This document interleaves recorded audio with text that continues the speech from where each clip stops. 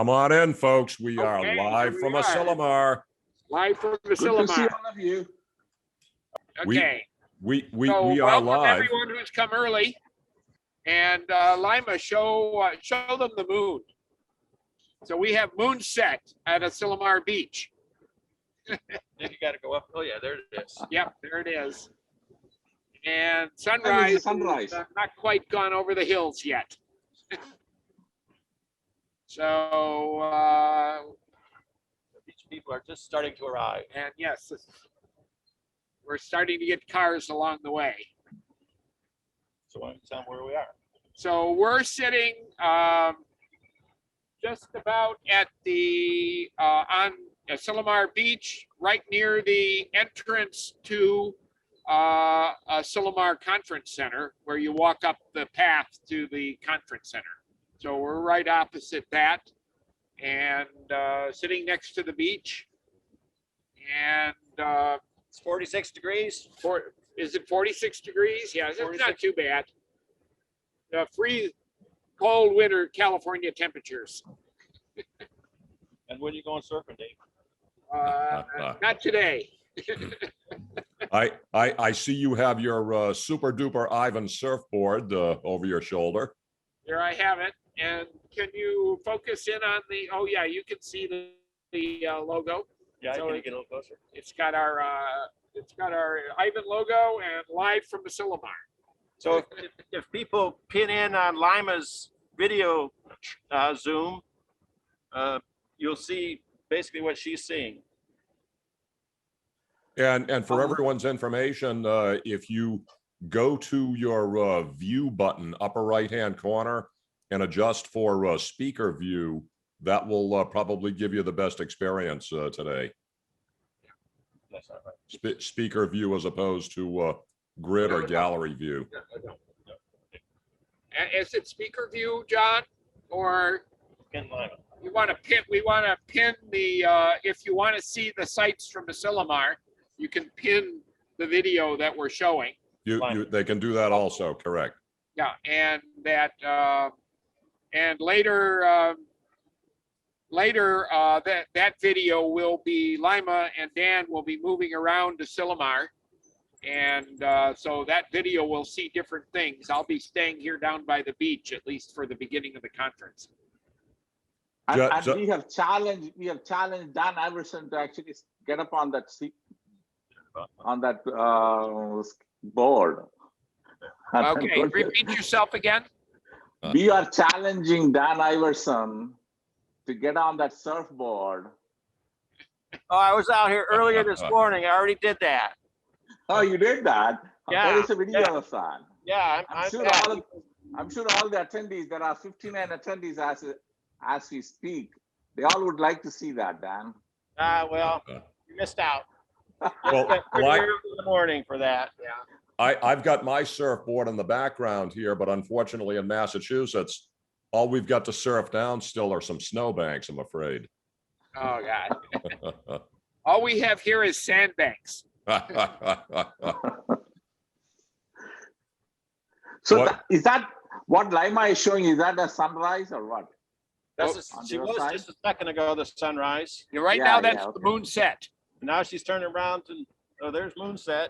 Yeah. And now we're going to look at sunrise. Right. That's beautiful there. Yeah. And two comets going by. Yeah. Planes from SFO.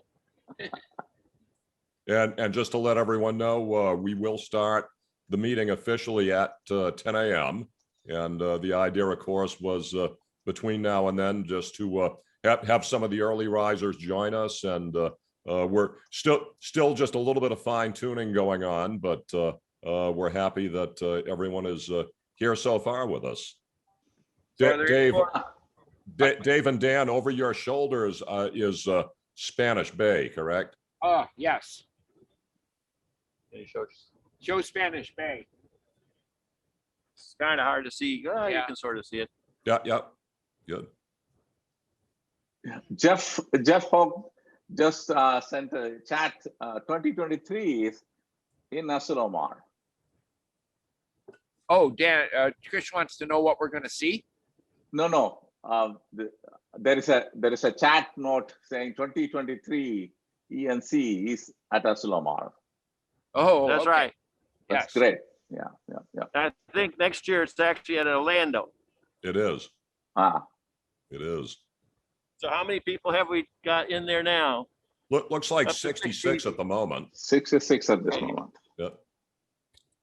Eric, did you have a full count of everyone coming in today? We had 272 registered. Okay. That's great. So if anyone want to ask questions to Dan and Dave, feel Yeah. free to unmute yourself and ask a question. They are waiting. Any early bird Californias out there in the audience? Okay. That's a good question. Yeah. Right. Well, how crowded is the beach right now? Are there a number of people out there? Still pretty empty. There are maybe 100 seabirds and 3 people. Oh, and another group coming down the path. And how about any sea lions?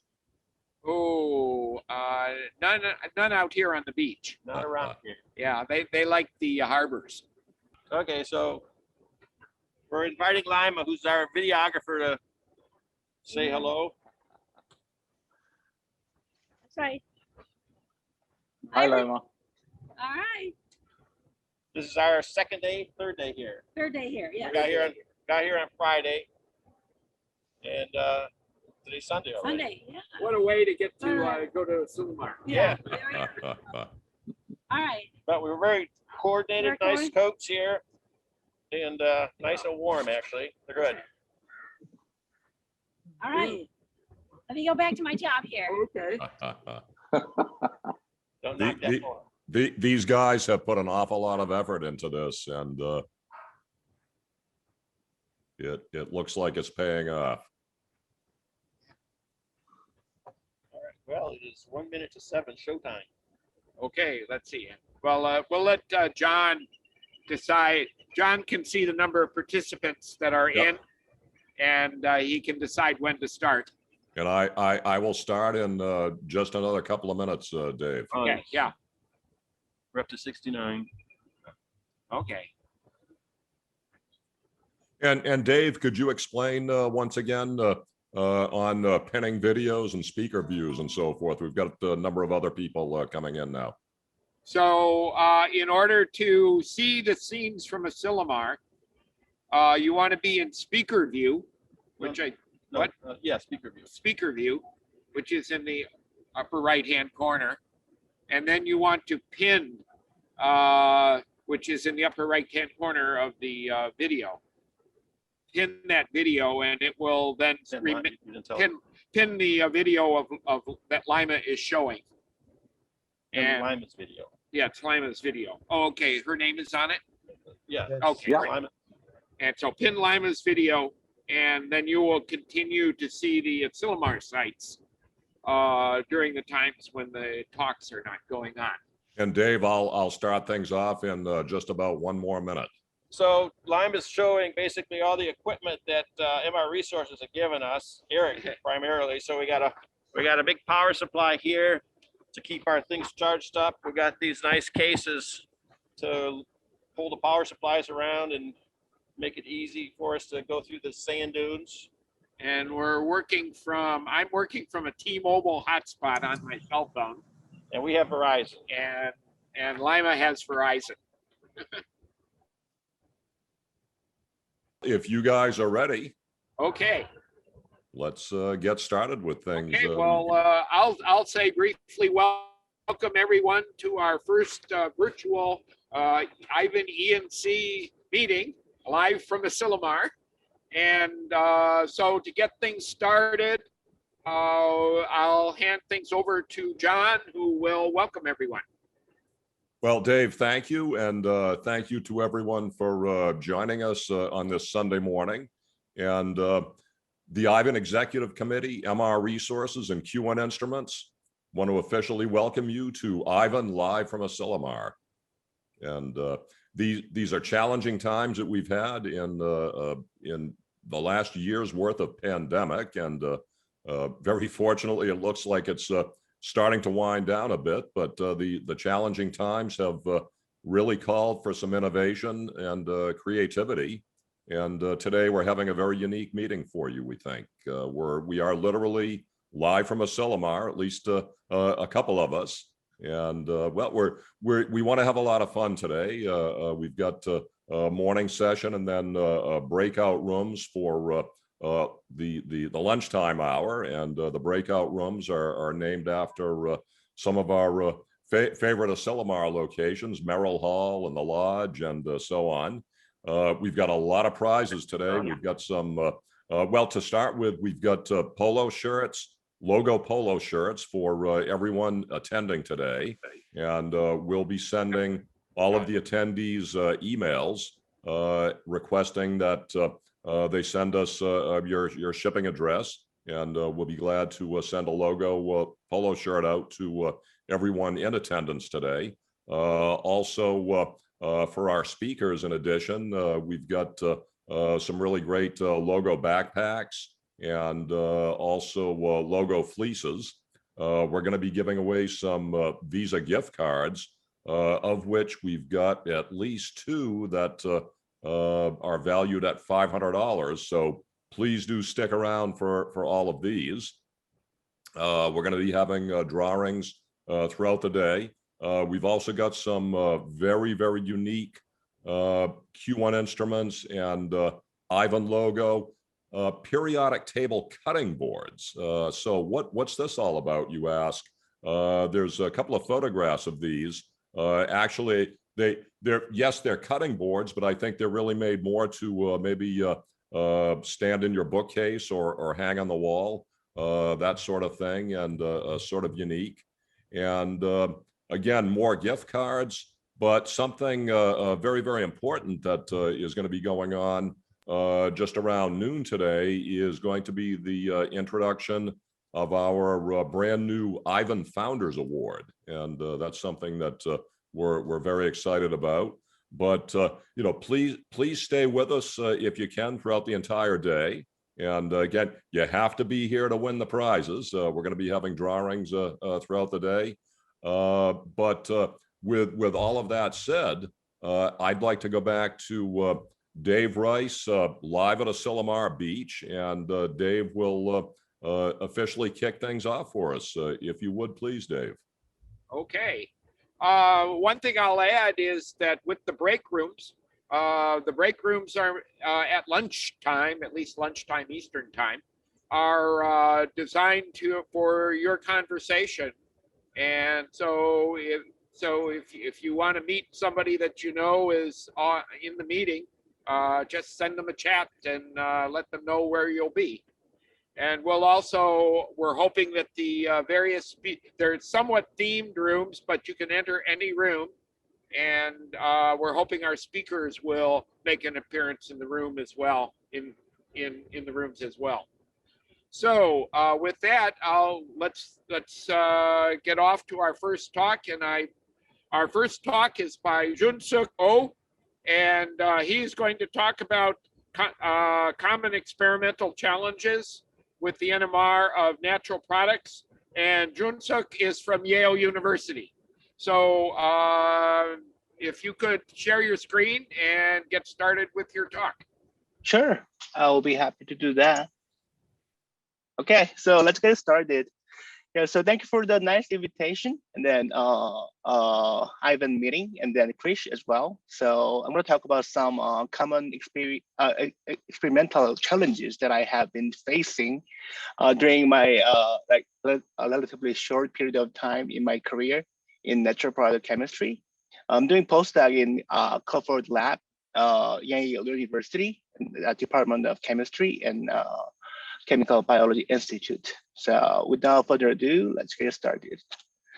So for the natural product chemists, which I believe I am, the performing NMR is crucial to figure out the structures of known and unknown as well.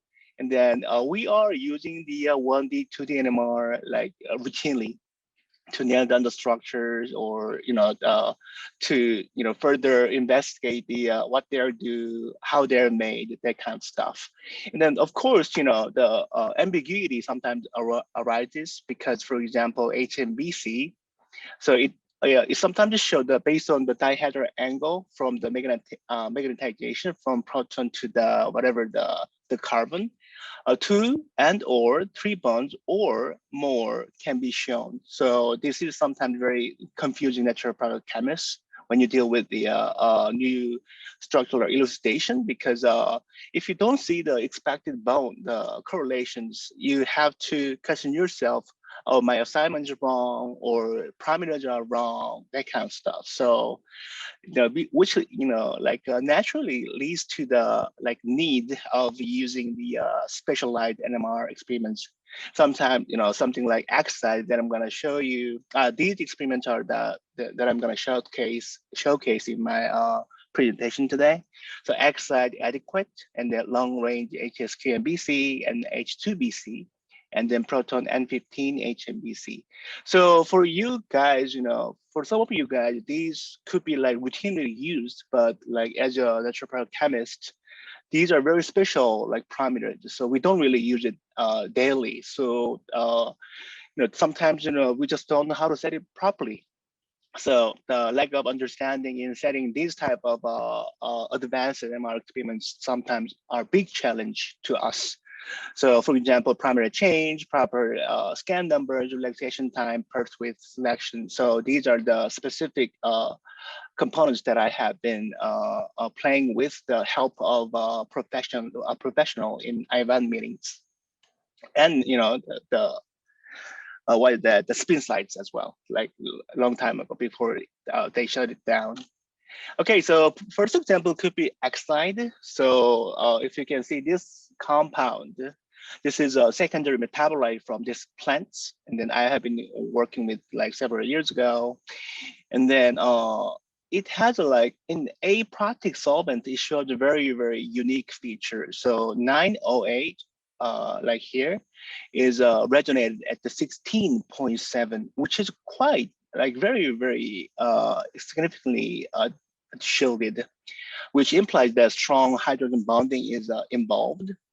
So we've got the all the growth structure based on the cozy HMBs and all that. So we feel like this is correct. And then the problem is that there is a strong HMBC shown from this proton to another, the C1 and C2 carbon here. So which is unexpected. So I was like, what's wrong with that? What's going on? So I try to, see here and there, and then, oh, there might be something like keto, tautomerizations involved. So if you change that into this one ketone and inner form here, this OH can be attached to here to lead to the leads to showing the developing HMBC signal there. So we decided to do the variable temperature experiments at that moment just to confirm this isomerization is really occurring in the system or not. Okay, so the from -70 degrees Celsius to the 25 room temperature, we have at the first time, the tautomerization doesn't occur because even if -70, we are thinking that, oh, if this is very, very the sample is subjected to very cold temperature, we are thinking we're going to see 2 sets of keto and inner forms, but which is not the case. But instead, so 9OH shows as you can see, it doesn't change at all. But which contrasts 10OH, which is here, shows dramatic change depending on the temperature change. So we plot that to calculate the temperature coefficient. And then as expected, 9OH showed a very high value of temperature coefficient, which means it's involved in very, very strong hydrogen bonding, enough to transfer the magnetization from proton to HMBC through the hydrogen bonding. So it was like very unique experience that I can get. Yeah, but from until now, it was like very smooth sailing. So I wanted to add a little bit more like evidence to evaluate, to validate the hydrogen bonding here. So I want to really measure the proton to carbon coupling constant that leads to the scalable scaling that we have observed. So I really wanted to, measure the proton to carbon coupling constant from this proton to carbon to here and then there. So of course, hat log is not a option because this doesn't have a proton right to each other. So hat log is not an option that I had experienced. So I look up the Agilent software PERS program like library or something, and X side it stood up. Oh, this experiment must be the very relevant to that. So I just pull up the X side and here and there try to read some manuals, and then many failure. It doesn't show anything, even though we had plenty of material like 10 meg. So I reached out the Krish who invented the experiment. And he said that this was very key to make it work. He said that selective pulse width to excite the specific pulse, they have to be chosen as wide as possible. So which really contrasts my concept. I don't know where I got that idea, but I thought, oh, I have to choose as narrow as possible, which I hope would ensure some selectivity. But that's not the case. He said that, hey, you have to choose as wide as possible to shorten a relaxation delay for a generated shape parts. This is what he said on the email. So the next day, I select as wide as possible. As you can easily imagine, there's no other neighboring resonances because it's just 16 ppm. So I try to get as wide as possible, and on that day, beautifully working. So this is how it looks like. So X side enables to measure the heterocoupling constants. And proton 9 to C1, which is shown in here, is we see some migration along with the F1 dimension. So the scaling factor was 15 as a default. So we divided by the 15. So we've got the corresponding coupling constant on that time. Okay, example 2 could be long-range HSQMBC. So long-range HSQMBC detection is feasible by the specialization in detection of a very small coupling constant. So I got it from the JOC that they reported this figure. I got it from the JOC that originally reporting the experiment. So unlike the just regular HMBC, you see the very multiple bonds, long range HSQMBC if you use that properly. Okay, so I wanted to use this special technique to connect these two flavonoids. So, by the way, I have to give some a little background. So my colleague, when he was doing the PhD, he was able to purify the biflavonoids from this plant. The plant is known to generate many kinds of flavonoids, but the problem is that you're seeing that this fragment and this fragment, but of course, to be honest with you, there's only one possibility to connect to each other, right? But so far, there's no NMR support to actually connect them besides indirect evidence, for example, mass or mass or biosynthetic pathway and all that. So I suggested to help him.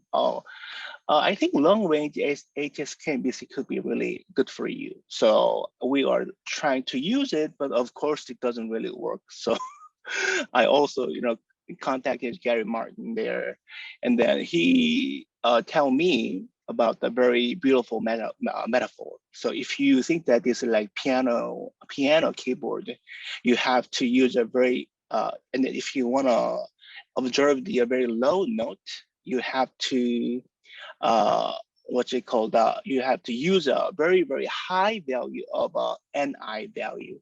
So he suggests to use a 768. So I set it up there, and then all of a sudden it started working. This is the resultant spectrum based on his advice. And as you can see that, you will see the very long correlation here and there to actually connect these two flavonoid units. So which was nicely done, and we were able to finish the project at that moment. Okay, so example 3, those like special NMR technique that I have been using here and there from using the help is a 1-1 adequate. So this is something that I what you call presented several weeks ago in the IVAN meeting as well. So this Stephen dimers from bug. So this is like very interesting bugs, but I don't want to give you a detail given the topic of my talk today. Yeah, but this is very interesting, bug. So interesting bug makes interesting molecule, and based on using the 2D conventional NMR that I have been using, we were able to get all the structure except for this part. So we don't know how to, connect the H1, C1, H2, H1, C2. Of course, you want to like connect them as a cyclopropane, but without the evidence, that's a conjecture. So we don't really want to risk that. Conventional HMBC doesn't work.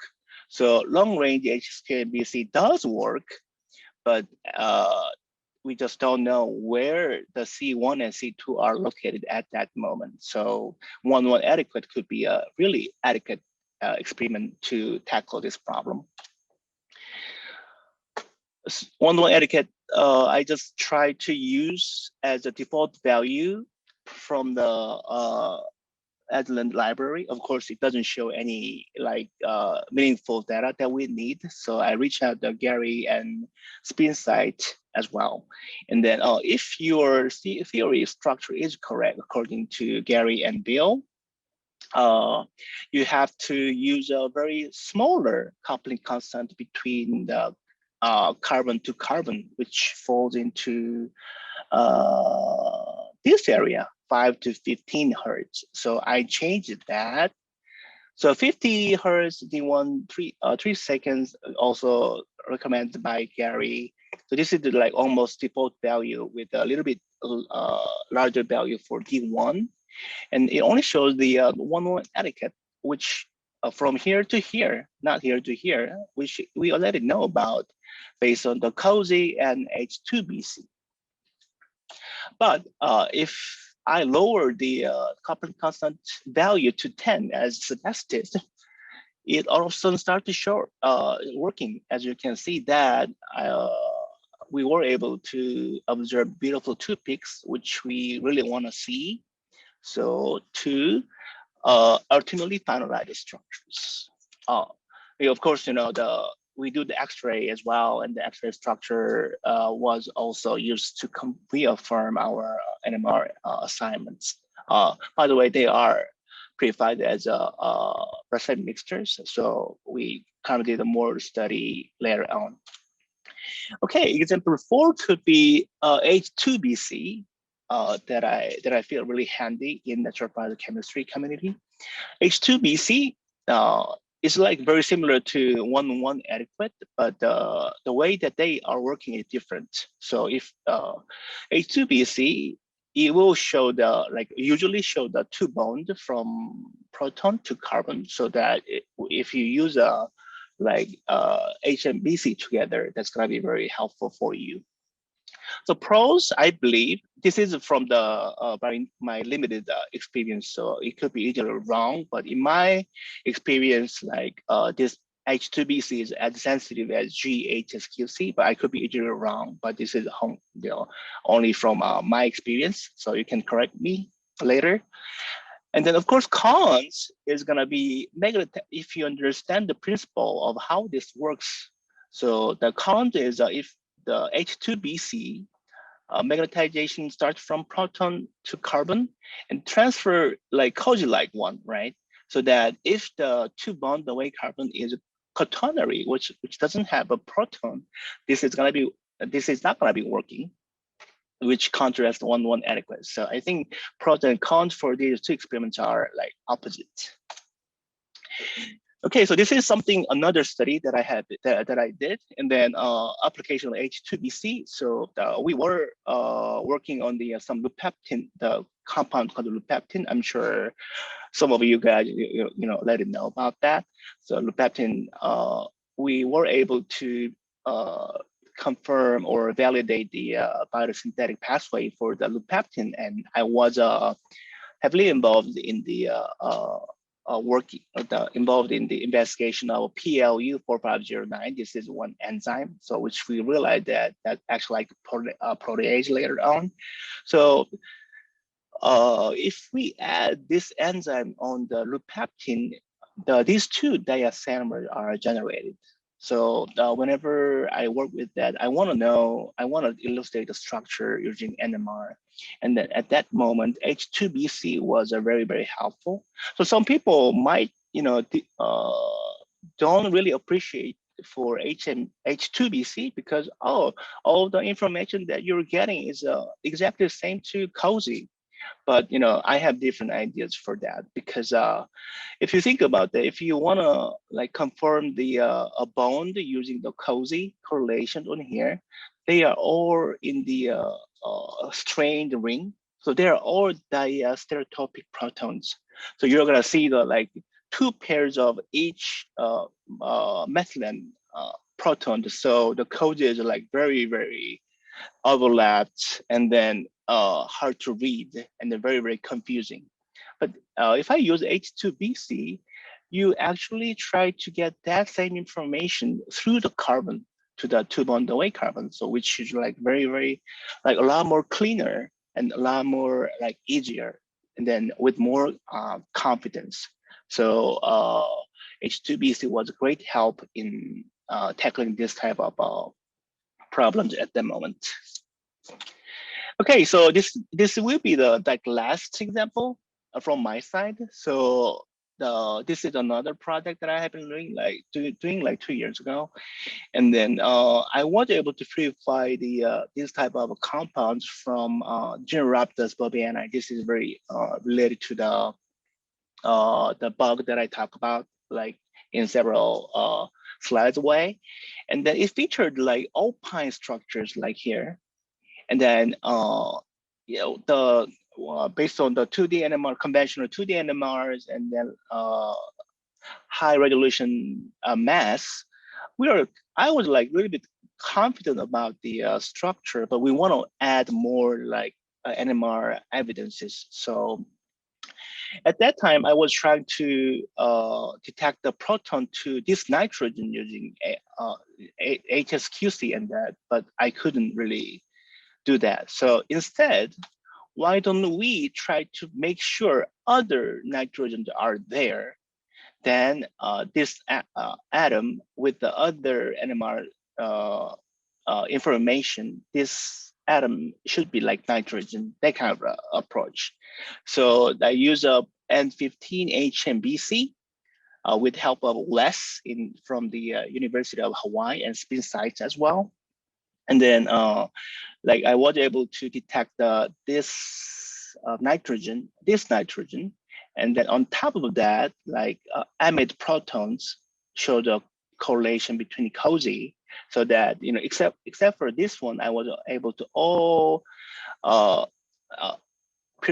illustrate all the nitrogen atoms, just so that we finally finalized the structure at that time. So at that time, Pro Connect command was with the high value of 60 is really optimal for us to make this experiment working. Okay, so conclusion is natural product chemistry community is really, we do need some specialized NMR parameters. So, but to properly run those, we do need some like significant help from professionals in IVAN meeting. So I believe that this meeting is like really helpful mentors and advisors for us to proceed and then complete studies here and there. So acknowledgement is like Crawford Lab, our lab, this is our lab, and then Gary Martin, Krish, Bill, Wes, and then and Speed Stage and Ivan. Yeah. So okay, I'm done. Thank you, Junsuk. Let's move right on to our first drawing, which Dan Iverson will be conducting. Okay, welcome everyone. So the first drawing is a $100 Visa gift card. Nicely pictured. Yeah. I decided that, you know, we'll do a drawing, and what better way to do it than to use OpenB and MRJ. So here we go. What the requirement is that someone has to be. Looks like Dan has cut out. We'll give it just a couple of seconds here. We've got. Yeah, he needs to unshare the screen. I can do it if he wants. We do have plenty of redundancy built into today's meeting, so not to fear. How do we make him unshare his screen? He may have lost his hotspot, Krish. Right, but there you go. Should I go ahead, John? No, Dan, do we have you back live with us? Okay, John? Yeah. And can you hear me? Yes, I can. Oh, just a second. I'm prepared to use our redundant backup drawing system if need be.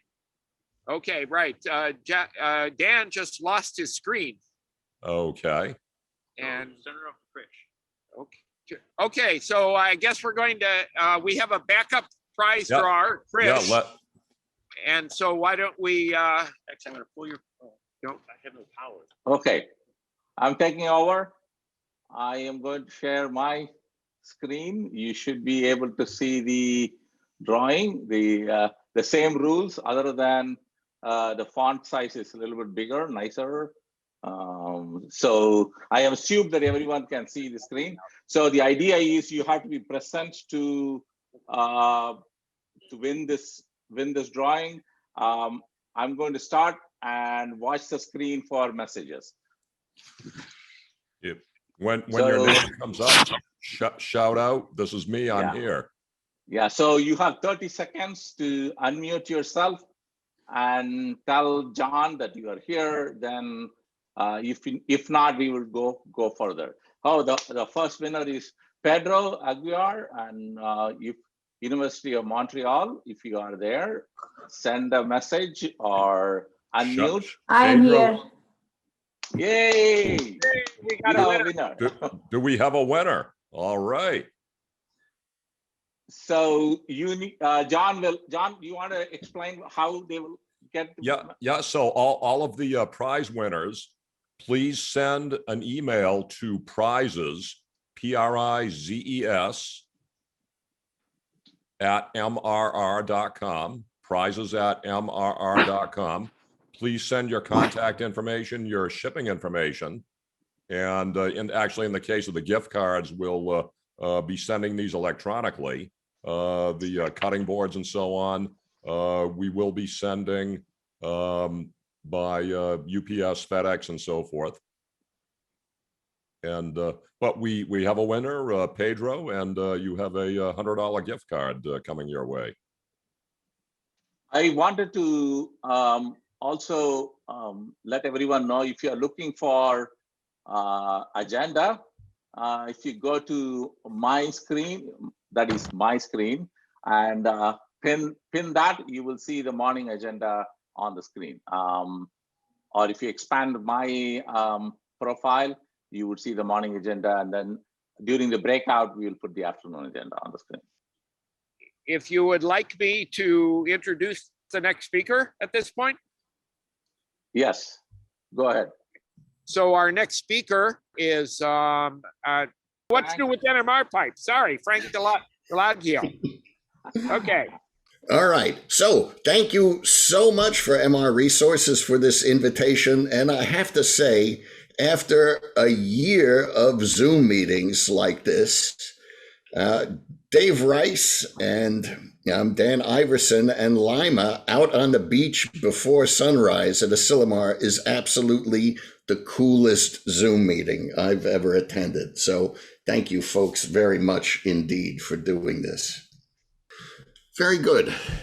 So today what I'd like to do is review some things that I think are interesting to know and think about, and also talk about a few interesting and new features that we've added to NMR Pipe over the last year or two. And this is a very informal presentation, so if there are any questions, feel free to call out in whatever digital way is available to you.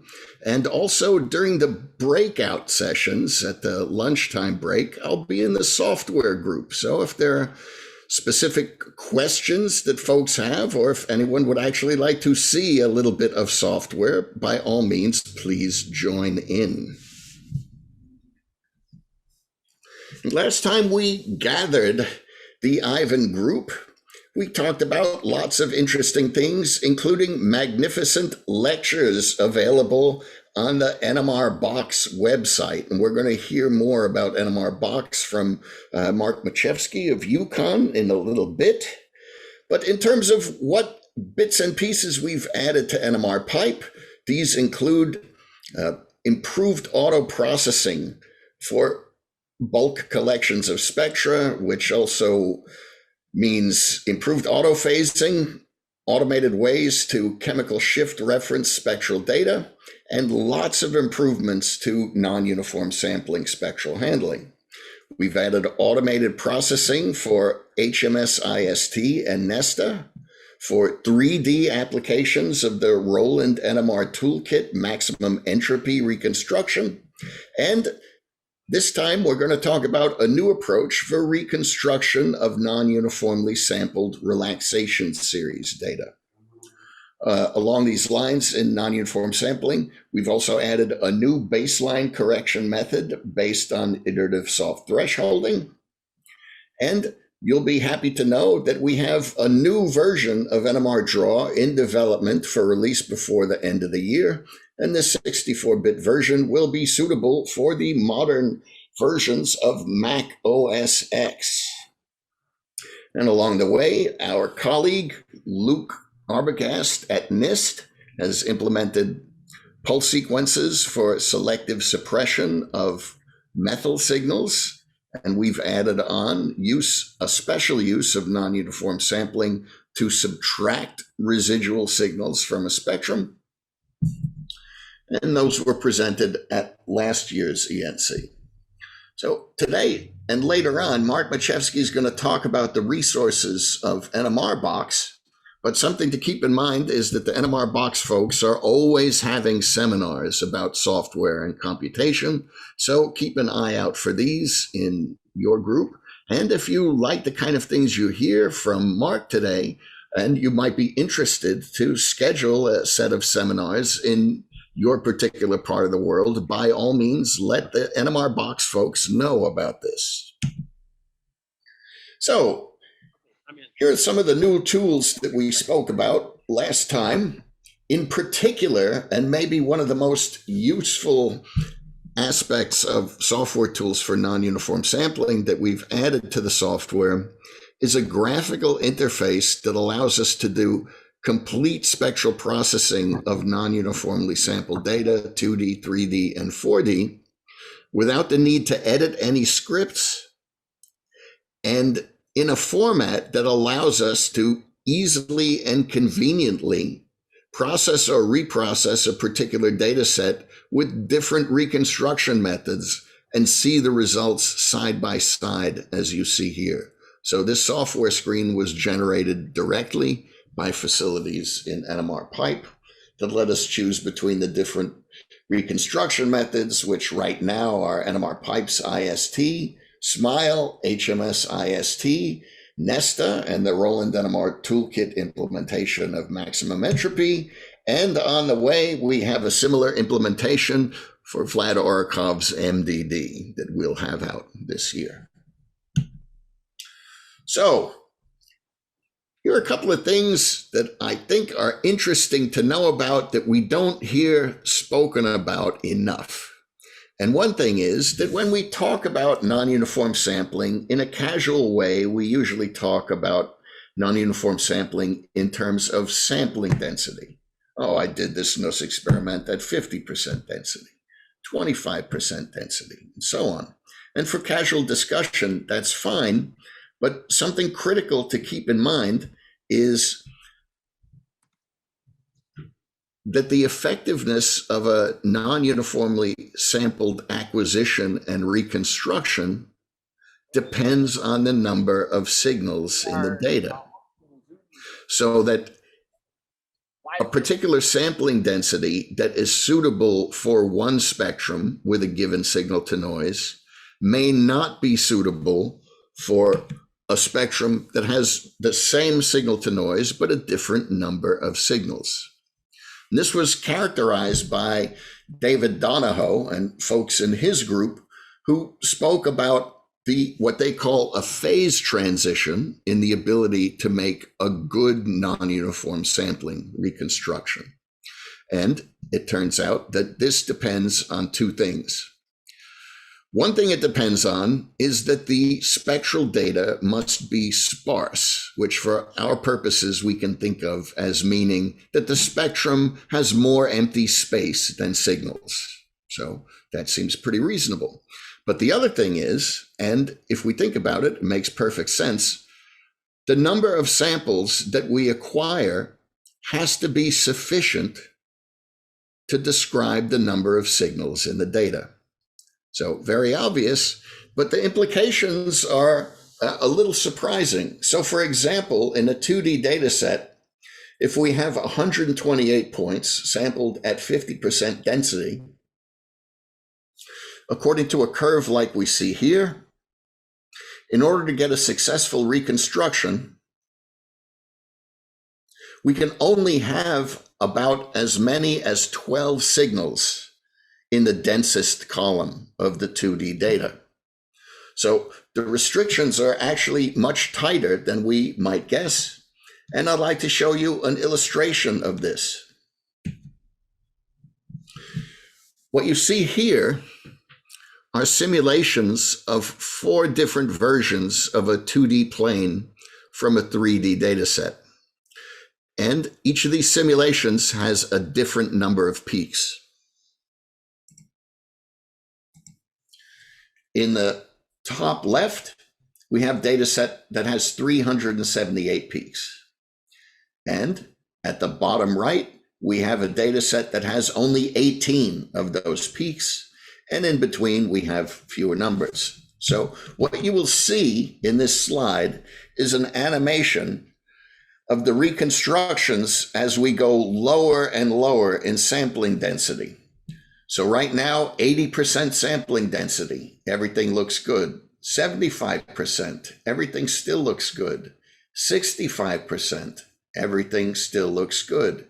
60, 55, 50%. Now below 50%, we can just start to see artifacts begin to appear in this data with a large number of peaks. 25% density, now this spectrum is unusable. We can start to see artifacts here. 10% sampling density, now this spectrum becomes unusable. Excuse me. Whereas back at 5% density, this spectrum that has only 18 peaks is still perfectly fine. So it's a clear illustration that the ability to reconstruct a NUS spectrum depends not only on signal to noise, but also on the number of signals that there are in the data. And here's a little graphic that shows the RMS difference between a NUS reconstruction and the fully sampled reconstruction with respect to the different numbers of peaks that we saw in the previous example. And One way we can think about this is to think about the reconstruction as a kind of problem in numbers of degrees of freedom. So each peak requires a certain number of parameters to describe it, and we have to have enough samples to account for those parameters. And so if we imagine peaks described in terms of a number of positions and line widths and so on, we can describe a kind of hypothetical parameter count for a given spectrum with respect to sampling density and the quality of a reconstruction. And what we see in that previous example is that we need between 10 and 20 times more samples than we have peaks in the data. Not so surprising, very reasonable. So that's a nice rule of thumb that you can use when building sampling schedules for your particular data. Here's another lesson which I hope you will find interesting. It's a good reminder, which is that different shapes of sampling schedules give rise to different artifacts in the spectrum. And so these days, the most common types of sampling schedules that we see are either uniform random or Poisson gap weighted, and in particular weighted so that we have lots of samples at the beginning and lots of samples at the end. Now, we can tell the effects of a sampling schedule by looking at its point spread function, its Fourier transform. And what we see here are the Fourier transforms of 16 different uniform random, non-uniformly sampled schedules. And when you have a uniformly random distribution and you Fourier transform it, you get a uniformly random spectrum. So in other words, the sampling artifact noise of a uniformly random sampling schedule is uniform with respect to frequency. So that's a nice behavior. However, if we have a sampling schedule that is anything other than uniform random, then the sampling artifacts will no longer be uniformly distributed throughout the spectrum. So as an example, here's the corresponding graphic of 16 different Poisson gap schedules that have been Fourier transformed. And what you can see is that the Fourier transform artifacts in the neighborhood of the peak are suppressed, which is useful, but that artifact noise is spread out so that it's more intense elsewhere in the spectrum. So the gain you get on an individual peak may be lost as we increase the sampling schedule artifacts elsewhere in the spectrum. So this is something that's good to keep in mind.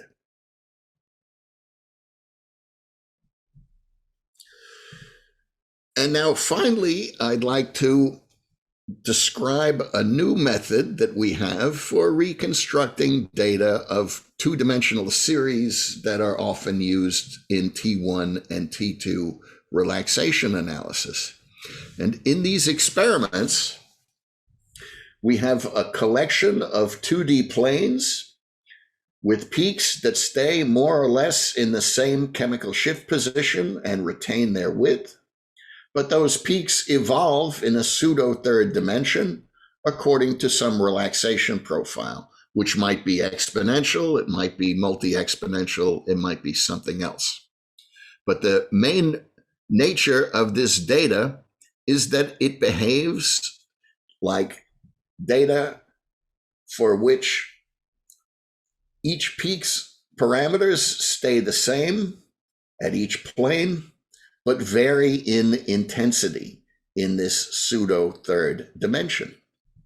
And the work that we're going to talk about today was done in conjunction with our collaborators at Brown University, Kyle East and George Lisi. And one of the molecules that they've been working on is this domain from a CRISPR-Cas9 protein that we'll see examples of. So the idea behind our approach is so simple as to be almost dumb, which is to say that we can treat this pseudo third dimension of these kinds of relaxation experiments as an ordinary time domain dimension and simply Fourier transform it and reconstruct that data as if it were an ordinary three-dimensional NMR experiment. And by allowing us to treat the entire body of data as a three-dimensional experiment, rather than having to reconstruct each two-dimensional plane independently, we gain the sampling advantage of going from independent 2D planes where we can usually sample at only about 50% nose density to a 3D case where we can sample at 50% density in each of the indirect dimensions, such that the entire 3D reconstruction can be done at only 25% sampling density compared to what we would do to individual planes. And as an indication, here are some examples. At the top here, we have a fully sampled spectrum superimposed with a 3D reconstruction using our new method at 25% sampling density. The two spectra are almost identical. Below it is one of the planes of reconstructions where we reconstruct each 2D plane separately. And as you can see, the reconstructions are much worse, lots of sampling artifacts. That point is borne home by looking at this graph on the right-hand side, which compares on a point-by-point basis the intensity in a fully sampled spectrum compared to the intensity of the corresponding point in the non-uniformly sampled reconstruction. So the points that you see here in blue are the ones that come from reconstruction with our new method. And that reconstruction correlates to a correlation factor of better than 0.99. Whereas if we look at the reconstruction method that's done on a 2D basis, that correlation coefficient is much lower, about 0.89. And those points are shown in pink here. In order to characterize the behavior and performance of this method, and to see which particular sampling strategies and measurement parameters would give the best results, we prepared simulated data that mimics the experimental data that we just looked at.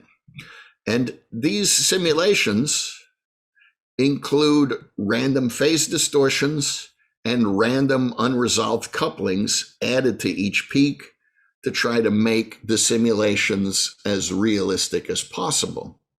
And these simulations are created in a time domain at the same digital resolution as the measured experimental data. And they include synthetic solvent signal. And since this data is measured on a Bruker spectrometer, which distorts data by not properly accommodating the digital oversampling group delays at the beginning of each 1D spectrum, this simulation includes those distortions as well, so that the exact same processing schemes that are applied to the experimental data can be applied to the simulated data as well. And you can see that the simulation is a pretty good mimic in terms of how realistic it looks. And here's the corresponding NUS reconstruction when that data is sampled at 25% sampling. And so what this ability to simulate realistic time domain data means for us is that it's very easy for us to generate data that can be resampled with different non-uniform sampling schemes, but it also allows us to very conveniently create examples where the spacing of tau values in the pseudo third dimension is linear or random or exponentially spaced. And we can see examples of those here. So at the top, We have examples where the tau values in the pseudo dimension are spaced linearly. And if we look at those curves, so what you see here is the intensity evolution of one particular peak in the spectrum. When we use linear spacing between tau values, we get decays that look exponential if the underlying signal is an exponential decay. Whereas if we use exponential spacing in the pseudo dimension, we get decays that look as if they're Gaussian. So these blue curves here. So what does this mean? Well, in our method, we are taking this pseudo third dimension data that looks like this and treating it as ordinary time domain data that we can Fourier transform. And when we transform evolutions that look like this on the left side, we get line shapes that look like this on the right-hand side. And what you can see is exactly what you would expect. When we have data that looks like an exponential decay and we Fourier transform it, we get a signal that looks like a broad Lorentzian. Whereas if we have a decay that looks like it's Gaussian and we Fourier transform it, we get a narrower Gaussian line shape that has transform artifacts, but the line shape itself is narrower. So from the point of view of Nuss reconstruction, the Gaussian line shapes are sparser because they're narrower. And so we would expect, in fact, that if we use exponential spacing in the pseudo dimension, we will get better results with this method of reconstructing the relaxation delay data. And when we put this to the test, that's exactly what we see. So here's some examples of comparisons of line shapes from the fully sampled data, the non-uniformly sampled data, with linear and exponential spacing in the pseudo dimension.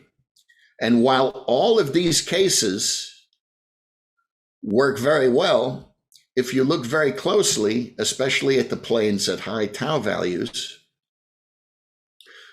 the non-uniform sampling reconstructions match better when we have exponential tau spacing than when we have linear tau spacing.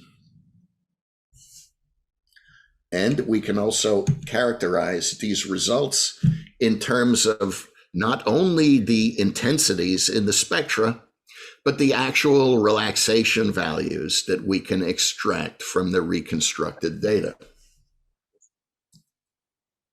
So what we see in this left-hand side plot is a comparison of the relaxation values that we can extract from fully sampled data along the horizontal axis and non-uniformly sampled data along the vertical axis. And so in black here are results that come from our 3D reconstruction method. And in this case, they have a correlation coefficient of 0.94. And the values in blue are the relaxation values that were extracted from a conventional 2D reconstruction of each of the planes in the relaxation series. And those results are terrible with a correlation coefficient of less than 0.5. So the correlation coefficient here is 0.408. Okay. And at 50% sampling, both methods work very well because 50% sampling is good enough for 2D reconstruction. But at 25% reconstruction, there's a substantial improvement when we use the 3D method. And when we move from a relaxation experiment that has 12 tau values to one that has only 9 tau values, we don't substantially decrease the correlation coefficient between these extracted relaxation values. And so this is about the lower limit, around 8 or 9 planes, in order for this particular method to work out well. So what the summary of those results are is that we If we want to use this method to reconstruct relaxation data, we can go down to 25% non-uniformly sampling relative to the typical conventional measurement that we would do. We would like to have 9 planes or more. We would use Poisson gap scheduling, which seems to give slightly better results. And we would space the tau values in an exponential way. So that's an overview of this new reconstruction method. We can perform any of these reconstructions as a single command that can be operated from the command line. So for example, the command here shows what you would use to perform pseudo 3D processing on a conventional fully sampled relaxation series. And the corresponding commands at the bottom show what you would have to do to perform the same reconstruction, either with NMR Pipes IST, with Jin-Fi Ying Smile, or Sven Hebert's HMS IST.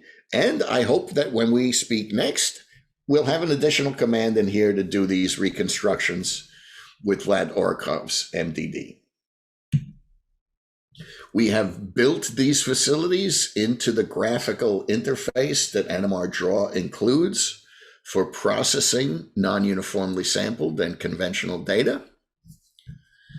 Here's the part of the graphical interface that does this. And we have one portion of the interface which we can specify the processing parameters for the directly detected dimension.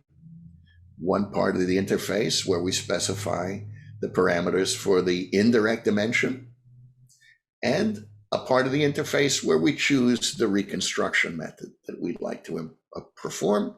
So we can go directly from raw data to a finished reconstruction by any of these methods. All of this is implemented on NMR Box that we'll see more about later.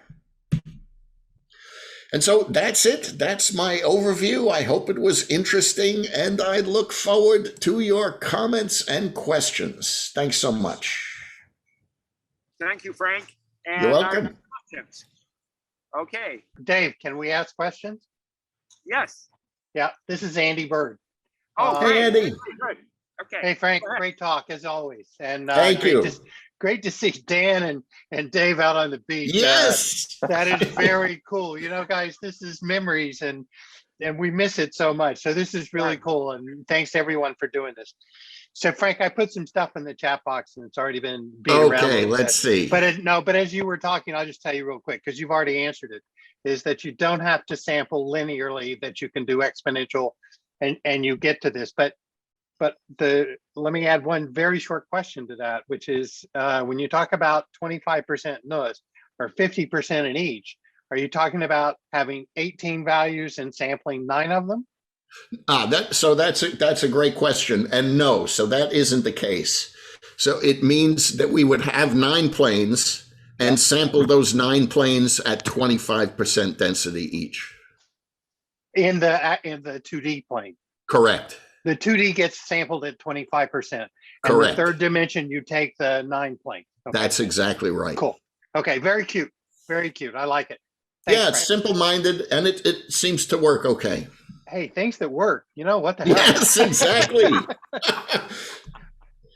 So there are much smarter methods that folks have devised, but they did not seem to get popularized. So we thought about this simple one, and we tried it, and it actually worked. So Very cool. Yeah. Thank you. Okay. Hey, So, what a question. hey, Frank, here's Thomas Schmidt. I have a quick question. Thanks for Yeah. the talk. I have a quick question just for conceptualizing about NUS for that sake, or sampling. Yes. Of that. So when I saw the exponential sampling, I kind of automatically thought about a window function. So could one think about that sampling, like the exponential sampling? Would that be similar to like a window function? And then the next question, what I was wondering, does that mean that the area underneath the peak could be also treated as pretty much an area after applying a window function, where the area would be equal to the Fourier transform of the window function or the sampling function itself times the real population underneath P. Right. So those are great questions and observations. And in fact, Thomas, the first suggestion of non-uniform sampling pointed out that an exponential sampling scheme would do the equivalent of a matched filter. So the idea behind the shape of a sampling scheme is indeed related to the ideas of window functions and their point spread functions. I see Dave Rovniak rubbing his chin eagerly. I think he probably has a comment that he would like to add. If I can interrupt a little bit, just to keep the time, can you have these discussions in this break? Oh, okay, good idea. Sorry. I'd love to hear Dave Rovniak as well, but we do that was deliberately done. The break room were broken into such different topics so that we can have these kind of discussions continue. So I just want to keep the time going. All right, very good. So thanks for the nice questions, and we'll continue this discussion later. Okay. Dave, take it away. Okay, so if you can hear me, we're going to move on to our next drawing, which is a cutting board, I guess. I believe that's right. We're going to run our second drawing. And here you go. You got 30 seconds to raise your hand if your name comes up. Okay. Well, who is it? Well, they got to just give it a minute. And the win. Oh, I see.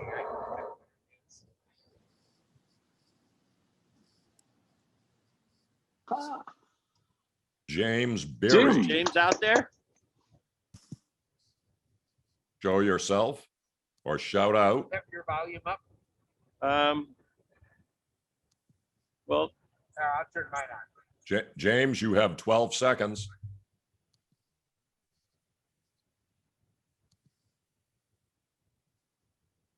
No, James is not looking like he's here. okay. Better do another one. We try this twice, and the second one isn't done, then John is just going to pick someone. You're talking through yours.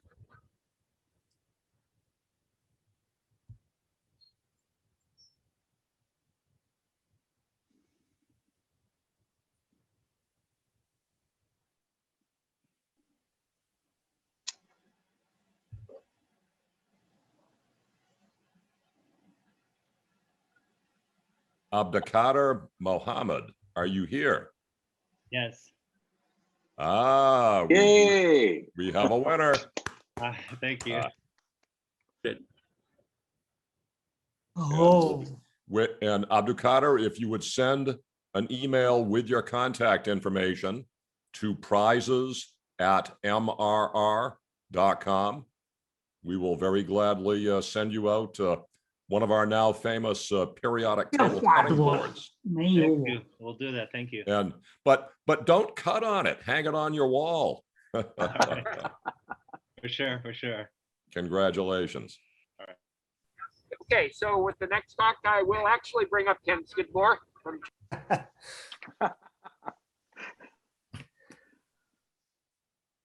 All right, so thanks a lot. What I wanted to talk about today was how we are introducing craft into our workflow for process impurities and leachables in biopharmaceuticals. So biopharmaceuticals, we're talking protein-based therapeutics. And so this is definitely not a talk about the nuts and bolts of craft. Krish is sitting virtually in the room. So, you know, he's a great resource for this. What I just want to do is I want to show an example of how this enabled us to do something that we weren't able to do before and that we actually needed to do because of the changing landscape of regulation in this kind of area. So let me just walk everyone through why we need to do this, what we're doing, and how craft improved it. So just to kind of set the stage here. So in biopharmaceutical processing, health authorities really require us to demonstrate that our products are safe of impurities, whether they're from raw materials or the purification process, or even leachates from contact materials. So when you make a biologic, it's really shocking to see that there are literally hundreds, and in some cases thousands, of raw materials involved in this process. So it's everything from the cell culture materials to the process buffers to actual equipment that touches this product as it goes through the purification steps. And some of these things may actually also be leachables from filters, resins, tubings, and other contact surfaces. So this has been an issue for a long time with biotech kind of products. But what has changed recently is there is a strong move in the industry towards single-use process equipment. And when I say single-use, I mean disposables made of plastic. And these things are preferably sterilized with strong radiation. That makes things even more complicated. So the good news is, over the past few decades, the industry has developed some really good ways of dealing with these impurities, whether they're from disposables or not. And in my group, NMR has been the first line of defense for these things. And I'll show you why that is. And recently, we've added craft processing to deal with some of the challenges from the single-use equipment. So with this audience, I really don't need to sell NMR to you, but when I show this stuff to our process engineers and quality folks internally, or when we show this at general forums that involve bioprocessing or biotherapeutics, really the first question I always get is people say, well, why are you using NMR? We use 50 different HPLC assays, or with leachables, we just use GCMS and LCMS. And so the answer that really surprises people, but shouldn't surprise us here today, is that NMR is actually a really good way of quantitating small to medium-sized molecules in protein-based drugs. You don't have to adjust the buffers and the gradients in an HPLC assay. You don't have to figure out, okay, how many detectors can I tack on to the end of there, whether it's UV-Vis or CAD or ELSD or mass spec. Really, anything with a non-labile proton, we should see. And what also surprises people is the rapid increase in sensitivity. People view NMR as a very insensitive method. And so this is kind of a bit of an outdated table, but if I look back at the history of my group, and in 1995, I wasn't here doing this kind of stuff, but they were doing this kind of stuff with a Varian ANOVA with a room temperature probe. And although these install specs they met, they're kind of somewhat marketing tools, they hit 575 to 1. And over the years, we've upgraded the equipment, and we end up at a place where we're getting much higher sensitivities. Now, these are ideal sensitivities, but I will tell you that the sensitivity we achieve in our real world samples follows approximately this trend. And so, we've gone from earlier generation cryoprobes, and not listed here is a NEO with a new cryoprobe. These things work really well for this purpose. They have good sensitivity. They behave better in terms of solvent suppression. And so this is what happened in the NMR lab part of my group. The number of process samples for impurities and other things looks like this. And so I stopped keeping track of this a few years ago, but a few years ago, we hit 30,000 samples a year. And these are samples where we're looking at microgram per mil or tens or hundreds of nanogram per mil impurities in very complex solutions. So that 30,000 samples is a lot of stuff for us to sort through and look at tiny peaks and process. And so we went from being sensitivity limited to being process and subject matter expert limited. So here's what it looks like for us. The biotherapeutic purification process and production process starts at cell culture and goes all the way to final formulation. And in between, there are a bunch of chromatography and diafiltration purification steps. And all along this process, we are using NMR either to look at solution components in the cell culture, or look at how they're cleared, make sure we're not leaching stuff into solution. And at the end, when we dump a bunch of sugar and maybe polysorbate in there, I do like to throw in some separation techniques as well, just to make sure we're not missing things underneath these large signals. But all along this process, we've found places where craft helps us do this stuff better. And in some cases, it is helping us do things that we couldn't do before. And that's what I want to show you today. And the complication here is once these disposables come into play and they blast them with radiation, the impurity profile actually gets a lot more complicated. And that's where the big challenge comes in for us. So how are we doing this this work in general? Well, for the past 10 years, we've been doing things like this. So this is a spectrum of one of our drug products. And I did spike in 10 microgram per mil of a few things just so they're easily visible. And the top and bottom spectra here are the same sample in the same NMR tube. It's just in the bottom, we've applied a CPMG to get rid of the vast majority of the signal from the protein.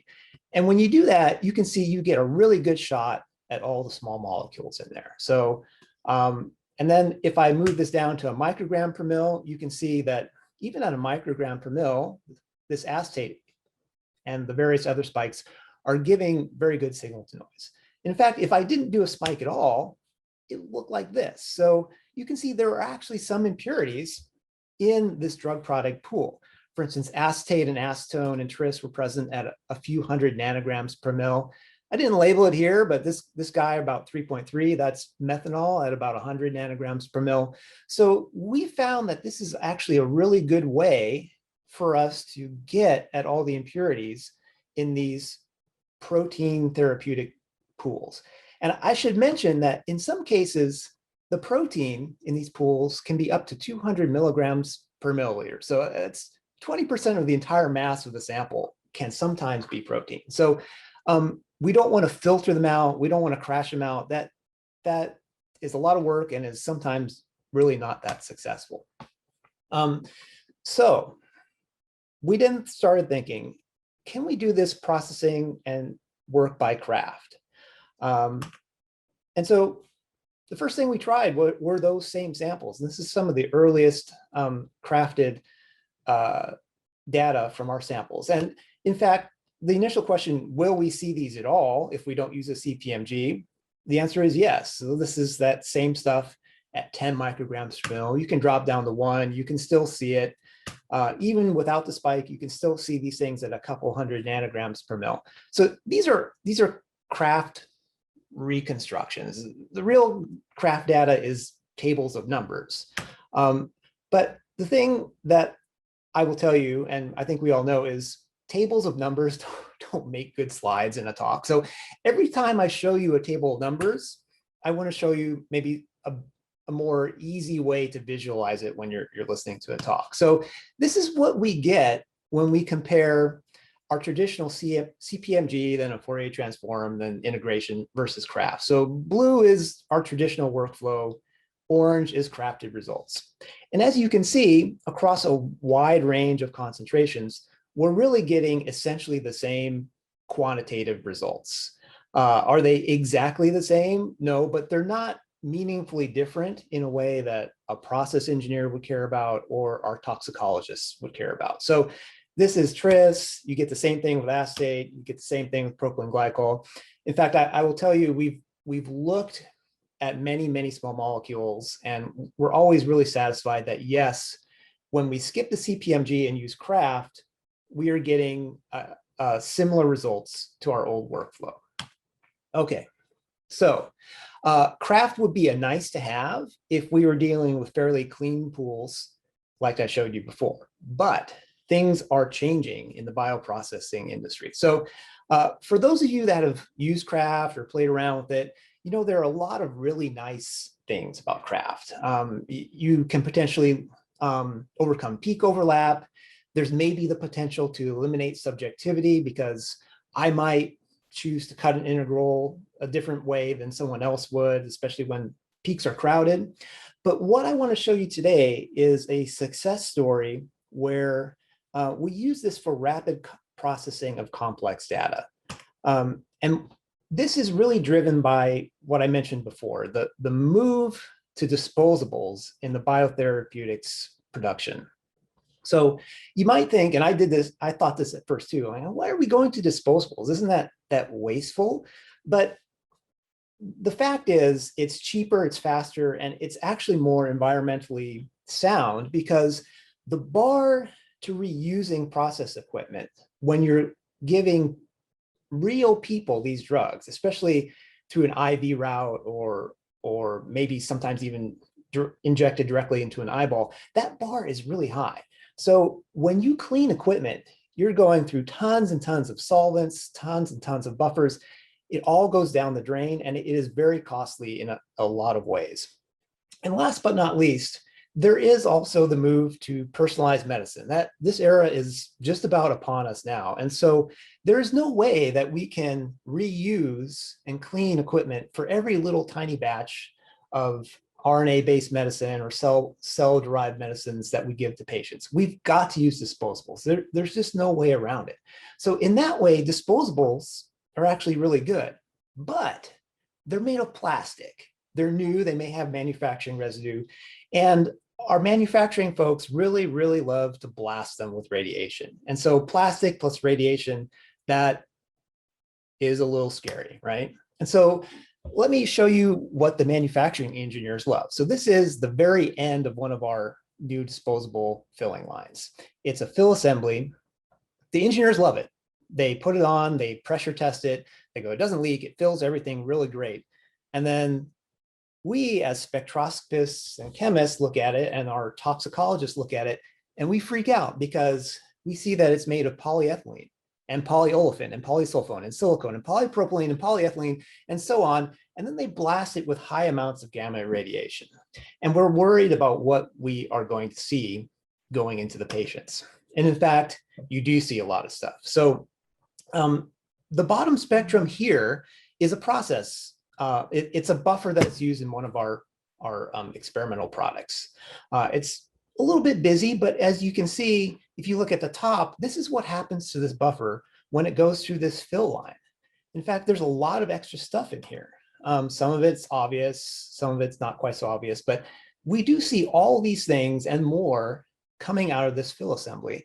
And these things persist, even through 10 liters of fill, they persist. And this is something we have to pay really close attention to because we don't want patients exposed to unsafe levels of these things. We have to run these by our toxicologists. And we also have started coming to the realization that these single-use items are actually behind some of the particle issues that are popping up in the biotherapeutics industry right now. As people move to these, we're seeing more particles form. And no one likes to talk about it, but I do hear things, right? And I think some people are starting to realize that, yes, this is a cause. Other manufacturers seem to not be aware of this yet, but this is a real challenge and it's not going to go away. So I did run some pure water through this fill assembly as well. And just so you can see how bad this situation is. So the bottom is water and the top is the same water that went through this fill assembly. It is a fairly complex mixture, and we need to characterize all of this, often in the presence of protein-based therapeutic. So this gets a little difficult. So when you're talking microgram per mil or nanogram per mil levels of impurities, we can play all the tricks we want with our acquisition setup, our processing setup, our baseline setup. We never quite get to the point where we get these integrals behaving the way we want without a person intervening and adjusting the slope and bias. We try the best we can to not have to do that, but really there is always a lot of tweaking going on when your peaks are tiny in the presence of really big peaks and you're using a cryoprobe and stuff like that. And so that is labor intensive. So imagine this situation, and this is a real situation I encountered last year. Our process engineers sent us 150 samples from an experimental fill line. Now, the amount of leachables we got out of this wasn't nearly as bad as the one I showed you before, but we still needed to characterize all of this. And so I sat down and I started integrating these spectra. I did a few of them. I did my very best to, tweak the integrals so that they're as flat as possible, cut them where I best thought they should be cut. And when I had done a few of them, I pulled out my calculator and I calculated how long it was going to take me to go through 150 of these and do a really good job. And it turns out it was going to be 22 hours. And there were more samples coming the next day. And at that point, I kind of realized, okay, these single-use things are not going away. And this is not a sustainable situation for us. So at that point, I said, okay, this is a candidate for our in-progress craft workflow. So I loaded up all 150 spectra into craft, and I spent about 14 minutes, mostly assuring myself that these things were referenced equivalently. And then I dumped it on my rather modest laptop and came back the next day and found that my laptop had chugged away for about 10 hours. And when I compared the ones that I actually had integrated to the craft results, the results were essentially equivalent. They weren't different in any way, especially given these very low levels that a process engineer or toxicologist would care about. And so that was really assuring to see that even at these very low levels, just letting craft software do everything without any kind of intervention from myself was potentially going to be a game changer for us. And so, this is the first 25 of those spectra. You can visualize them like this, but really craft is numbers. And so we extracted the frequency and amplitude per sample out of these things, ended up with something like this. Of course, you can't read this, right? Numbers make horrible slides. If I zoom out, you'll find there's actually more data. If I zoom out, you'll find there's actually more data. What I ended up with was a giant matrix of frequency versus sample with amplitude data. And in the end, this allowed us to report every single thing that was in there without much intervention of a real person. So let me give you an example. So then the engineer started saying, okay, thanks for that. Is there any place where the impurities are not consistent? So we use a fill assembly, we replace it for the next one, we replace it for the next one. Are things changing? Because if there's one thing that's worse than having impurities in your drug, it's having different amounts of impurities from run to run. And I said, yeah, there are, and it's easy for me to show you. So all I had to do to make this graph, which is a representation of how much isopropyl alcohol was coming out of this fill line, was select two columns, because this is the CH3 of isopropyl alcohol and it's a doublet, and paste them into a different part of the spreadsheet. It literally took me 3 minutes to make this graph. And so as you can see, when they got to run 5, the 5th fill assembly on this line, isopropyl alcohol spiked to 100 times its previous concentration. So there was some in here, even for the other runs, there shouldn't be, but this is really alarming. And this is what is really helpful to screen our prototype fill lines. So we did this for acetone, we did it for all these other things, but having all that data there without a person having to say, okay, which peaks do I really need to go after? Can I save some time? This was incredibly useful in terms of us figuring out how to fix this problem. You can probably guess that either someone in the manufacturing plant, in this case, sprayed with isopropyl alcohol, or our supplier messed up. So I'm not supposed to say, but it was a supplier. Here's the real point of this. We don't want a person manually going after thousands and thousands of peaks and then doing it the next day and the next day and the next day. We're in a situation where we're going to have much more complicated impurity profiles. We just need to be able to get this data and use it to either fix our problems or show health authorities that, yeah, our process is under control. And that's where craft has enabled us to tackle the single-use implementation in a way that we weren't previously able to. So where does this leave us? So aside from the other benefits of craft, we have found this to be almost essential for this kind of work. So if we're going to go through hundreds of samples with thousands of peaks, we need to be able to do this without people spending all their time just sitting there and integrating and tweaking the integrals as best they can with their best judgment. So in terms of the single-use transition in the industry, this is really a game changer for us. But we still have questions that we're thinking about. We potentially get a lot more data than our old workflows because we can potentially just craft everything and then decide what to do with it later. Yeah. Oh, so do we craft everything? Do we craft some stuff in a regulatory situation? Do we report all the data? Or do we just give the health authorities the data that we use? These are big questions that we have to answer, and we don't quite know the answer to them yet. In the end, we will figure them out because this has been very good for us. The other question is, what is the optimal software mix? How hard are we going to try to tie craft back to other software packages like Topspan or MNOVA? Do we just write our own scripts and leave it in OpenVNMRJ? We're not sure yet. And I think this is where we're interested in seeing what other craft users do for this kind of stuff. With that example, I hope that maybe inspires other people to share their stories of what they're doing with craft. We're certainly interested in seeing it.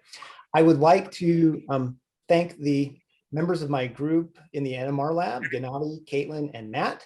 Noah Wake has left us to do his PhD. Jay Du is in the GCMS, LCMS part of my group. He's fantastic, and he provides a lot of orthogonal data for us. And of course, we'd like to thank Krish and Dan. We've picked their brains more times than I can count, and they've been very helpful as we try to learn how to use craft in a way that's useful for us. All right, that's all I have. Okay, well, thank you. And let's ask any questions.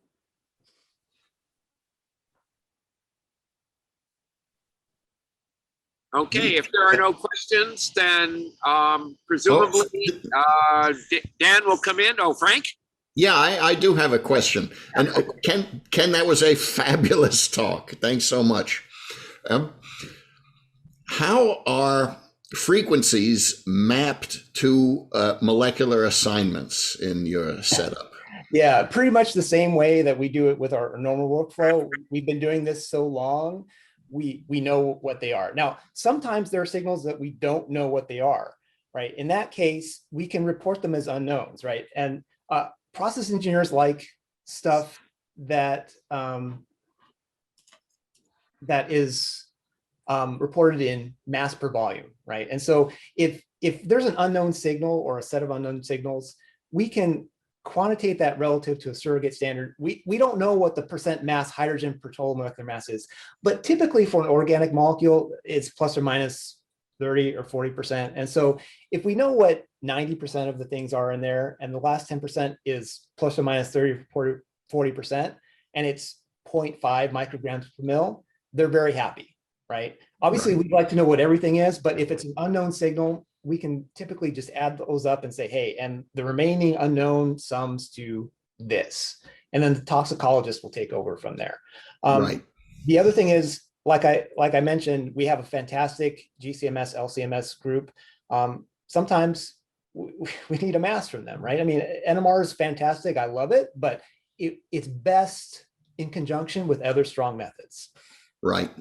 And if you don't mind, I have one other question. Have you ever subjected an NMR tube to the kinds of gamma radiation that they use to sterilize the plastic parts of bioreactors and so on? No, I haven't. I guess I would have assumed that being borosilicate glass, it would be okay, but yeah, right. Yeah. But it would be interesting to do the experiment. Yeah. Yeah, I would like to see a lot of things gamma radiated because I'd like people to understand just how much of a change that makes. Yes, exactly so. Yeah. All right. Thanks so much again. Awesome talk. Thank you. Okay, well, thank you. Dave, before the drawing, it looks like it's fully sun up on Asilomar Beach. And I think there's many of us that want to know when you're going to be hopping on that surfboard. Well, I am cold It's actually fairly cold here, so I don't have my wetsuit. Oh, it's a good thing we've got our Ivan fleeces on. Yes, that's exactly right. I would bring my surfboard out, but all I've got is a snowbank to put it in, so. But anyways, why don't we go on to the drawing, Dave? And I think we've got a big one this time, don't we? Okay. Is that a Visa 500? It certainly is. Okay. So I'm not trying to do something in the back room. Okay, so the same rule. You're going to start drawing, and you have the whoever this. Oops, sorry, Dan, I took over. So the winner is. This is for 500. Zachariah Hayden. Hayden. Are you here? Come and collect your $500 gift card. We have a winner. You have 15 seconds. Don't make me count down. Maybe not. Maybe not. Okay. Chris, you do not better find try Zachariah again. in One the more list. time. Okay, I'm going to do one more time. Try again. Just try for a Again, second. This is for 500. And by the way, we have another at least one more 500 coming this afternoon too. So. And you do have to be present. Oh my. Lynette, of course. Lynette. Hooray, wow. Oh, thank you. There she is. Lynette, Hooray. Lucky day. you've got a $500 gift card That's coming your pretty good. way.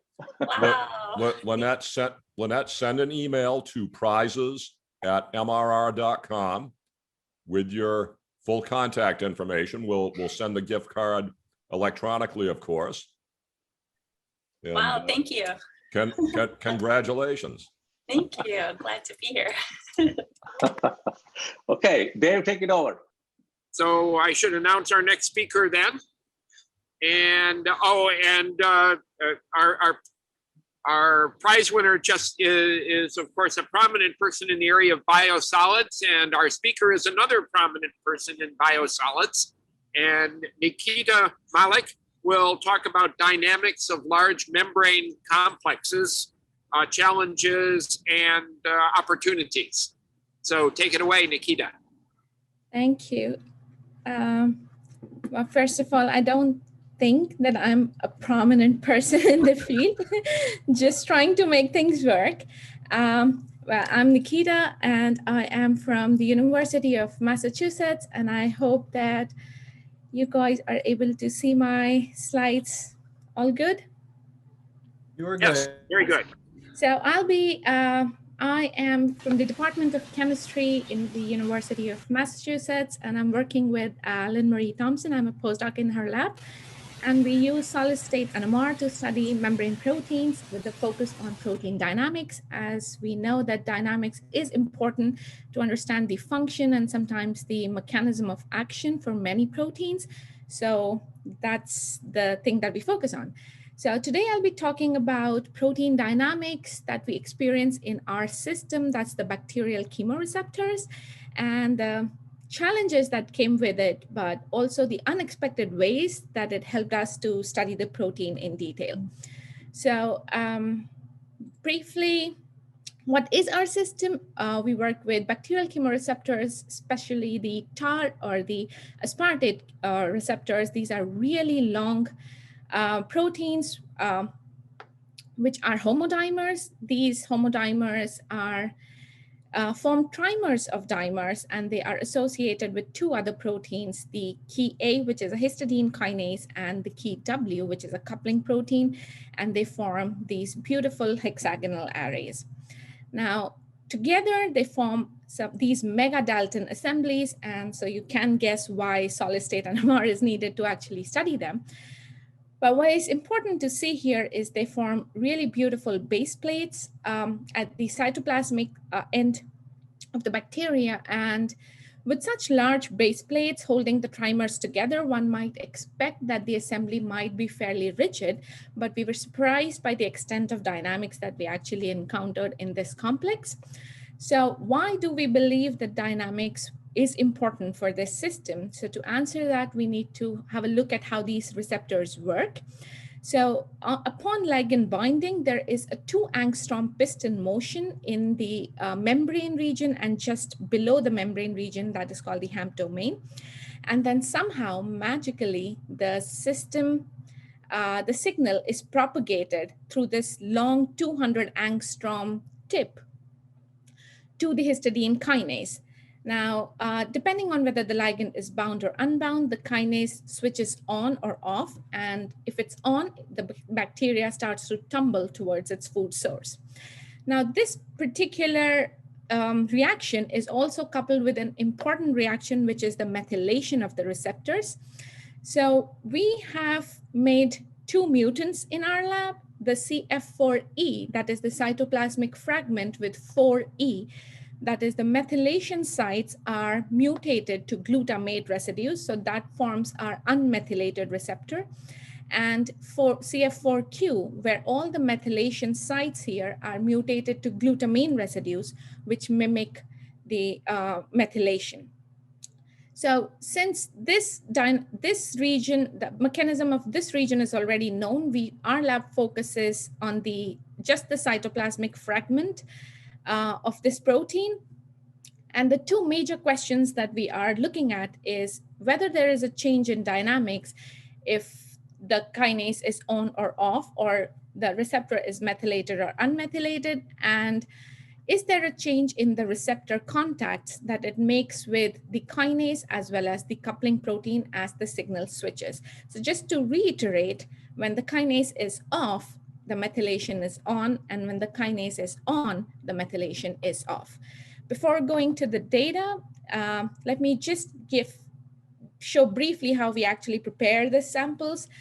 So we do have functionalized lipid membranes. So they have NTA chemistry, and our labeled protein, that is the cytoplasmic domain, is purified with histidine tag. So classic His-NTA chemistry gives us these beautiful arrays. And when we add the key A, that is the histidine kinase, and the coupling protein, they form native-like arrays.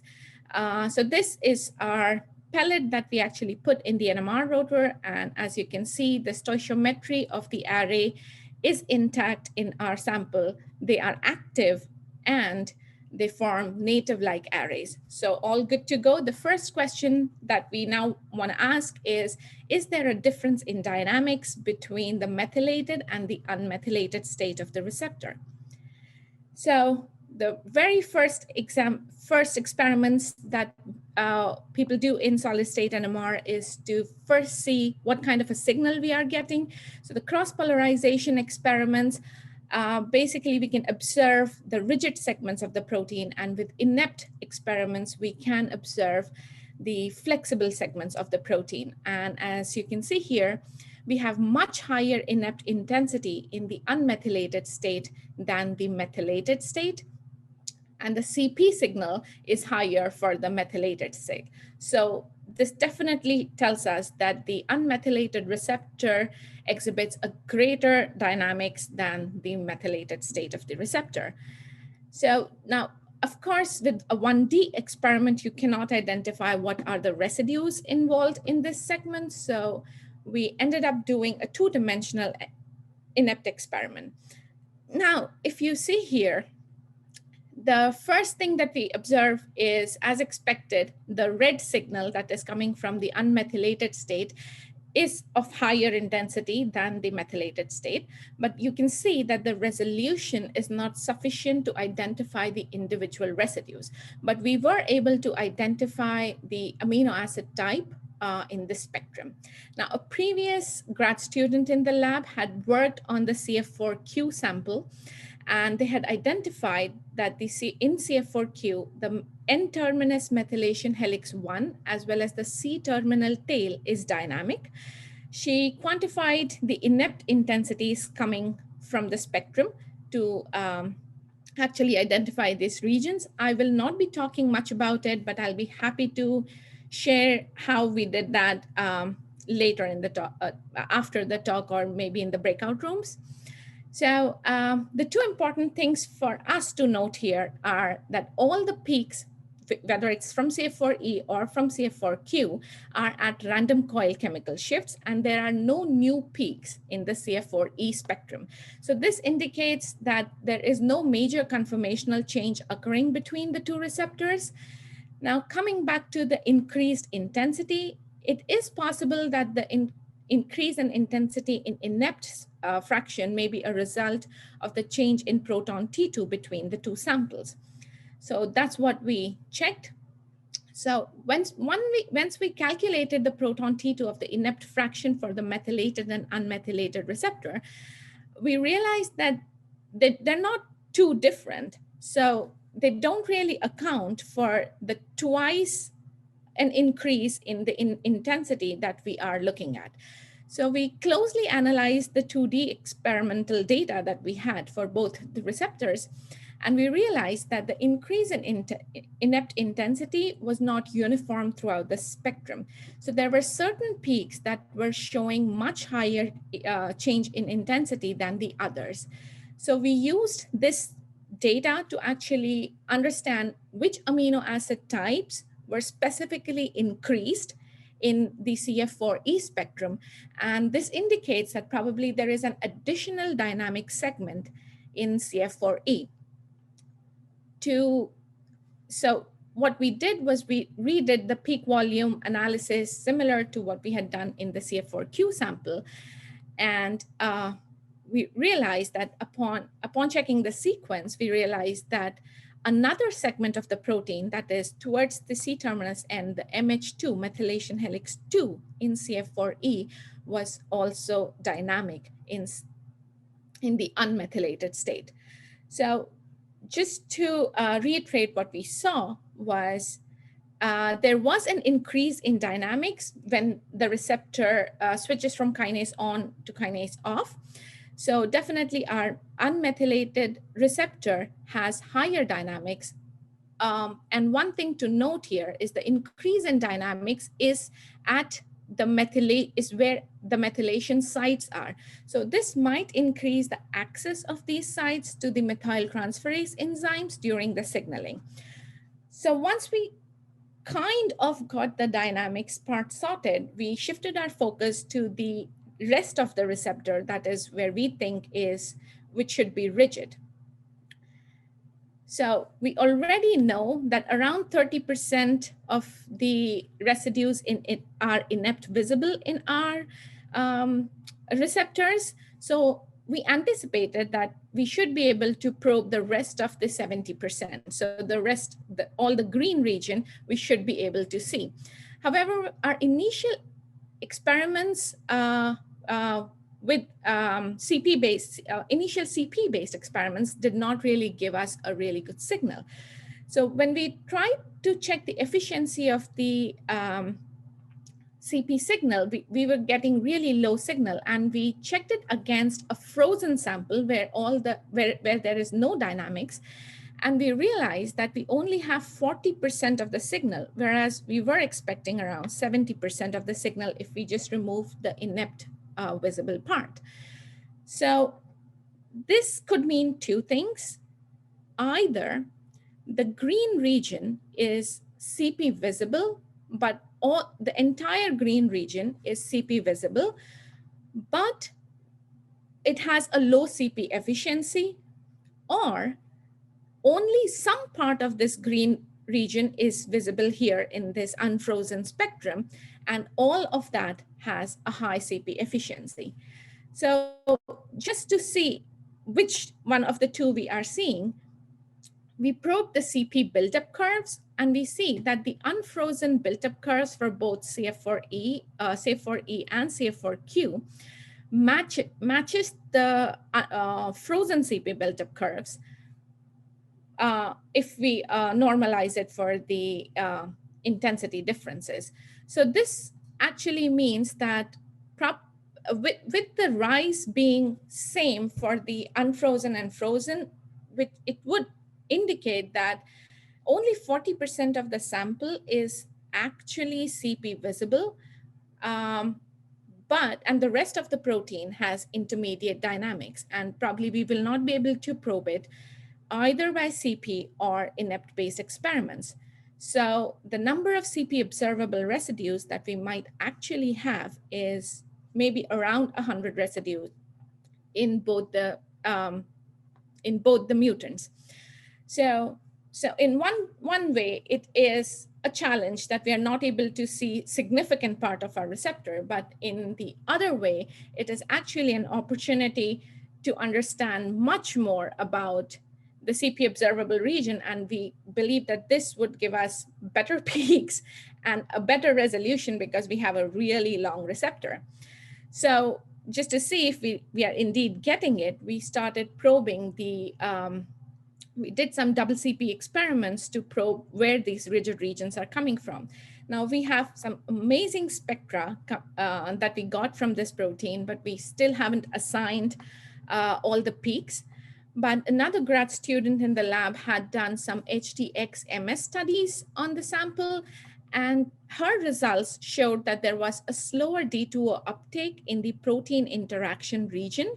So right at the tip of the receptor, it showed slower deuterium uptake. So we believe that probably the peaks that we are seeing here might include the PIR region. So is there a difference in this rigid region when the kinase is switched on or off? Definitely, when we look at the spectrum, we see that there is a huge chemical shift. There are huge chemical shift changes that are happening between the two samples. So there might be a difference in the way the receptor is actually contacting the kinase or KW, or there are some other major structural conformational changes that are occurring between the two mutants. So we are really excited to understand which one of the two it might be. But that's when we hit another challenge. And we think that's also because of the high dynamics in the sample. So we realized that our samples are not staying stable. So when we make our arrays in solution, they remain active for almost 2 weeks. But when we pellet it down for NMR studies, our pellets were losing activity within 3 days. So, and this also corresponds with how the sample in the NMR was behaving. We were seeing a reduction in CP intensity, whereas an increase in the inept intensity. So the sample was progressively getting destabilized probably. So maybe there is a loss in native structure, or maybe the sample is shifting from kinase on to kinase off states. But the bigger challenge is that we cannot really do longer NMR experiments if we want to figure out the sequence-specific resonance assignments. That's when we used another strategy to make our samples, and we made samples with PEG-mediated assembly. So here, instead of the lipid membranes, we actually used PEG as a crowding agent to make our samples. And these samples also form these beautiful native-like arrays. So we are not really distorting the native structure, hopefully, for the protein. Now, these samples are actually working out really great for us. As you can see, the activity, even after 7 days, we still retain 90% of the activity of the receptor. The CP signal is very stable, and there is just a minor fluctuation in inept signal, and we don't think it should matter too much to us when we do longer experiments. So we are already in the process of working out this sample, and we have got, like, this is fresh out of the oven data. We have already started some experiments with it, and it is looking really good for us. One of the important things that we are really excited about is, for the first time, we are able to see some glycine peaks in the NCA spectrum here. And why I am so excited about these glycine peaks is when we look at the sequence of the receptor, we'll see that the glycines are actually occur either in the protein interaction region or in the middle of the flexible bundle region. So one thing is this entire region corresponds to around 100 residues, which exactly matches the calculation that we just did 2 slides back. And another important thing is that this glycine hinge region is where a lot of cryo-EM studies have shown that the receptor starts splaying from this particular region. So the very fact that we are seeing these peaks in our spectrum is showing us that probably not only our calculations are right, but our hypothesis with the rigid region being in the protein interaction region might also be right. So this is of course not complete yet, but it does give us an excellent opportunity to finally identify what is going on in the regions which are not so dynamic and how the contacts with the kinase and the coupling proteins might be actually changing. So I'll just summarize real quick. Hopefully I've shown you that these chemoreceptors are really exciting systems which show both considerable dynamic and considerable rigidity and everything in the middle, which we still have to figure out. Between the 2 states of the receptor, the unmethylated state of the receptor shows higher dynamics, and there are definitely structural changes occurring here, which we are trying to figure out what. Finally, I would like to acknowledge all the members of the Thompson Lab, especially Lynn Marie for her mentorship, and Katie here helped me do some of the experiments. The 2 previous grad students, Mariam, who did some experiments with 4Q, and Shuni, who did some HDXMS studies. All the experiments were carried out in the NMR core user facility at UMass with Yasna and Vego helping us with it, and the project was funded with NIH, and I'll be happy to take some questions. Thank you. Oh, thank you, Nikita. And are there questions? Any questions? So if there are no questions, okay. No questions, mate. No questions. Dave, maybe that means it's time for the next drawing. What do you think? Yes. Okay, do we have Dan for the next one? We do have Dan this time. Yeah, okay. I've been having a few little difficulties. So it looks like a Visa card. I'm not sure what the value of it is. This one is $50 this time, Dan. Okay. And now we're going to try to, Krish has been very good at standing in here, but I think it's going to work for me this time. And the drawing, we'll start it again.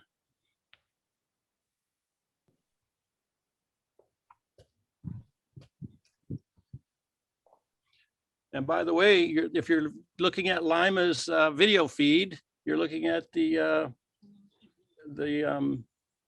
Hearst reception hall. And Peter, if Peter is out there. Sure. Is Peter out there? Peter Tirapicchio, please step forward. $50 coming your way. Peter, I see you're in the meeting. If you'd like to speak up. 4 seconds. He must be off somewhere. Better do another one, Dan. Okay, here we go.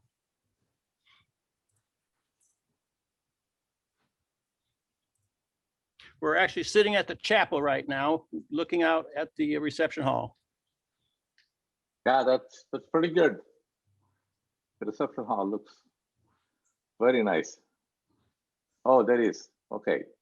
So Samath Mandal, are you here? Press the buzzer. Identify yourself.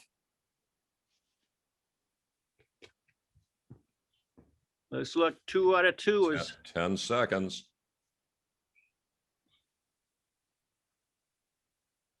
Well, Dan, it looks like we'll have to go to our special double redundancy system here. Plan B is you, John. And it does appear that we have Hillary Jenkins here with us. Hillary? Hillary, step I'm forward. right there. There he Morning. is. We've got $50 coming your way, Hillary. Oh, that's awesome. Thanks so much. I'm Okay. glad we have yet another winner. And So she has to send her information to, yes, where? so Hillary, please send Yep. your contact information to prizes@mrr.com. And Okay. we will get a gift card for $50 on its way to you. Woohoo. Thanks so much. You're entirely welcome. So I think we're back to Dave Okay. at this point.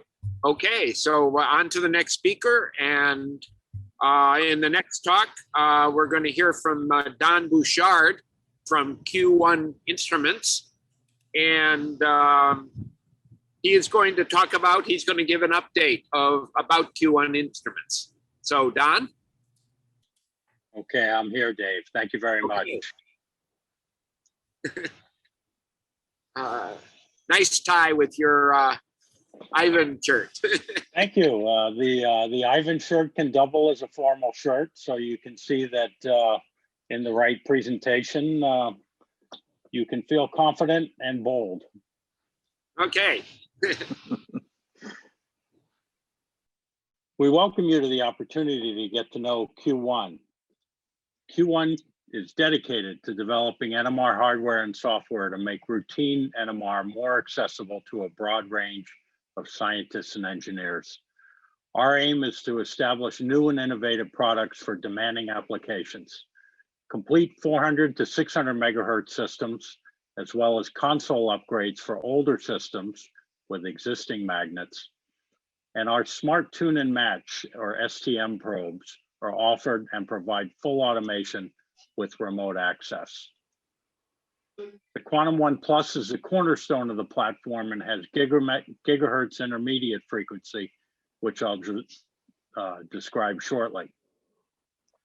Q1 offers advanced performance at an unbeatable price. In today's short presentation, we'll be presenting what's new with the Q1 spectrometer hardware and software, Spin Studio J. Remember that we also make Smart Tune and Match probes for older Varian and Brooker consoles. These probes are designed to be able to be migrated to future consoles as well, guaranteed excellent lifetime in the for your investment. In a few minutes after this talk, we invite you for a demonstration of the Q1 400 megahertz spectrometer via remote connection to see how we can remotely access all of the features of the Q1 spectrometer without having to step foot in the laboratory. And finally, tomorrow at 2:30, the ENC vendor presentation will be presenting a detailed of our new NUS plugin, which rapidly processes 2D NUS data using deep learning. You'll want to tune in tomorrow afternoon as well. The Q1 400 megahertz instrument is a fully automated high performance NMR spectrometer consisting of the following components: the compact Quantum One Plus console, Smart Tune and Match auto tuning variable temperature probe, broadband multi-channel preamplifier, Windows 10 or Linux 8.2 workstation, and a sample changer for up to 60 samples completes the standard. The actively shielded 9.4T magnet starts with Oxford technology, but is soon to be enhanced in several important ways. Q1 is improving the superconducting circuitry, resulting in lower boil off rate, an expanded Dewar for longer helium hold times, and redesigned isolation vibration. And it's also more accommodating to labs with height restrictions, and a longer helium hold time via an expanded Dewar.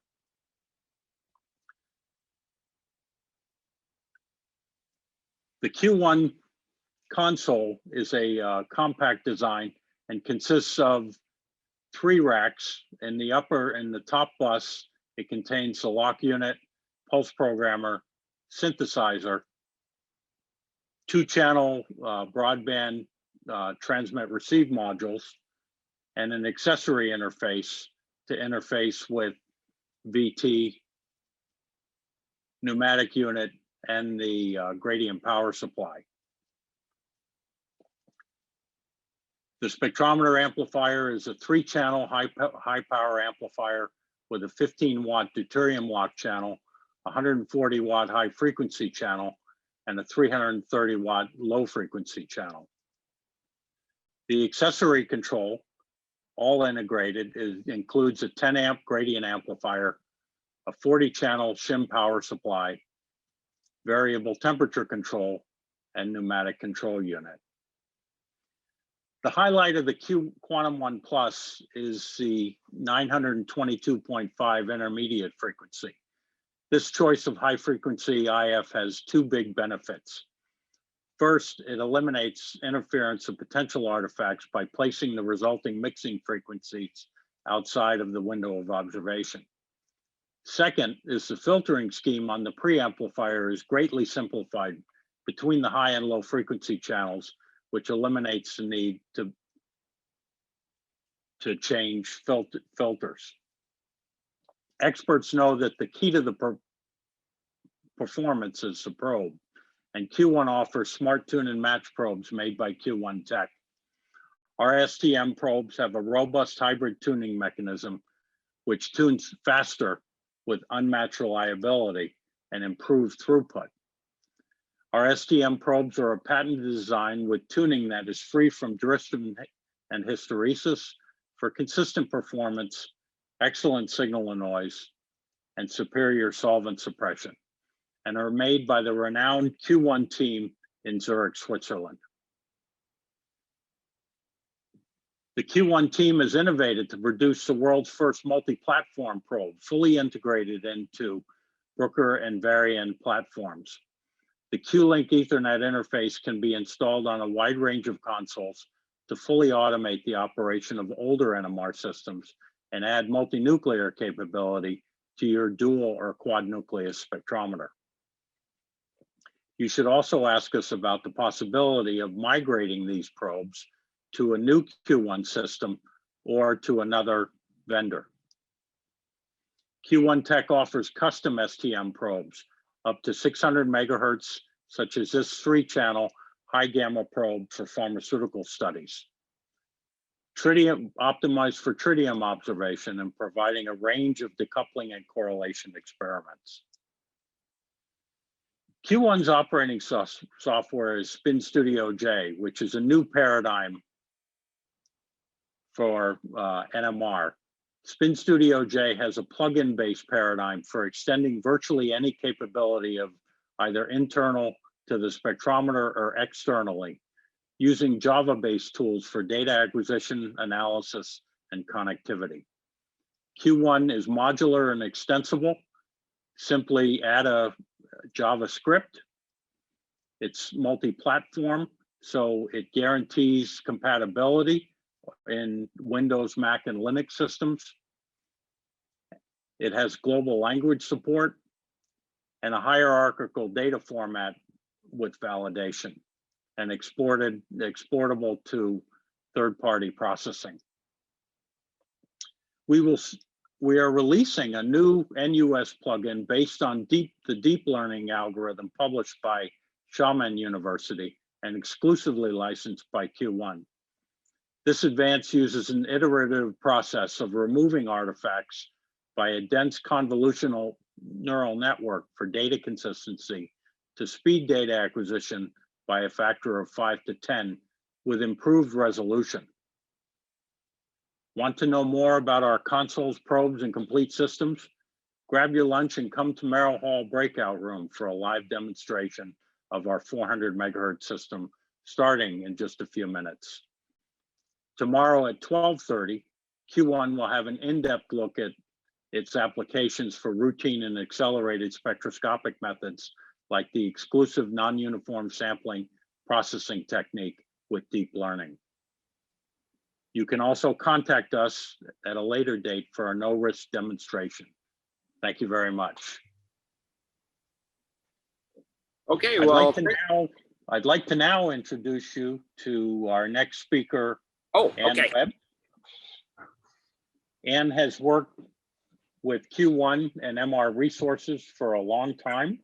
She is now the president of Q1 Americas, and she's now going to introduce founders of the IVAN MR group. Thank you, Don. I'm happy to have you all here with us today. The IVAN Users Group has become very popular within the NMR community, and we are so glad to be able to bring these ongoing meetings to you. On August 11, 2016, Dan Iverson, Krish Krishnamurthy, Dave Rice, and John Webb sat down in a hotel conference room in San Jose, California, and did a little brainstorming to create a new NMR Users Group. Well, they certainly did just that, and the end result has been a significant benefit to the NMR community. For their dedication and commitment to help advance our science through the IVAN Users Group, I have the great pleasure of presenting a small token of appreciation to each of the 4 IVAN founders. Dan, Krish, Dave, and John, MR Resources and Q1 Instruments would like to give each of you an engraved IVAN Spinning Globe trophy, along with a check for $1,000. Many thanks to all of you, and we look forward to many more IVAN meetings to come.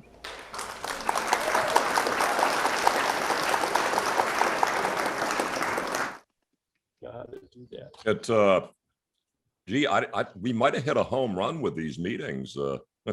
Yeah, right. I'm not sure. Maybe the case. Ann, thank you, and certainly Krish, Dave, and Dan. Wow, it's I guess we become popular. It's been a lot of fun. I don't think we thought about this far when we started it, and then it just organically evolved over the period of 5 years now. It's nice to see that. Yeah. Oh, so thank you, John. I appreciate it.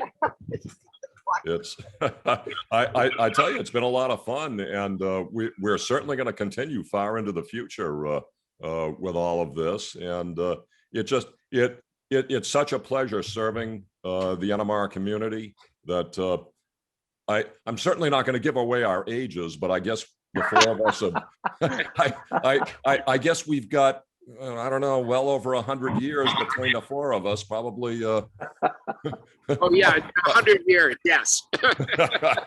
Probably 50% more than that. But in any case, it's certainly a lot of fun. But I'd like to now introduce a brand new award that we're bringing to the NMR community. And the IVAN Founders Award has been established by the IVAN Board of Directors, MR Resources, and Q1 Instruments to recognize 1 or more individuals who have demonstrated excellence in NMR community support. The service or work can be done in any kind above and beyond the normal scientific contributions. This can be demonstrated within the individual's organization or to the greater NMR community. The Founders Award will be given each year at the IVAN annual user meeting the day before ENC. The selection will be made by the IVAN Board of Directors, which of course is comprised of Dan, Krish, Dave, and myself. And in future years, we will solicit nominations from the NMR community in the 3 months before the annual IVAN meeting and make the selection from those nominations. The Founders Award comes with an attractive engraved trophy and a check for $1,000. This year, the trophy is a custom-made crystal magnetically levitated spinning globe, and the IVAN board has unanimously nominated and chosen Ken Sharp Knott of Virginia Tech University to receive the very first Founders Award. In April of 2020, Ken enthusiastically embraced the new idea of the IVAN Zoom meetings, initially to discuss the effect of the COVID-19 pandemic on NMR lab operations. These meetings have now become the IVAN Roundtable workshops and are held once or twice per month. These workshops will continue far into the future, even after we're back in our labs full time. Ken was a leader in planning several of the first meetings, and with his enthusiasm and hard work, he helped make all of this possible. we thank Ken and all those whose efforts have made the roundtable workshops a success this past year. So Ken, we're delighted to present to you the 2021 Ivan Founders Award.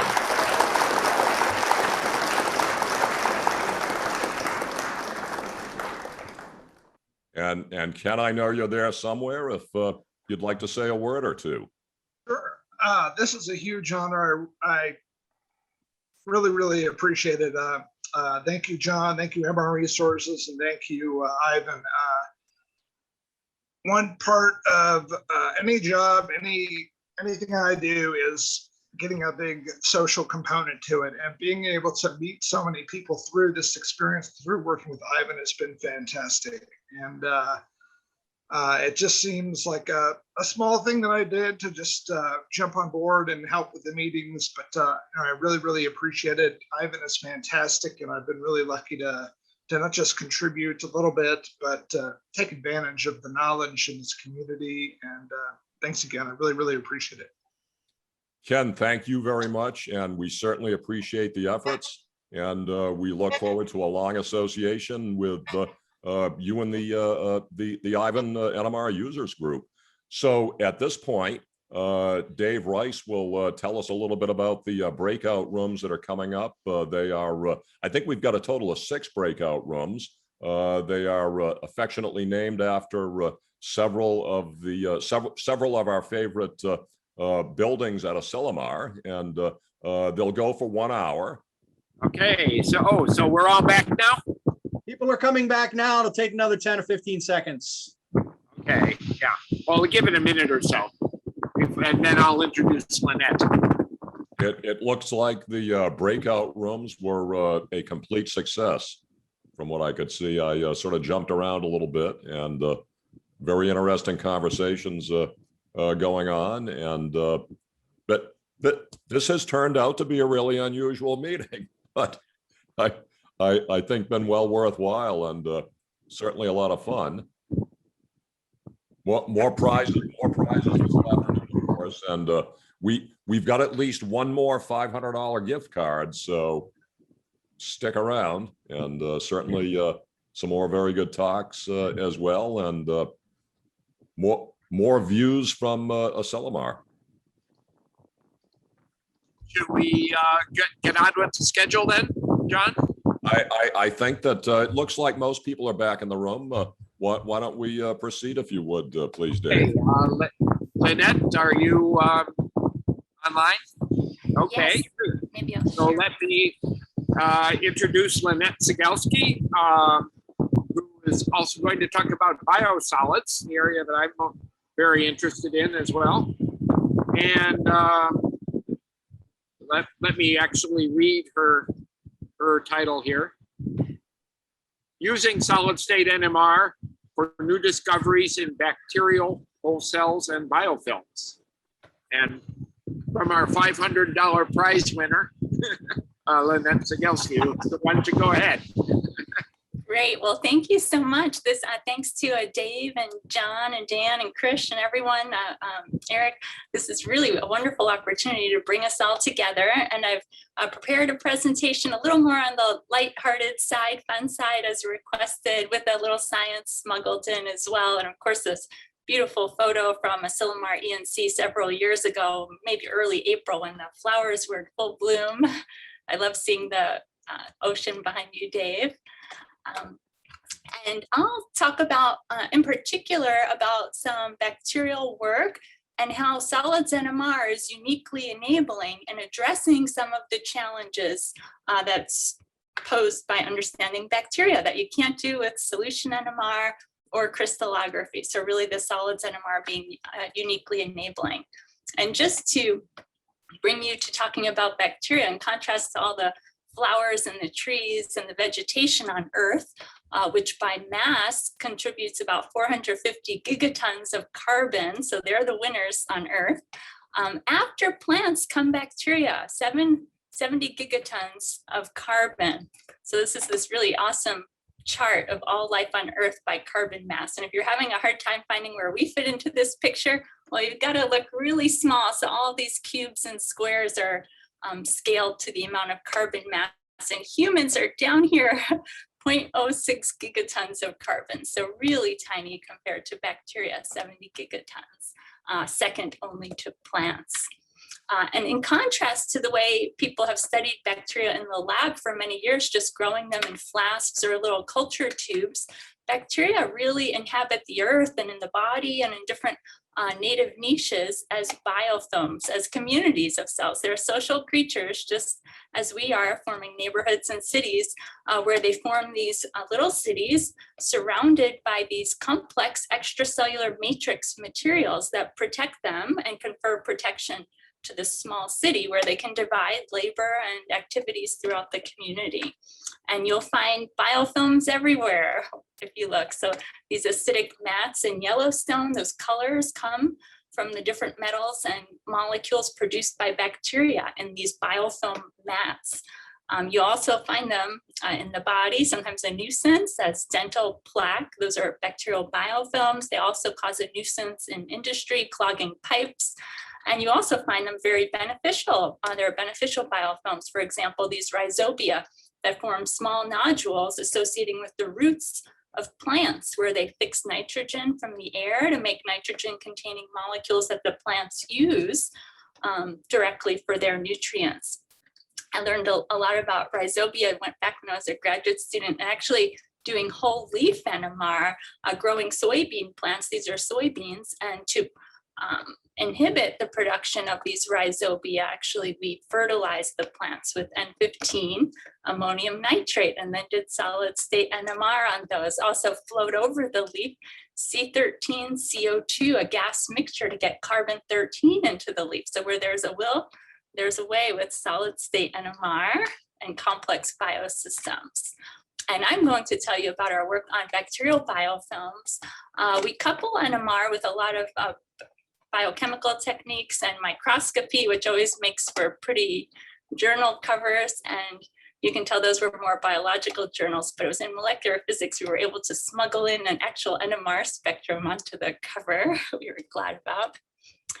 And so in our lab, we've been trying to push the envelope on using solids NMR, not really for individual protein samples, but these complex collections of materials, pushing the envelope on whole cell NMR, extracting specific information about the cell wall or even ribosomes. Oh, here's a picture of our lab. I'll show a few more photos to kind of, in a lighthearted way, introduce you to our lab. We hope we would see you in person here someday. Here's one example of how we do kind of macromolecular solids NMR. When we isolated intact ribosomes from E. coli, you can collect that NMR spectrum here. This is N15 labeled. And if you compare that to E. coli whole cells, you can see the whopping contribution of nucleic acids to a cell is ribosomal RNA. And so you can scale by those peaks and you get the right composition, the right percentage of the cell that's ribosomes. And so you could use these kind of signatures to track cellular metabolism over time. So we often do that type of approach. I'll be telling you about beyond the cell surface, our work on the extracellular matrix. And that's where we've been using NMR to look at biofilm composition, and also in our biochemical work to develop new anti-infectives to block the bacteria from forming these biofilms that are a real nuisance in infections. But the one example I'll talk about is where we actually discovered new chemistry in this complex matrix shown behind there in that biofilm mesh. Actually, we identified a new chemical structure lurking under those matrices that was never before identified in nature or even proposed as a possible polymer structure. So that will be the scientific example I'll share with you later. And here's just a picture, some pictures of our laboratory where we have two moderate field, or maybe now that's called low field NMR, 500 megahertz wide bore solid state NMR spectrometers. And we use our home-built all transmission line probes, the Jake Schaefer, Bob McKay style probes, where I learned from them how to use these and build them. And this was one group of students where they learn now how to, modify or sometimes repair parts of the probes. And here's some of those pictures in action. You could tell this is all pre-COVID. no masks, everyone's smiling. And this was up here at the top of the probe. Of course, that's the part that goes up into the magnet. And this is a former student who Dave spent a lot of time with, Joe Romaniuk, who just a couple of years ago started a position down at Dow, bringing the first solid state NMR spectrometer to their site down in Texas, and also doing solution NMR. And then this is more recent. I know the NMR field, we like to share stories, trials, and tribulations of not only working with the probes and the oscilloscopes, but also fixing equipment. This was, so you can tell now this is in the era of COVID, so all the masks, but still smiling, that's the important part. And this was repairing a power supply issue, which actually Dave Rice helped us with 5 years ago, this same issue revisited. So again, where there's a will, there's a way. You find out how to replace these Molex connectors that stick out there. You buy this crimping tool. And this is always a good sign. All the green lights are back on and we're back in operation last summer. And this goes back, I thought I'd shout out to Dave Rice, who actually was in our group for about 3 years. What a wonderful time. Back several years ago now, time flies. And so you might sometimes feel like you want to pull your hair out, but still smiling, right? And that was our group then, that was Joe there. And just to show you, by way of introduction, the rest of our lab is a typical kind of bacteriology lab, biochemistry lab, where we do a lot of microscopy and biochemical experiments to couple with our solid state NMR discoveries. And so I'm going to just tell you a short story on one of our recent discoveries that I get really excited about, which is how bacteria called E. coli, which are found in the bladder and the kidneys, and one of the major causes of infections in the US and worldwide, one of the most prevalent infections. So with the largest patient population, just form these seemingly simple biofilm communities, but it's such a complex mixture. It's been difficult to decipher and determine exactly what makes up this matrix, and therefore how can we interrupt it and inhibit it. And to inspire the production of new materials, how do they make these robust structures? What polymers or molecular recognition rules, design principles are at play? And so I'll tell you about the types of biofilms of E. coli we've been studying that are really fascinating. They produce two major components, so they're not as complex as we thought, where there could be maybe 8 components. They're really 2 major components, polymers. And one is an amyloid fiber that bacteria produce at their cell surface. So in contrast with amyloids associated with neurodegenerative disease and Alzheimer's and Parkinson's, where protein folding goes awry, and you don't want the undesired formation of amyloids, bacteria actually harness dedicated machinery, genetic machinery and molecular machinery to elaborate amyloid fibers at the cell surface for function to adhere to one another. And this is the picture of that. They get very long, almost the length of the size of one of these E. coli cells. Together with a cellulosic component, then they're able to really enrapture the whole cellular community together with these protective nets that really protect them from antibiotics and stresses, desiccation, and it requires both of those components. And I'll tell you, I should have an asterisk up here on cellulose. I'm going to tell you about how it's not just regular cellulose, but a new kind of cellulose that we discovered. And so you all know cellulose is the most abundant biopolymer on Earth. You're probably all wearing some form of cotton today. That's made of cellulose. Here's cotton, a cotton plant there. And because it's present in all the trees and the leaves on Earth, it makes it the most abundant biopolymer on Earth. And we make our paper and some sweets from it. And actually the bacterial cellulose can be produced at high quantities, just like the tree type unmodified regular glucose polymers. And it's actually being used in a wide variety of products for its material properties, has slightly different physical characteristics than plant-based cellulose, even used as lightweight materials for electronics and for wound dressings, for example. And this is our E. coli again, where when you look at the micrograph, you cannot tell which part is coralli, which part is cellulose, how much of each component is there. And this is where we sought to use solid state NMR. But first we pulled out and extracted this slimy glue-like biofilm matrix material away from the cells to simplify the system and remove the cells. And so this is a simple schematic just to illustrate how we do that after growing up lots of bacteria. We homogenize them with this kind of omni mixer that's like a kind of smoothie maker, just an immersion blender that through sheer forces strips away the outer material from the cells. And then we centrifuge, clean that up a little bit, and we have our pure material. And the first thing we did before NMR was just to look at this under the microscope. And we were really stunned to find that we could remove these kind of intact supramolecular baskets from the E. coli. So on the top left is one E. coli having its kind of sleeping bag removed from it, whereas we mostly remove the baskets away from the E. coli. And here down at the bottom is a collection of 4 of these. You only have to perturb the integrity enough so that the bacterium pops out, and we have these hollow 4 baskets. If there's still a cell in there, it's very dark, so you can tell when there's a cell or not. And this is on the order of the size of the 1 E. coli, about 1 micron. Again, you can't tell by looking at this how much is chloride, how much is cellulose. So this was where we took a solid state NMR approach. And this is just simple C13 CPMAS NMR. I'll give a quick primer on that in a second. Natural abundance levels of carbon, about 40, 50 milligrams of material probably was in our 5 millimeter rotor.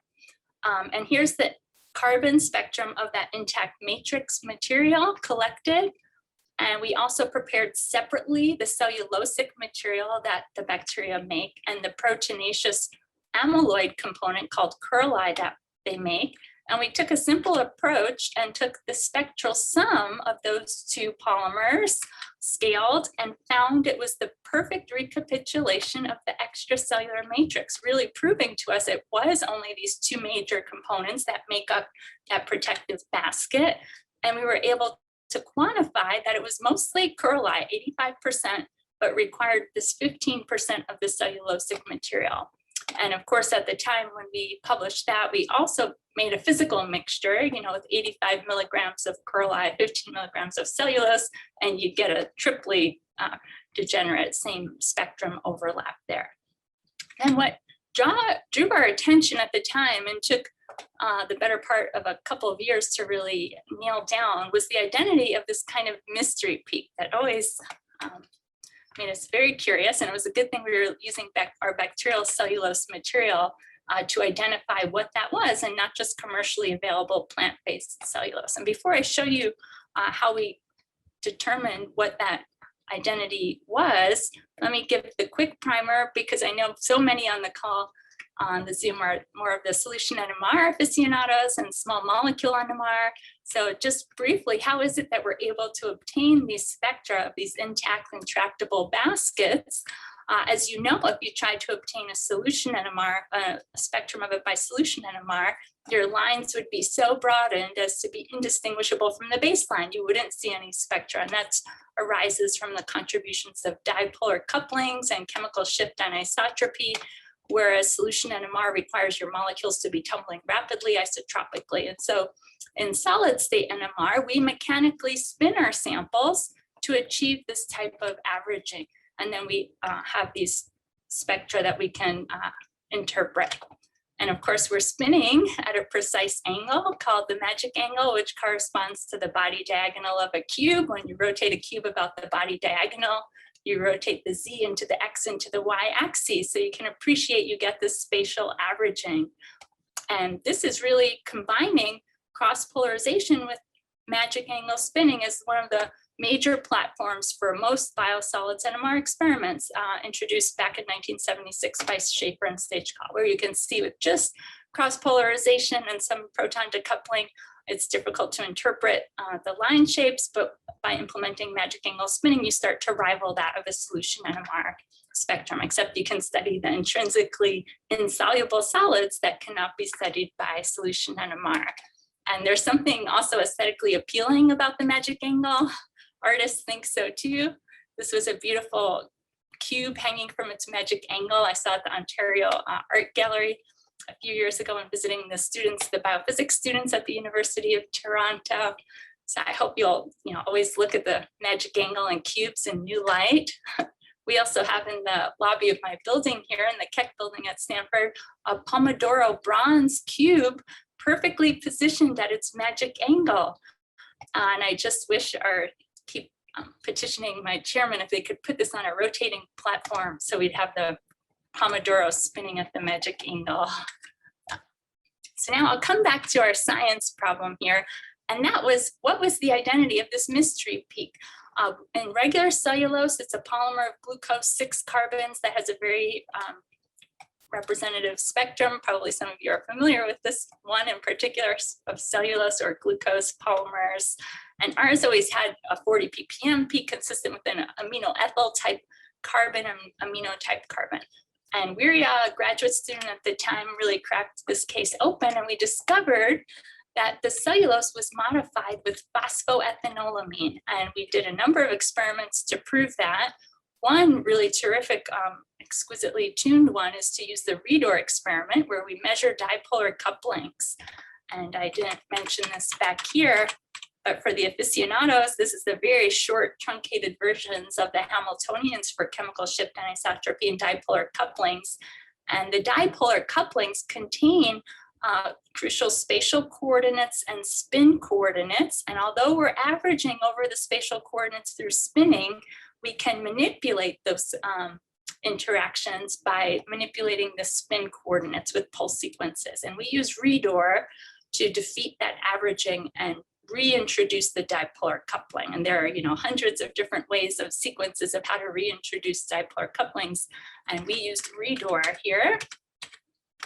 So you could see, for example, the C8 carbon we label up here would be 1 bond away from the nitrogen, have the strongest dipolar coupling. And you see that in our Redor difference spectrum. And through a number of experiments like that, also to phosphorus, we determined that it was phosphoethanolamine cellulose, and about 1/2 of the glucose units are modified. Also something that requires solid state NMR to determine. And if one tries to digest this material and look by mass spec, you lose all the modification, cleaves off, it's labile. And so you can't use harsh digestion approaches in order to determine this structure. And so this also explained why our cellulose had this hydrogel-like material that would stay in this thick gel-like solution, whereas regular cellulose would precipitate out. And so this begged the question, how on earth does E. coli install this modification? This was the first identification ever in nature that an organism can make a modified cellulose. And again, cellulose is the most abundant biopolymer on earth. So it was such a surprise that this had just gone unnoticed. And for decades, people had been studying these E. coli biofilms, and it escaped detection because of the conventional methods that were used that lost that modification. And so this presented the first identification that there's a modified cellulose. So of course we had to answer, how do E. coli install it? What gene or genes is involved in making that? And so we took an approach and just made some mutations in genes that were associated with cellulose synthesis, but were kind of mysterious. There was a real craze in trying to understand what are the roles of some of these genes that had no known function, in contrast to the main machinery, AB machinery, that's known to make the polymer. And we found that the BCSG gene or enzyme then was specifically required. And without that, you lost the modification and you resorted back to just regular unmodified cellulose. And we later went on and did more biochemical experiments and proved that this was a phosphoethanolamine transferase, an enzyme that also before had no known ascribed function. And it's required for biofilm properties. So when bacteria are forming biofilms, you can grow them on an agar plate and they elaborate these hallmark wrinkles like this. This is the size of a small coin. You could see this by eye if you were looking at it. And without the modification, they don't wrinkle. So clearly this zwitterionic modification, phosphoethanolamine, is required for interactions with those Curl-I polymers. And this was kind of a cartoon of how this machinery comes together. A and B, there were structures for at the time. That's the main cellulose synthesis machinery, getting cellulose produced out into the periplasm. And this kind of schematized cartoon, this beautiful one was in a perspective article that accompanied our article. We had a much more simpler kind of block diagram, but this was very nice virtual pictures of what those proteins might look like. and with a title I wished I had thought of, a bacterial coat that is not pure cotton, because not just regular cellulose. And that showed our enzyme, BCSG, they're tacking on this red modification. And now in later work with Joachim Zimmer at UVA, well-known crystallographer, now cryo-EM guru, we were able to help him on his quest to do cryo-EM of this whole entire complex. And he further refined the understanding of that cellulose machinery, synthesis machinery, that one partner, BCSB, forms a kind of hexameric assembly. And here's our BCSG. He sees it as a dimer in this structure. So that might allow a modification from each phase or each side of the cellulose polymer. And of course, moving onward, we're really interested on the solids NMR side to understand the kind of design principles and how bacteria take these two different types of insoluble fibers, cellulose, modified cellulose fibers and curli, and elaborate these connective, cohesive, kind of elastic structures made of the curli and the cellulose put together in the way a basket weaver would weave a basket together. And we'll be doing this, we're doing this through a variety of, spin diffusion methods. Also, Redor can help stitch together the contacts between these and these, really heterogeneous non-crystalline assemblies. And there's also, as I mentioned, these applications for the unmodified bacterial cellulose that are known. Now we have this new chemically modified cellulose that might have very many different types of properties, materials properties that we hope people will consider and studying. And we're trying to think of our own applications as well. What would be the best ones to potentially use this for? So I'd like to thank, again, the organizers for this opportunity, for everyone for joining my group here. And these were the specific people who contributed to the biofilm NMR work. And of course, our Dave Rice here. So thank you. Impressive lineup of transmission line probes. Thanks. Jake Schaefer written all over it. Yes, we have HFCN and the HPCN. I'd be happy if there are any questions or. Any questions? Linet, can I ask you a question? This is Manda from India, from Hyderabad. Hi, yes. Hi.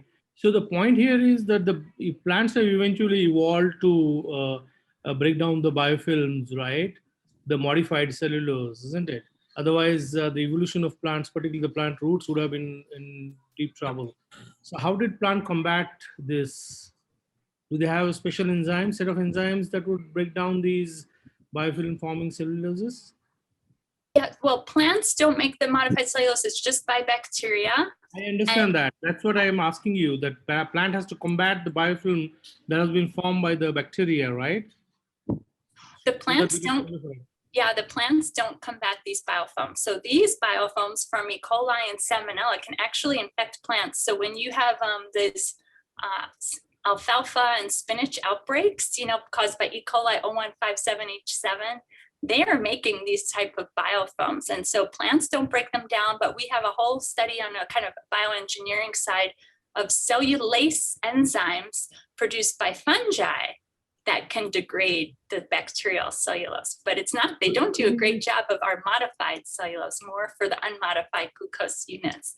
And we're looking at that as an inhibition strategy for blocking.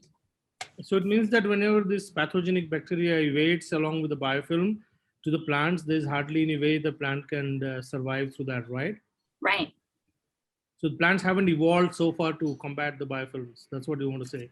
Not these with this cellulose and curli. So those ones that you've read about, the outbreaks like the one in Europe several years ago caused the demise of lots of farmers, those were really devastating because they were making these virulence factors, especially those curli amyloid fibers, whereas we think the cellulose tends to mask the effects of that curli. So there's a balance, and we have a recent paper on that, to how bacteria tune the balance of the amyloids and the cellulose for different functions. Well, thank you so much. Wonderful. Sure. Thanks for your question. Can I ask a question? Yes. So that was really great talk and super interesting. So when you've deleted this gene and it can't put that modification, is you see a different appearance in the microscope of the cellulose? And have you figured out how the properties, a little bit about how the properties differ? Yes, yeah, let me show. I think I have just one picture here that speaks 1,000 words. This one's just hitting 100,000. Oh, you can't see it anymore. Okay, I'll just share really quickly there. Yeah, here you can see with the regular, without the modification, that's the mutant down below. And this is just a green stain that lets you see the cellulosic material. They're really short and stubby fibers, but when it's modified, you get these elongated fibers, like they're able to entangle more with that modification, maybe even, you know, making them appear longer. So you can see the difference at the really close level. It's interesting. So That's really cool. Thank you. thanks for the question. So shall we move on to our next prize? I think we should, Dave. We have a cutting board coming up. And looks like Dan is prepared to queue up the drawing. Dan, where are you at currently, by the way? Well, right now we're at Sanderling. If you look at Lima's video Zoom feed, you'll see we're at Sanderling, which, if I remember correctly, is actually the site of the original AMR organizational meeting. So we thought it'd be a nice little scenic place for our final, or for one of our other drawings. And nice perfect blue sky at Asilomar as always. And I've taken my coat off. I'm in shirt sleeves now, so it's actually getting Oh, you're nice. so lucky, Dan. Yeah, you're down by the water, Dave, and it's a little warmer up here. Okay, so if we're ready for the next one, I don't know what that is. Chart lock. Okay, here we go. And this is for a cutting board.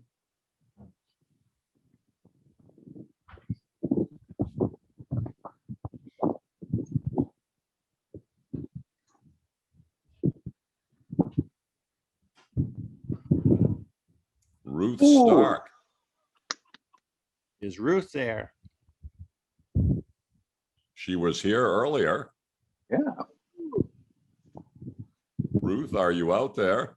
Yes, yes, I'm here. Oh my All God. right.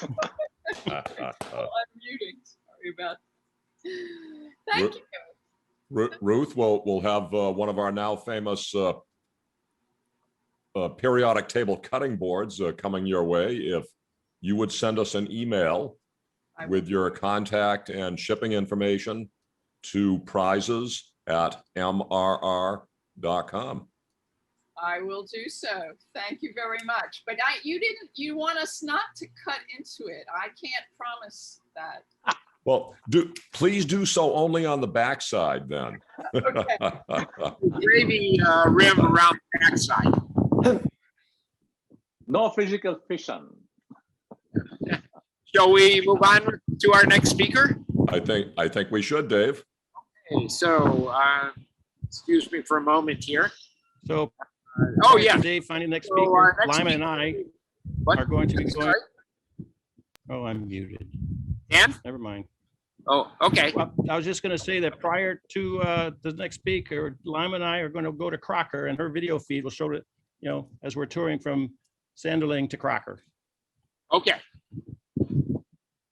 Okay, so our next speaker is Mark Macheski from the University of Connecticut, and he is going to talk about NMR in the cloud and NMR box resources for moving NMR data processing and analysis online.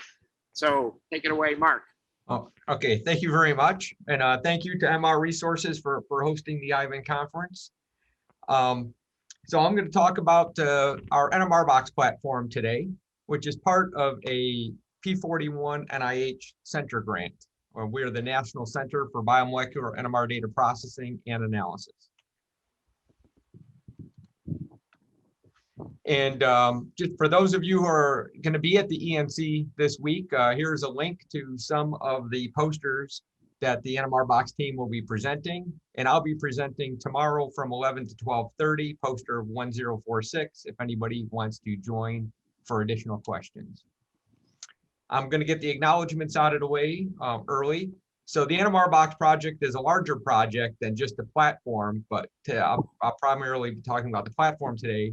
I just want to highlight a couple people. Jeff Hoke, who is our PI, our fearless leader. Adam Schuyler and Gerard Weatherby and myself are primarily responsible for the platform that you'll hear about today. And I also got to give a big shout out to Frank Delaglio because he's given many shout outs to NMR box today.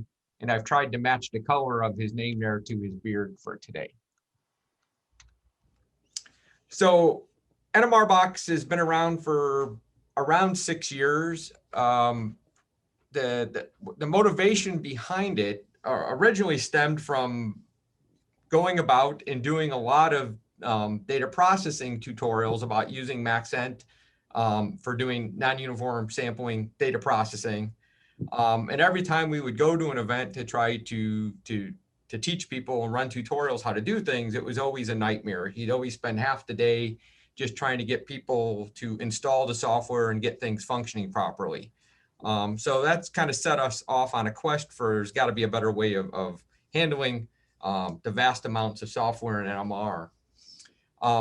And there are actually a lot of different motivations behind creating the platform. One is the discovery of software. There are hundreds upon hundreds of different software packages that exist. Many are very old, but are still very, very useful. And new packages are being developed at an ever-growing pace. So there's just a massive discovery problem. There's a lot of great programs people could use that they don't even, potentially their labs don't even know that these solutions exist. Obviously, platforms and libraries, there's various versions of Linux, there are Windows, there's OS X. Apple has changed things quite dramatically recently. Various library incompatibilities. So maintaining all this software can be quite complex. Persistency of software, a lot of times software, graduate students move on, funding sources for the software disappear. For whatever reason, a lot of good software becomes more and more difficult to run on more modern platforms. Complexity, some software packages, I'm throwing an example up here of a program called King, relies on 8 different packages, 6 of which are old and no longer maintained. So it's so complex. I believe King is now running on 1 or 2 computers anywhere in the world. Even the developers of King have a hard time keeping it going. And then reproducibility is another major goal and becoming a point of emphasis from NIH. There's a nice quote from David Donahoe that a computational study is reproducible when it provides the complete software environment needed to reproduce the figures. So NMR box starts to make take a step in that direction. So as I alluded to earlier, the NMR box project is a larger project. It has multiple components to it. One of them is the platform, which is I'm going to call NMR box VM or just NMR box for the rest of today's talk. And what it is a virtual machine that's loaded, pre-configured with lots of NMR software to do your NMR data processing and analysis. It basically zero barrier entry. It also is computational storage, networking, and support services to run that platform for you. It's also about archiving the software into versions. So we'll always be able to run older versions of software. And there's obviously significant backend infrastructure. And I put evolving because the NMR box platform is continuing to evolve. As technology changes, as the needs of the community change, we're constantly evolving our platform. I speak very quickly about some of the other components of the larger P41 centric grant. That is, there's a data capturing component. There is a Bayesian analytics, which primarily focus on metabolomics analysis. We have driving biological problems, and we have very significant amount of community engagement. We have user and developer support. We have many external workshops. material for courses and tutorials. And we host a lot of workshops, both ourselves and many other groups that are hosting workshops will host them on the NMR Box platform. Fairly large, a larger number of people are even using NMR Box in their coursework, where their students are using NMR Box in their classes. So the NMR Box virtual machine, what is in it? So first of all, the acquisition of software. We have over 200 packages available inside the platform, and we tried to be very agnostic. So we're not picking our favorite software. We're essentially installing all the software that we can that we have access to, and which we have time to install. And primarily the installation now is being driven by requests from the NMR users themselves. The platform is Ubuntu. Currently, we're running 18.04. We use the long-term support versions of Ubuntu, so security updates and things will be around for a number of years. But we actually use the XFCE desktop environment, and that allows us to have a much more robust graphical user interface for remote users than the traditional Ubuntu.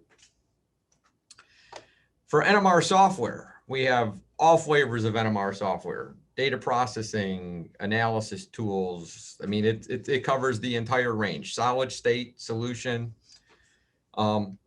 Way too many software titles to outline. I'll just make note of a couple. We do have Open VNMRJ and Topspin, and we also have MNOVA, which is one of only a couple commercial software packages that we have. And we actually have a university site license to distribute MNOVA to all of the NMR Box users.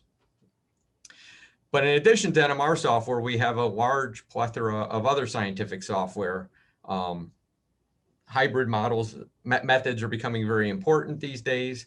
So in addition to NMR, we have a lot of SACS software, cryo-EM, molecular dynamics, visualization tools, bioinformatics tools, anything that our users are requesting or are useful to include to help enhance the NMR software that is included. One other note is we now have the University of Connecticut's site license to MATLAB is now accessible to all NMR Box users who are running on our platform. They cannot download it and run it locally, but if you're running on our servers, you actually have access to all of MATLAB. And I believe we have all of the MATLAB toolboxes as well. Lots of other utility packages, text editors, office tools, drawing tools. And more recently, we've been making a major emphasis to try to include as many development libraries, Python libraries, and just other development libraries. So people who are doing their development on NMR Box generally will have things, programs will be able to be compiled without having to install additional packages. So where can you see what's installed on NMR Box? Well, inside NMR Box, Adam Schuyler has made a very nice tool called the NMR Box Software Explorer. It's just a program can be launched. You can get a list of programs, and then it gives a list of all of the binaries or the programs that could be the different ways of executing it, and then information about the software, description, and various other pieces of information. The exact same information could just be seen from the NMR Box website. If you just go to nmrbox.org/software, you get a long list of various software packages. And we need to do a little bit better in our categorizing of software, but there are some search capabilities as well. So who can access NMR Box? So currently, NMR Box is only available to academic users and to nonprofit users, and government, I should say, as well. It is not available to commercial entities at this time, maybe in the future. It is 100% free for the users, and there are two different ways it can be accessed. It can be accessed as a downloadable VM, where you're going to download the image and you'll have to run it on your local hardware with your own hypervisor.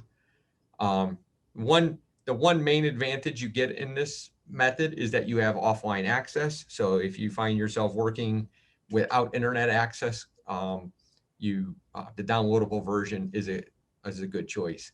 You also get root permission. So if you want to alter the system in any way you see fit, obviously you have complete control. And what we do now with the downloadable VM is it doesn't come with any of the NMR software. It's basically it's a system that's pre-configured and ready to go, but we have a software installation tool built into the downloadable VM where the user will just select which NMR software packages they want and install them themselves. The problem is the virtual machine has grown much too large to download the entire image. And it's wasteful for people to have all of the software because it just takes up too much local space. So now we allow you to just install the software packages you want and leave other packages off your platform. However, while the downloadable VM is used and a number of people have downloaded it, by far the much more preferred method of accessing NMR Box is what we call platform as a service. This is where you connect into our servers and you're using our computational power. You can connect in seconds using real VNC or SSH. It runs anywhere you have an internet connection, and it doesn't even have to be a very good internet connection. About 5 or 6 megabits per second will get the job done. The jobs are persistent even when you disconnect. So if you start a long running job and you disconnect, the jobs continue to run. You have access to high core, high memory virtual machines. All our virtual machines are backed by GPUs for 3D rendering. So you can get you can do 3D rendering almost as fast over NMR Box as you can on a local computer. The GPUs are obviously could be used for CUDA processing as well. We have secure data archival, and we spin up a lot of VMs for custom VMs. Sometimes for workshops, people want a custom VM that they can tweak to their desire. We're able to accommodate that. A lot of times developers we'll be working with developers trying to install software, so we can spin up developer VMs and give them administrative access to help us get their software included in NMR Box. And then we have access to distributed computing as well. Our model is to use high core, high memory VMs and locate several NMR users per VM. And we let the users choose and connect to whichever VM they want. And I'll show more on that in a moment. We do use real VNC for the connections. Many of you probably have used VNC before to like remote run your NMR spectrometers. We do use the commercial version called Real VNC, but the viewer is free. It works on any device. It has several advantages. It has automatic connections. You don't need to start up your VNC session manually. Single sign-on, your NMR Box account is the account for the login. You don't create a separate VNC account. As I mentioned earlier, the sessions are persistent. Once they start, they will continue to run. So your jobs will continue to run. When you reconnect, it's like you haven't left. You just turned the monitor off and turned it back on again. Fully encrypted, we allow easy screen resolution changes. Your printer is actually mapped to your local session, and you can even share sessions with others. And I should say too, we also allow SSH for those who are familiar with SSH. So you can use SSH to do your connections as well. When you connect to NMR Box, you simply use this viewer. You simply type the name of the server right here. There's a login here that confuses some people. This is a real VNC login for monitoring your bookmarks. It has nothing to do with the NMR Box account. Once you connect, you get a bookmark, and you can just double click that bookmark again and you'll reconnect. One of the nice things about the way the real VNC works is you don't put in ports. everybody connects on the same port, and then your sessions are just mapped, started. Well, one, your session is started for you automatically. You don't need to start a VNC server session yourself. It happens upon login. And if one exists, the next time you connect, you'll just be mapped right into that session. Makes it very, very easy for users to connect.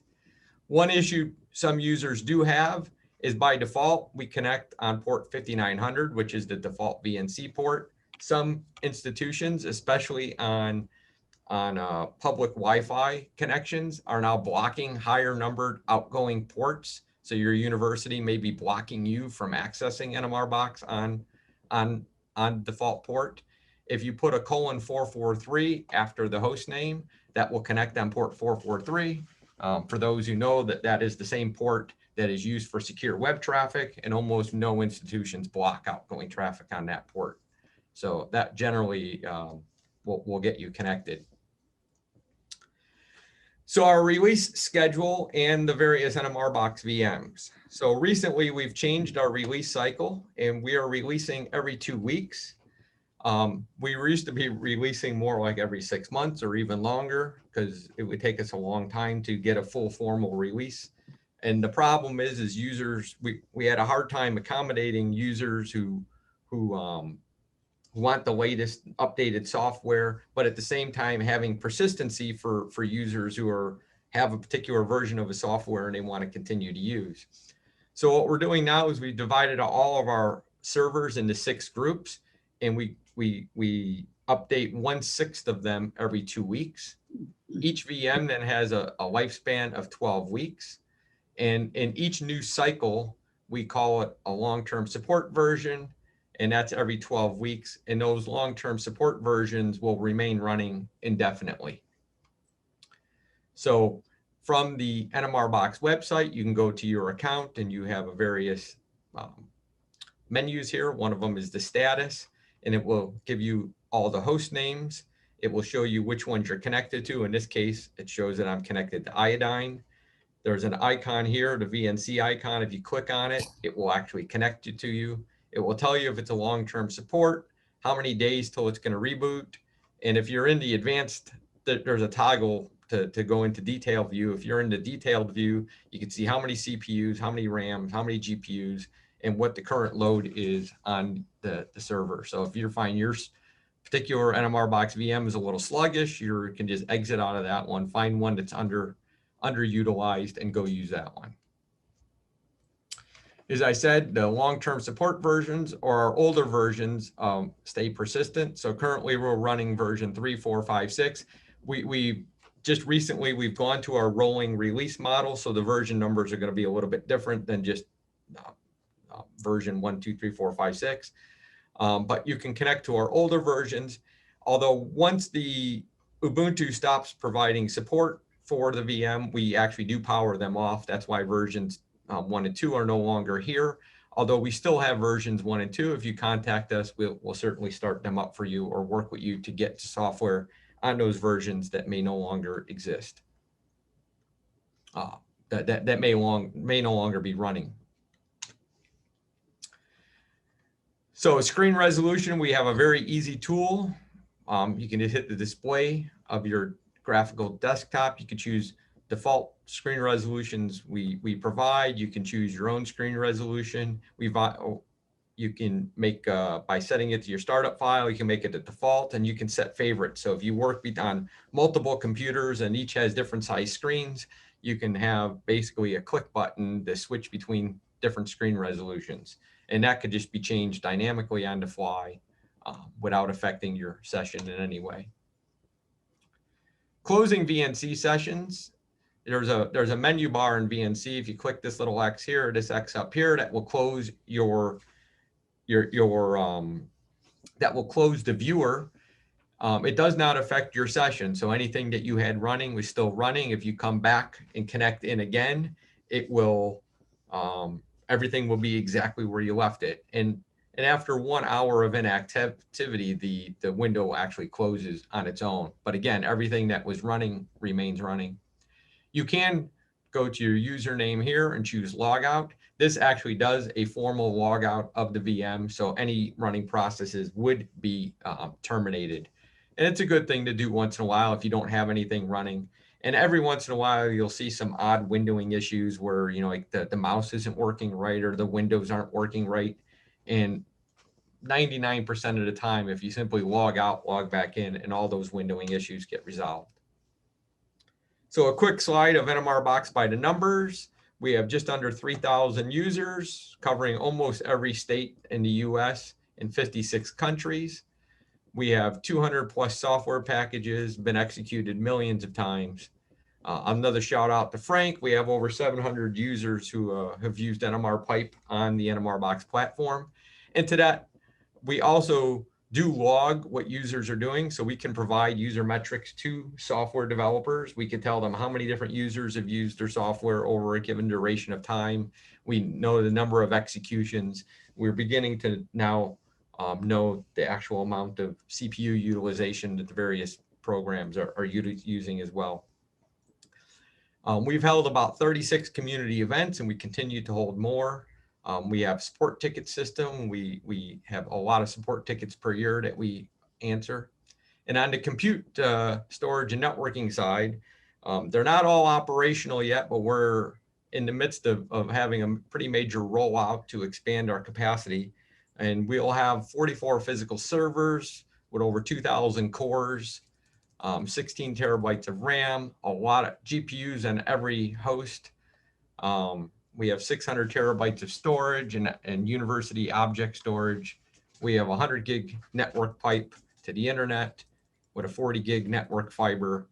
And we have, over the next 4 years, a hardware budget of about $800,000. So we'll be buying additional toys to support the NMR community. Inside NMR Box, we have lots of places where your data can reside. Your home folder, of course. We have a public share folder. We have a tutorial folder where all the workshop data that we host is stored. We have a scratch disk for when you need very fast I/O. You can move your files to a scratch disk and get very, very high performance. All our software is located in a single location, so you can easily go snoop around there. Something very new to us is something we're calling Repository, and this is where we're holding database resources. Currently, we've just started this, but currently we have the BMRB, the PDB, and the NCBI non-redundant sequence database. And these databases are, you just have access directly from the NMR Box platform. No need to go to the BMRB or PDB to download anything. All the files are right there. And we offer group sharing. This is also a fairly new feature to the NMR Box, but there's the groups feature, and from groups, there's a menu choice where it allows you to add your own collaborative group. And this will basically create a shared folder, and you can invite various NMR Box users or revoke various NMR Box users from sharing that resource. So this is a nice resource that people are starting to utilize for sharing files with lab mates or collaborators or whoever. Transferring data in and out, we support secure copy. I'm just going to go through this very quickly. We support something called Globus. If you've not heard of it, it's a very nice tool. And Globus allows you to transfer files between endpoints. Endpoints could be personal endpoints. These are ones you set up on your own computer. And NMR Box is what's called an institutional endpoint. And once you set up a personal endpoint on your laptop or your NMR spectrometer computer or your desktop, wherever, you can then transfer files very easily between NMR Box and any of your personal endpoints. It's several nice features. It circumvents all firewalls, so does not matter if your computer is blocked by a firewall or even in a routable network. It will still work. You don't need to be on either endpoint. You could do it from a third location. It can be very efficient for transfers, especially for large numbers of files or large files. It also allows syncing. Well, transfers get restarted if interrupted, and there's a new file sharing capability. Another way to transfer files, one I have not played with much myself, but it actually looks very nice, is called SSHFS. And it allows you on OS X, Linux, and Windows to essentially create a mount point to your NMR box home folder. And once you do that, the nice thing is your NMR box home folder just appears as a folder on your local computer and providing full drag and drop capabilities, just like a local drive. We have a support page with frequently asked questions, documentation. We have a support email with which is backed by Zendesk for managing all those support tickets. And more recently, we have a public NMR box Slack workspace, and we are trying to get people to access to join that Slack space. The NMR box users, it's a great way for us to communicate with the NMR box users without badgering people with emails all the time. So, and it's been growing quite rapidly over the last month. So if you're an NMR box user, I do encourage you to join the Slack space. It's a great way for us to keep in touch. Community page, you can see all our past events and workshops, along with all the tutorial data used to drive those workshops, and all of the videos of the workshops and everything from them. Publications, so people who have used NMR box or cite it, we try to list their publications. If you send us more, if you have them. And one of the new features is we have an NMR calendar that we're supporting. Here's the publications page. And again, if you've used NMR box, we do encourage you to let us know if you've published, because we'll post an abstract on our site for some advertising, and then it obviously helps us with the funding agencies. And with that, thank you, and I'll take any questions.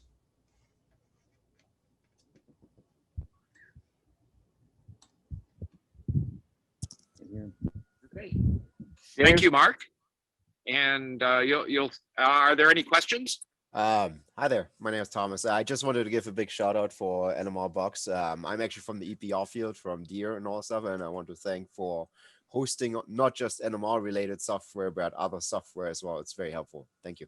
All right. Thank you very much. Well, thank you, Mark. And shall we move on to our next? Yes, it's time for another big drawing, Dave, and we have another $100 Visa gift card for this drawing. And Dan, before you do the drawing, we've got some very good images from Lima's feed, and see actually a number of people that have been walking around there at Asilomar. If you look very closely, you'll actually see Dave Rice sitting over there. That's looking at the registration hall. And if you look behind me, I'm sitting at Crocker. So the view behind me is the Crocker dining hall. So just kind of lounging around on the beach and at Asilomar on a Sunday afternoon. Life is good, I take it, out there. It's okay. So after this drawing, our little tour of Asilomar, we're going to go to Surf and Sand. So Lima's video will show our little meandering over to Surf and Sand following this drawing. Wonderful. So I think we're ready. Let's see what happens. Let's see what happens.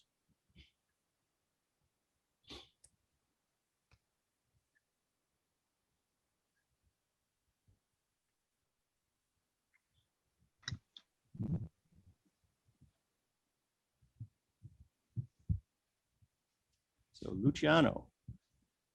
Luciano Moraes Laos. Is Luciano present? Brazil. I think BR is Brazil, I believe. I believe you're right. Luciano, give us a shout out that you're here, if you are.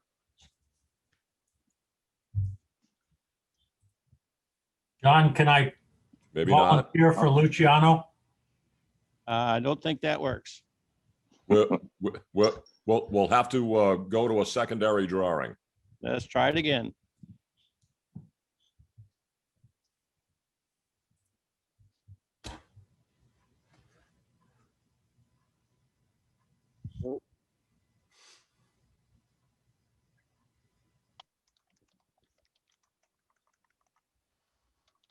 Guy already came up. Somnath.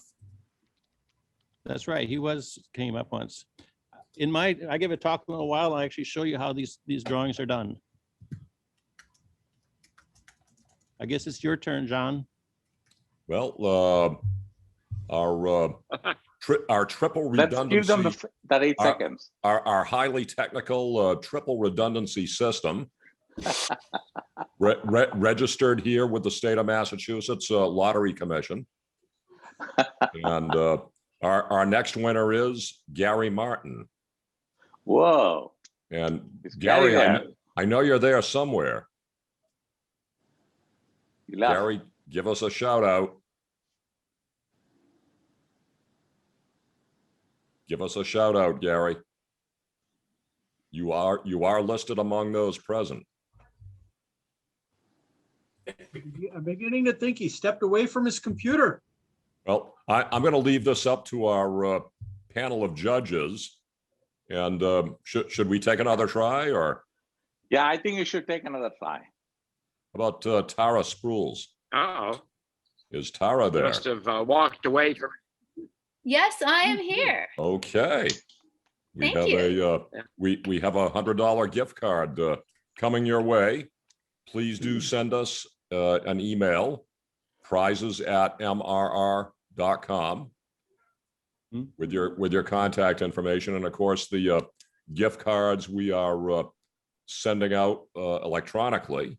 But if you would send us that email, once again, prizes@mrr.com, we will take good care of you, Tara. Well, thanks very much, and thanks for the meeting. I've been really enjoying it, seeing all the beautiful pictures of Asilomar, and as well as listening to all the great talks. You're welcome, and we all certainly wish we were there right now. Yes, great, thank you. Okay, well, we're off to surf and sand. We'll see you in a bit. And Dave, back to you for next speaker. Did we lose Dave? I think we've lost Dave. Next speaker is John Edwards from Process NMR Associates. The title is QNMR for real world on 20-year-old variant systems, both liquids, solids, and solids from bugs to drugs. That's a nice title, John. I'd like to thank the organizers for inviting me to give a talk.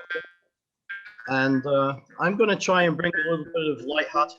So I have a commercial NMR lab where I do NMR work for anybody who'll send me samples, basically. And I do QNMR all day long. It's kind of funny that everybody thinks that it's a new thing, and all the things that are going on with USP and valid NMR that is, is kind of looked at as something new. But I think Joe Ray and people like that, and even myself would say, it's been going on since the 1960s and 1970s. Here's a picture of my lab. I've got 20-year-old mercury systems doing liquid state NMR. On this magnet, I've got an Inova also hooked up for solids. So I kind of do the shimming through the mercury and then do experiments from the Inova. I have boxes and boxes of spare parts that I buy on eBay. This system was bought on eBay. That system was bought on eBay. I've actually been quite lucky supporting myself as a private individual. It's kind of a necessity when you look at what the cost of new equipment is and service contracts that go along with them when you get them. So I've decided to start having an art wall of all the circuits that I had sitting in big boxes, and people kind of get a kick of looking at them. And we have a little R2D2 that's now out of service that becomes a Christmas tree or some kind of Thanksgiving decorated item at different times of year.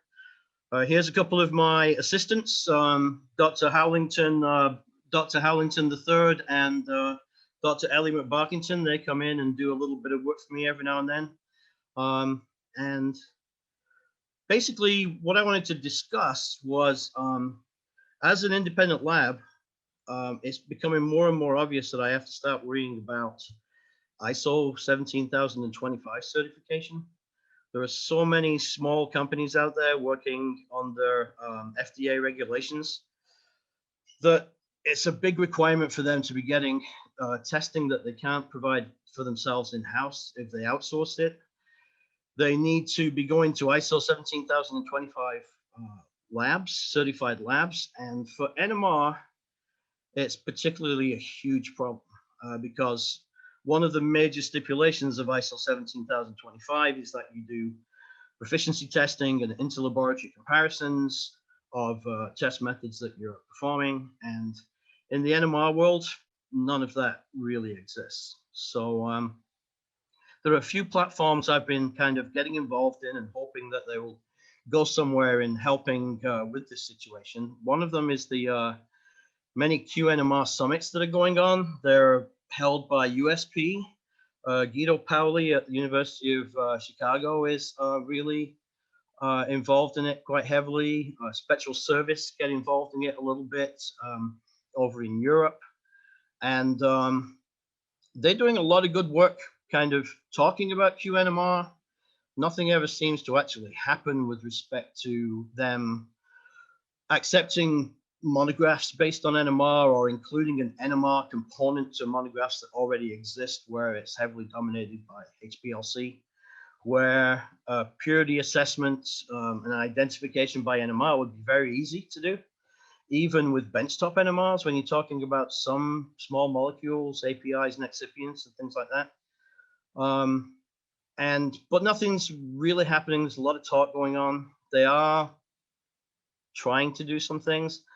And, you know, what I would hope is that eventually they would kind of move towards, rather than providing standards, which you don't really need by NMR once you've run the spectrum once and assigned it. So you don't need it for like a elution time on a HPLC. You know, you could just run the standard once. But they could then become where they miss out on selling standards to NMR spectroscopists. They would be able to set up a business selling periodic proficiency test standards that would then allow us to have interlaboratory comparisons and kind of open the door to ISO certification for NMR methodologies. Another group that is working in this area is the Valid NMR group, and they're currently working under the auspices of PANIC.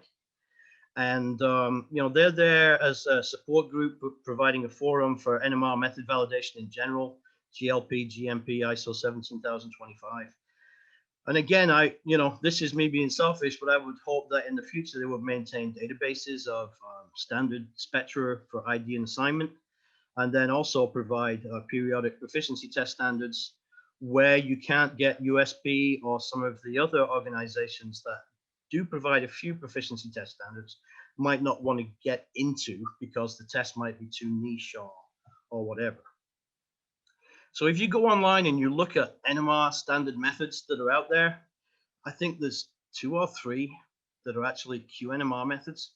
Most of them are very general. There's like hydrogen content methods. There is a krill oil monograph in USP that is a quantitative one, and also a heparin monograph, but they seem to be about the only ones. There's a poloxamer monograph as well.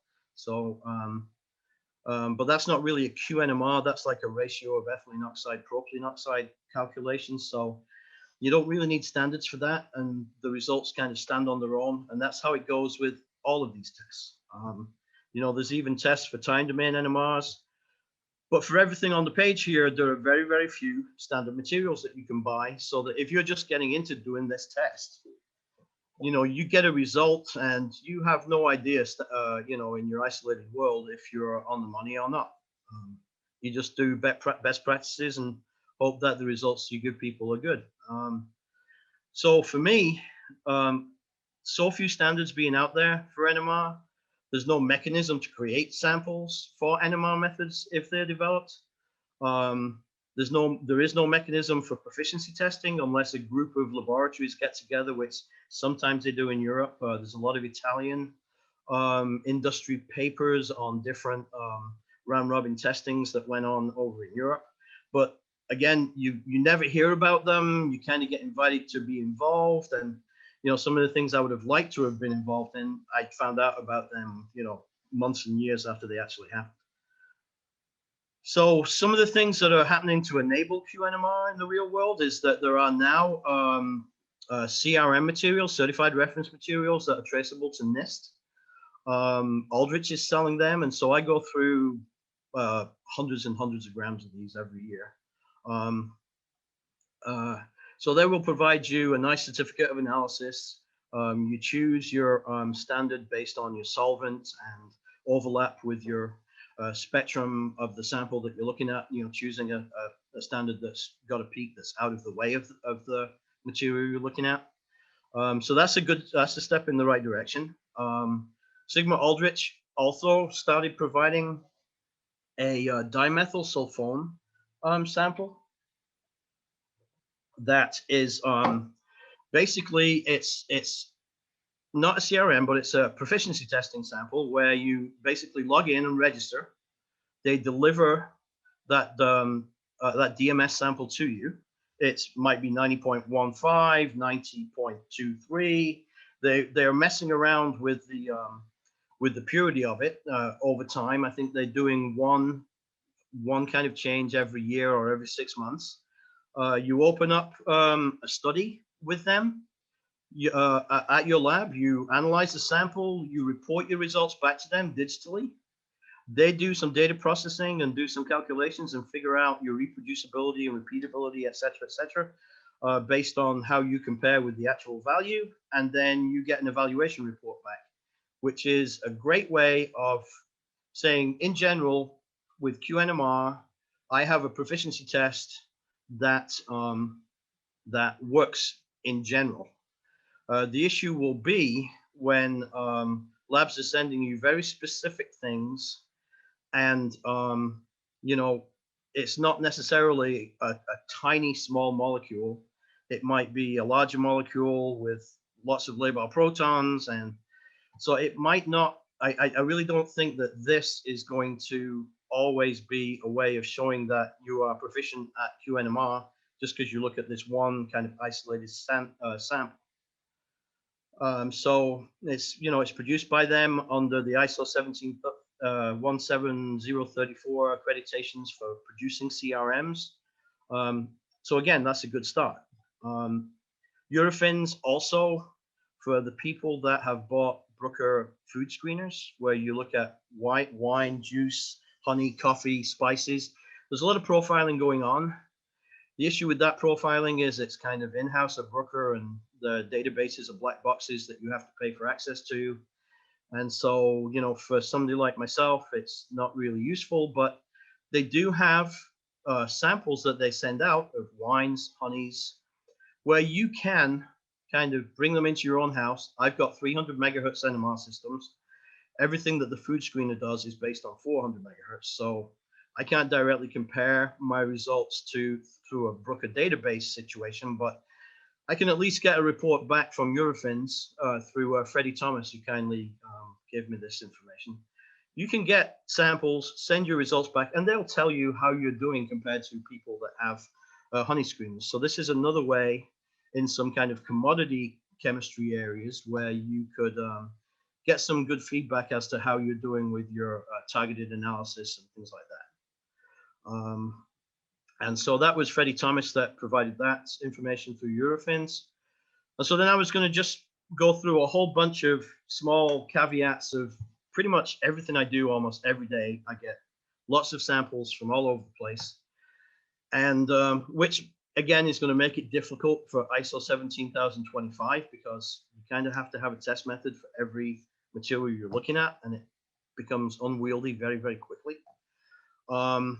So for example, I got this sample from Texas. It's a male enhancement Viagra type dietary supplement that works very well, according to the guy that sent me the sample. So I didn't want to get into how he knew it worked very well. The ingredients are oyster, barberry, dextrose, kind of botanical type of things. And I'm a true believer in that most dietary supplements just create expensive pee. So, definitely the things on that list are not going to do the job that this product is doing. And so what we did was we just extracted it with D2O and acetonitrile just to see what would pull out of the general matrix and see what we got. And when you're looking at a botanical, you might expect 300 megahertz proton NMR spectra like these, where you've got just kind of big blobs of sugars and amino acids and proteins and things like that just popping out of the matrix. When you actually looked at that sample, you got this spectrum. Very, very, very specific. I happen to have in the Q NMR world, I've kind of been given a lot of talks at these Q summits on where benchtop NMR fits into that world, because I've had a lot of exposure to the benchtop NMR systems over the years. And so this was a 60 megahertz system that we also had in the lab at the time. And you can see, again, it's very specific. You've got doublet of doublets going on and all kinds of things. And so when you finally do the work, you find out that it's basically a sildenafil analog. So it's a Viagra analog. And we did a QNMR on it at 60 megahertz with maleic acid in solution, looking at some of these aromatic protons here. And it comes out, it's 10.84% sulfo-aldenafil, which is a variant on Viagra that is, maybe liver toxic, maybe kidney toxic. Nobody's, it isn't, in the normal suite of ED pills that you get. So, basically these chemistries are not toxicologically screened as they are by the pharmaceutical companies. There isn't a word on the bottle that they're there. So for people that take alpha blockers, you could die from taking these if you did. And then at 300 megahertz, it came out 10.69 ppm. And so one of the other reasons I've been involved in trying to get involved in the QNMR world is to try and pull it away from, and that's why I said QNMR for the real world. It's very, very dominated by metrology. And people are always worried about, well, should I be integrating, the carbon-13 satellites with a lot of baseline? So you have to have a very pure spectrum to be doing a good job of the integrations. And so I tend to never look at the satellites, because to me, if this spectrum started to get busy, there's no guarantee that some of the peaks of interest are going to not be overlapped with other peaks. The spinning sideband, the carbon satellites probably are going to be overlapped, so you're not going to be able to quantify them. So I would rather lose that 1% of kind of accuracy of your integral from not getting the carbon-13 satellites.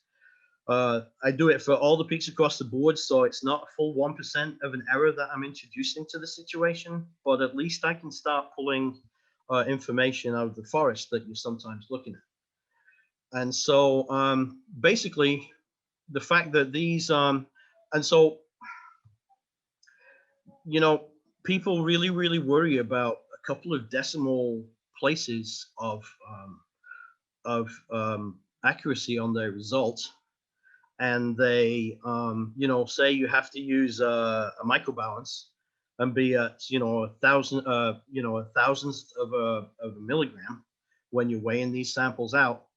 And in general, when you're looking at commodity samples or you're looking at these kind of samples, the person who's interested in this doesn't really care if it's 10.69 weight percent or if it's 10.5 weight percent.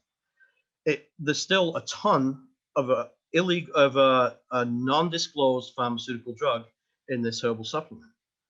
And so there's times to be worried about the number of decimal places in your purity analysis, and there's a time when, being within a couple of tenths in this situation is fine. And that's across the board most of the time. So when we started finding this was maybe 5 or 6 years ago. I started working with the USP, and they provided me with a whole bunch of standards and some samples that they were getting from abroad. And it turns out that, on the internet, there's lots of herbal supplements where it might as well just be sawdust that's listed here with this is actually tadalafil, which is, I think it's Cialis. you know, it's sawdust with pharmaceutical drug test. It doesn't matter if these are actually present or not. So, you know, we developed a database of 300 megahertz data on all the different PDE5 inhibitors that are out there. We did it at 43 megahertz, 60 megahertz, 80 megahertz as well. And you can totally do a lot of this work on a benchtop NMR. And I think with small molecules, I think benchtop NMR might be a good place to be starting talking to USB about purity of API and things like that. Because if the molecules are small enough and they're not too busy, you can get good numbers from the benchtop NMRs, and it would be more available to organizations that might be analyzing these things out there in the world who don't want to buy 400 megahertz NMRs and have chemists that are assigned to it as well on top of that. So some of the other things we're doing, the first speaker today talked about a strong hydrogen bonding situation in one of his natural products. We were doing a lot of work on hops for a little while for some local hop growers here in New York. Basically, we were spending all our time in the 12 to 0 ppm region, looking at, you know, different peaks that we thought were associated with some of the, you know, the isoprene type things that these molecules are made of. And we're knocking around in there, and it's very busy, and, you know, there's a lot of things going on. We never actually expanded out to 19, 18, 19, 20 ppm. To be honest, I don't think I've ever seen many labile protons that are out that far. And so when we zoomed in, so we were in here trying to figure out all this stuff in here, and you could see some terpenes as well as the alpha acids and the beta acids that brewers are interested in because they bring bitterness or other things to the IPAs they're brewing. These terpenes bring a lot of aspects of taste and aroma to the beers also. So we are quantifying humulines, myrcenes, and then when you go out to that super strong hydrogen bonding region, some Dutch researchers have done a lot of work on the pure compounds and have figured out where all the different labile protons were. And so there are humulones and lupulones. The humulones are the bittering agents that actually get into the beer. They actually undergo an isomerization when the wort is boiled, when they're present. And these actual compounds you're looking at right here are not water soluble, but when they go through the isomerization to iso alpha acids, they become soluble. We have a HPLC here. Unfortunately, NMR cannot do a good job on the hops once they're in the beer, because, you know, you've got water around, all these labile protons are gone, and you know, you're left looking for tiny little hop acid peaks that are there at ppm level, and it's just a mess. But for looking at the raw materials themselves, the NMR does a great job.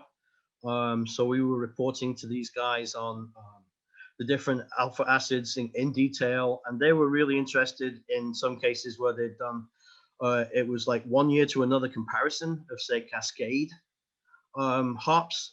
They were interested in when they froze them versus they just put them into cold storage. Was there a difference in the distribution of the alpha acids? And there really wasn't that much. But, you know, you can see a seasonal change that happened here with that product. In this situation, the ASBC, which we should all become members of, this is the American Society of Brewing Chemists. It's like a dream come true for me to be a member of that organization because I do like my beer. And they actually have standards that they sell for HPLC analysis of hops. And so when we were doing some of these comparisons here, we actually ran that standard to see how well we were doing with respect to total alpha acid numbers and beta acid numbers, because couldn't actually do some of this detailed work because the HPLC method that was developed for these hops doesn't actually see these as three different groups. It kind of lumps some of them together. So we're doing pretty damn well there on a QNMR basis. And if you go to 60 megahertz data, those labile protons are out here. You could do that same analysis on these as well.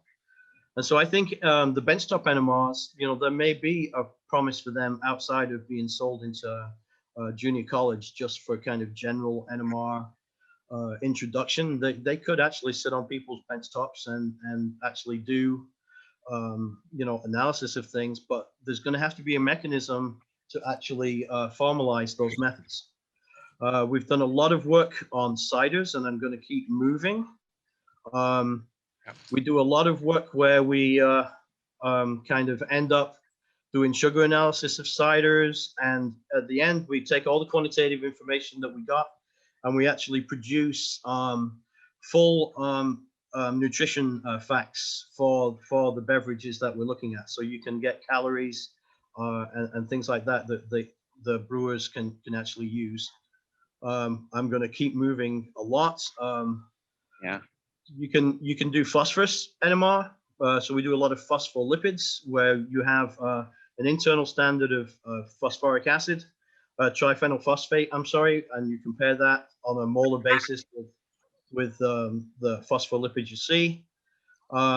We've been looking at chitin in cricket meal by solid state carbon-13 NMR by spiking different amounts of pure chitin into cricket meal and calculating the percentage of chitin that's present in that cricket meal, which was a test that didn't exist in the world until we did it. And our number is magically on the bag.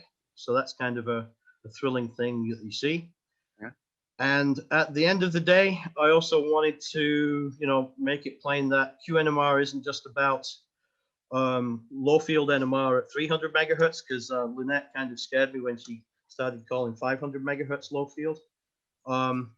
There are lots of low field instruments just doing time domain NMR analysis, and those can be applied to elements. So there is a machine that goes on the back of tractors in Holland that does N14, oxygen 17, P31, and potassium down to in manure spreading.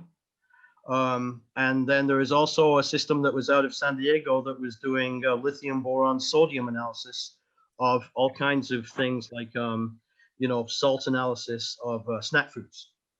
So QNMR needs to be thought of in a very, very broad area, and we need to bring to bear some groups of NMR people that have a kind of a joint goal to try and come up with standard methods that are out there for people to follow, and that there are mechanisms to, show inter-laboratory comparisons and things like that. Because right now, everybody's in their little silos, either working for a big company doing internal methods, and that's fine, or you're in academia and there's no drive to be doing standard methods. But if we're going to get NMR into general testing arenas, you're going to have to come up with standard methods that people will follow.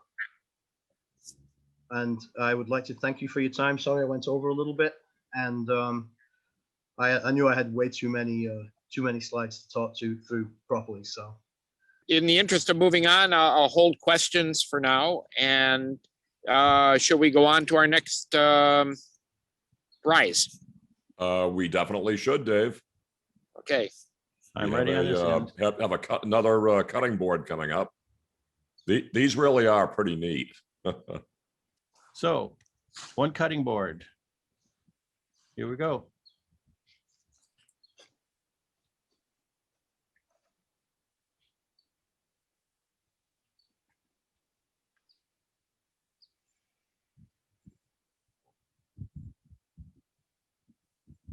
Brian Phillips.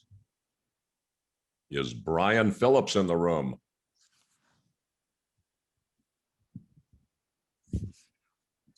Brian Phillips, are you out there? We have a cutting board for you.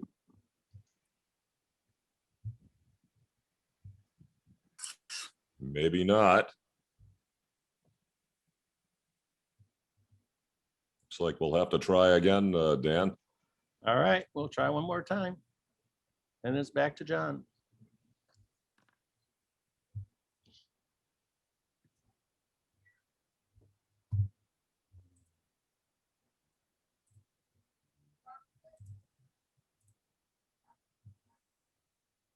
Ben Davis. Ben, are you with us? Speak up, Ben, if you are. 15 seconds. Maybe not. These cutting boards are really good. All right, Okay, 2 out of not- 2 is Not there. How about Luciano Mueller? Is Luciano still with us? Yes, I'm here. Luciano, Yay! we've got a cutting board for you, Luciano. Thank you very much. Appreciate. That's very cool. If you would send an email to prizes@mrr.com and include your contact information and shipping information, we will be very happy to get you a wood cutting board with the periodic table of the elements. Okay, thanks a lot. You're entirely welcome. Okay, thanks, John. And our next talk is by Dan Iverson, who's been giving all our tours. And so Dan, do you want to set up? ready. Okay. So I am currently at Surf and Sand, which is the original suite for Varian, which I thought would be a good thing to, a good place to do this. So I'm going to give sort of an update on what's been happening with OpenVNMRJ. This is sort of a history. In August of 2016, version 1.1 was released. Right about that time is when I was released from Agilent. And in 4 years later, we did OpenVNMR 2.1. And during those 4 years, basically what we did was we made it so that you didn't have to install VNMRJ, get it from Agilent. You didn't have to install the 110 patches all there. And we also made it so it would work independently of acquisition, included all the acquisition software. But most of the time, we spent developing the craft application. Chris and I worked with other people, and a lot of that time was to improve the craft application. It's been downloaded, it's on GitHub, it's all open source. It's been downloaded over 2,400 times. Last year at this time, it was downloaded 1,600 times. So in the past year, it's been downloaded about 800 times, which seems pretty good to me. We've expanded the systems that works on. VNMRJ only works on CentOS 6, but ours, OpenVNMRJ, works on the later CentOSs. It also works on Ubuntu and macOS, from Yosemite to Catalina, and number 11 is Big Sur. So those are the OSs that are currently supported. There's been a little bit of changes in the OS world. CentOS ended support of version 6 last November. So if you start to see pop-ups on your window about problem connected to a software source, it's because you've got your system set up to request updates, security updates, and you're running CentOS 6 and CentOS is saying, sorry, we don't do that anymore. So that's why that little pop-up is showing up.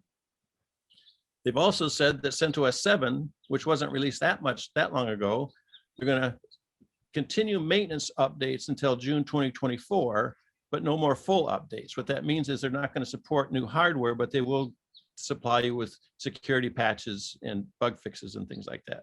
But they won't necessarily support new hardware. CentOS 8, which is even newer, they're going to end at the end of this year. And what they've replaced it with is something they call CentOS Stream, which in some sense, it's like a perpetual beta version. So it's not clear to me that that's suitable for NMR systems, but if you want to try it, it's up to you.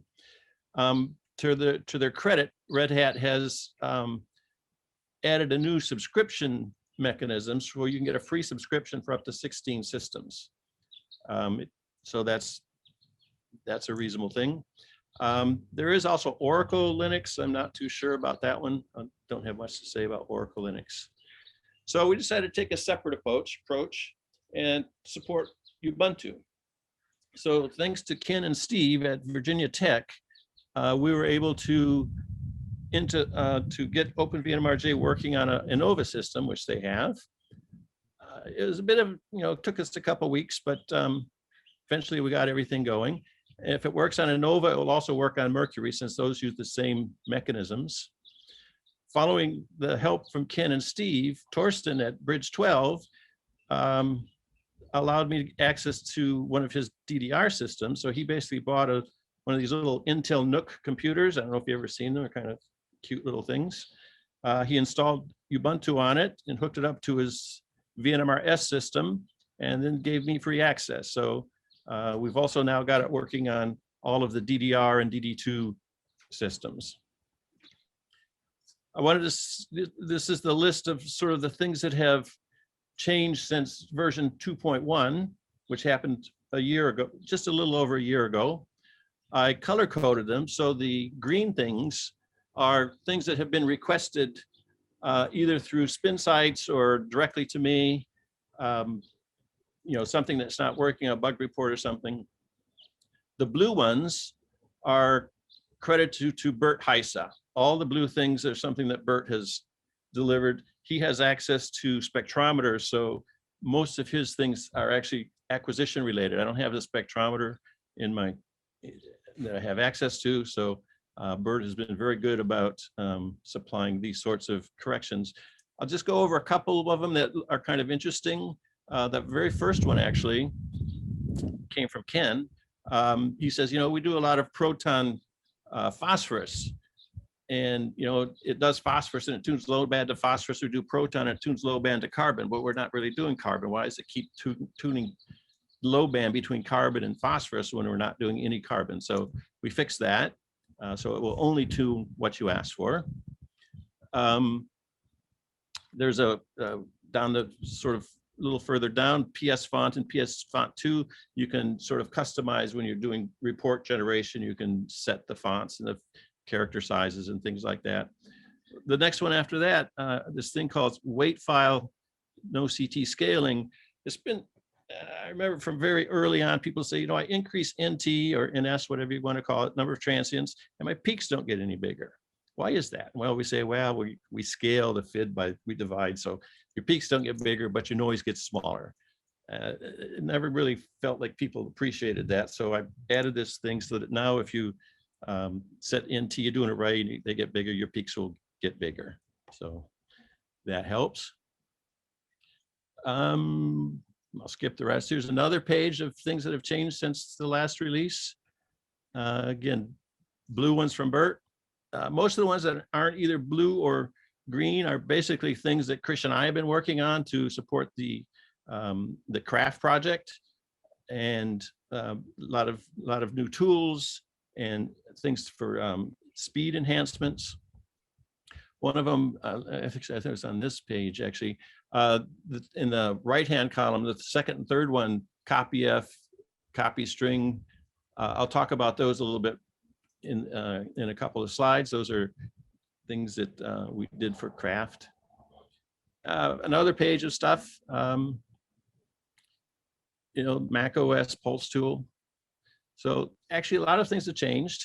I actually wanted to thank 4 people in particular, Bert, because of his contributions to OpenVNMRJ. Again, all of these acquisition related corrections come from Bert.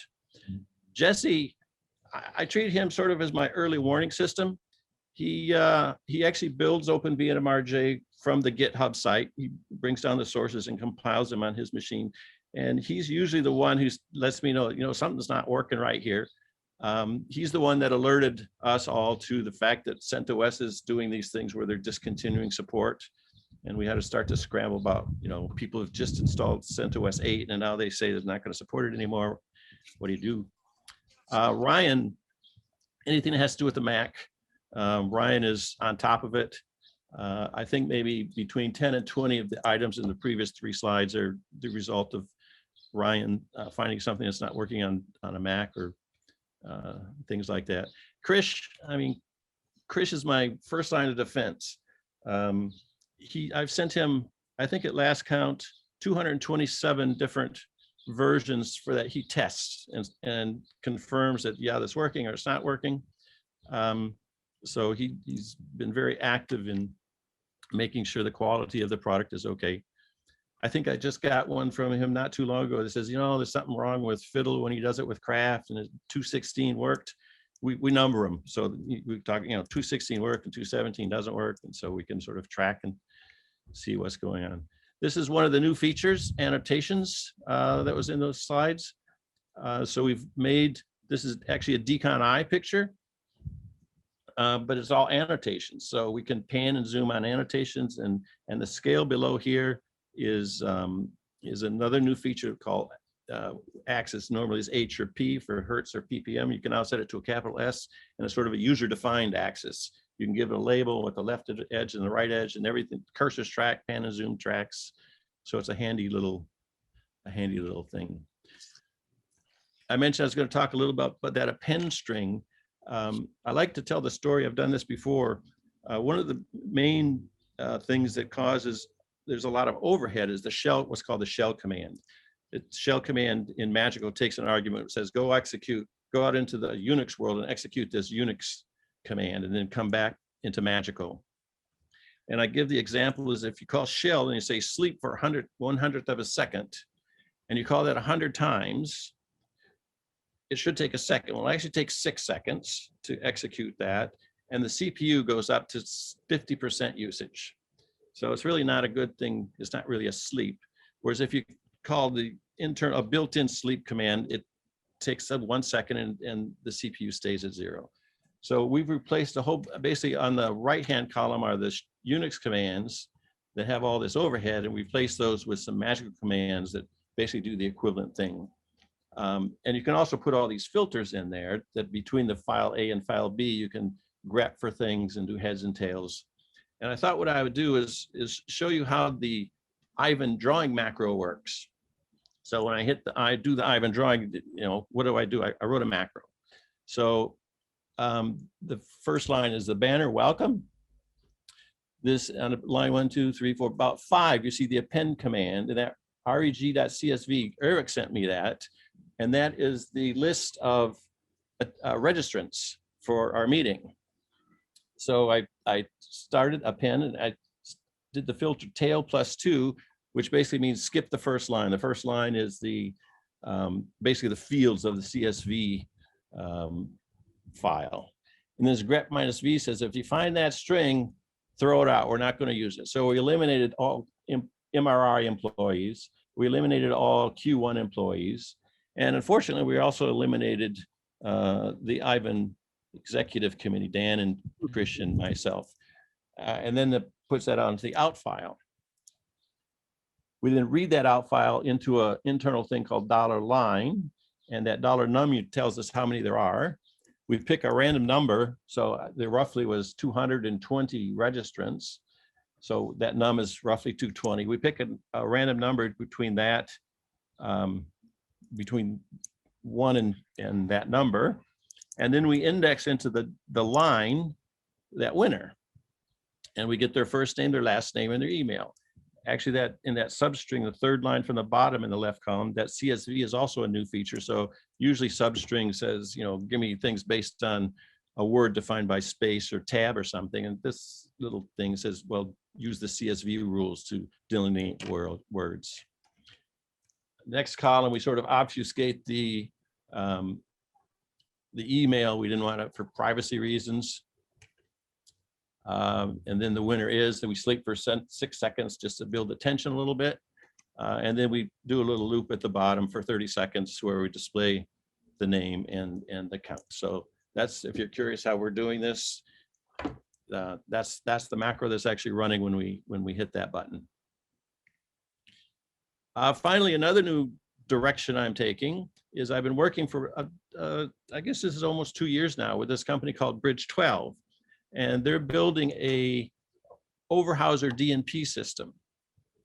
It runs at roughly 14 megahertz Proton. And they've decided to use OpenVNMRJ as the front end for data processing and data acquisition. So we actually run their spectrometer. and it's working very well. There's a USB interface to this, this spectrometer. Here's some examples where they turn their microwaves on and off. In the first one, you can see the enhancement, the red line versus the blue line. And you can also see in the right-hand column, the effect of the peak as a function of microwave power. All the standard OVJ features are in there.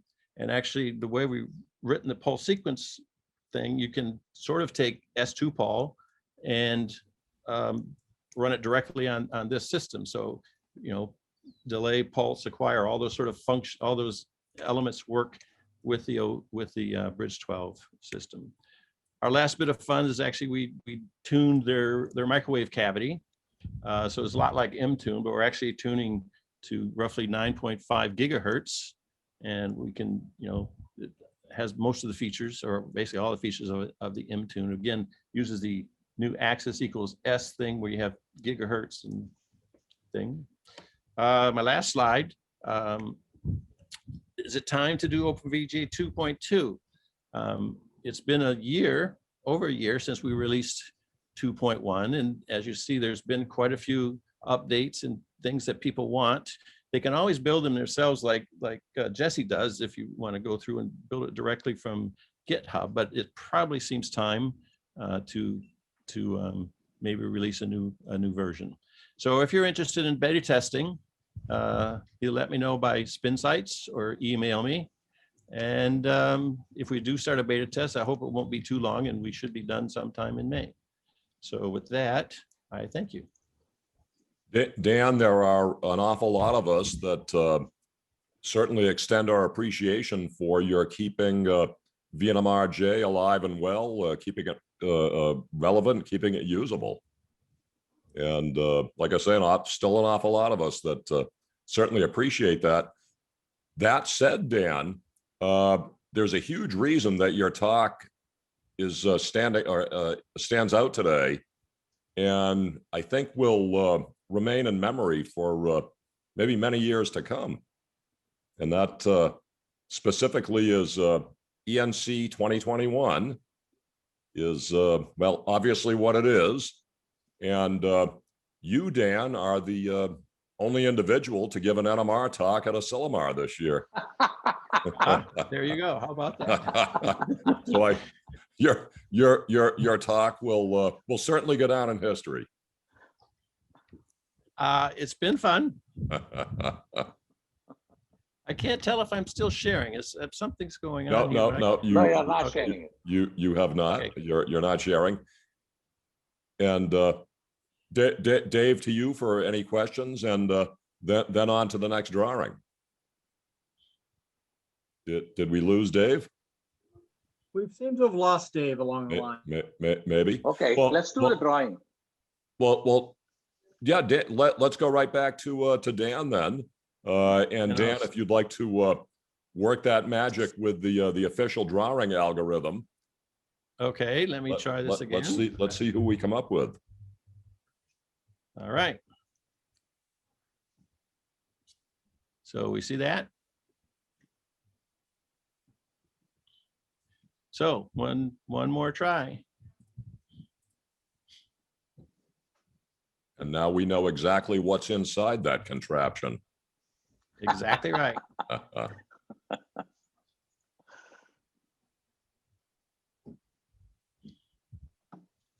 Marcel.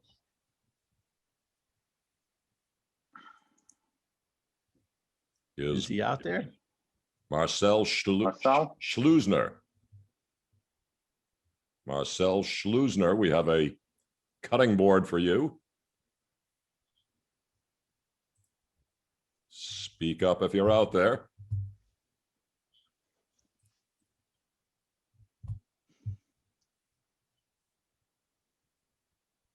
Maybe not. Better try again. One more try. I think we're getting late in the day for some people, but they don't know what they're missing. Well, that's okay, because we still have a $500 gift card coming up toward the end here. So those remaining, stick around. Vilco? Wilco's. I'm here, yep. Well, there you go. he's here. Hello. There we And go. Vilco, if you would send an email to prizes@mrr.com with your contact information and shipping information, we will have a cutting board on its way to you. Thank you very much. You are entirely welcome. Okay. And Dave, are you around? No, Dave is still missing. Okay. he's Chris, he's gone surfing. Okay, I will introduce the next speaker. The next speaker is myself. Okay. I do the last talk typically. This is really to challenge me if I can hold the people's attention long enough. I am going to try, and I am going to assume that. Are you seeing my PowerPoint or are you seeing something else? We're seeing it. Okay. As usual, thank you for many of the previous speakers, and I have to admit that I'm jealous of Dan Iverson for being there at Asilomar that I didn't. Anyway, thanks for the previous speakers, because every time it happens, they provide a very good introduction for my talk. Today, Ken Skidmore, John talked about QNMR, and so thank you for that. So what I want to talk about is a small tool that I have been playing around with related to craft, but it's a very small piece of information. So I'm actually going to talk a little bit about craft itself, and then talk about MISTA. So many of you have listened to my talk in the past. That would, I'm not sure if I can close this. I'm going to take it somewhere else. Okay. That is craft, old, new, real, and imaginary. So there are some stuff that you probably heard from me, stuff that are new. There's some real stuff and some imaginary stuff that it's for you to figure out what it is. So with that, I want to first take up, I can't move my, for some reason. Okay. I want to talk a little bit about NMR 101.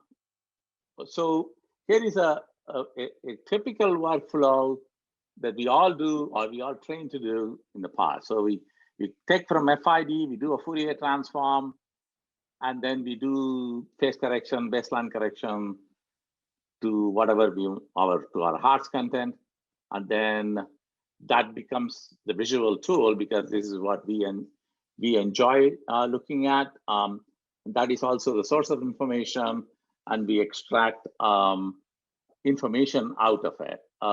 Information, things like peak picking, maybe peak area sometime, line width, and so on and so forth. And that extraction maybe into a table or Excel spreadsheet, a notebook, and a paper napkin, whatever you want to call it.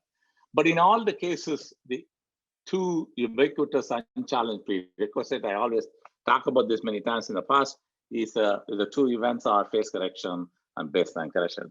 They are so ubiquitous, they are considered part of post Fourier transform events.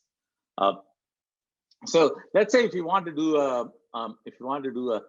a peak area or integration, something like that. Let us take a look at something like this. If you have a spectrum, something like this, if I can take my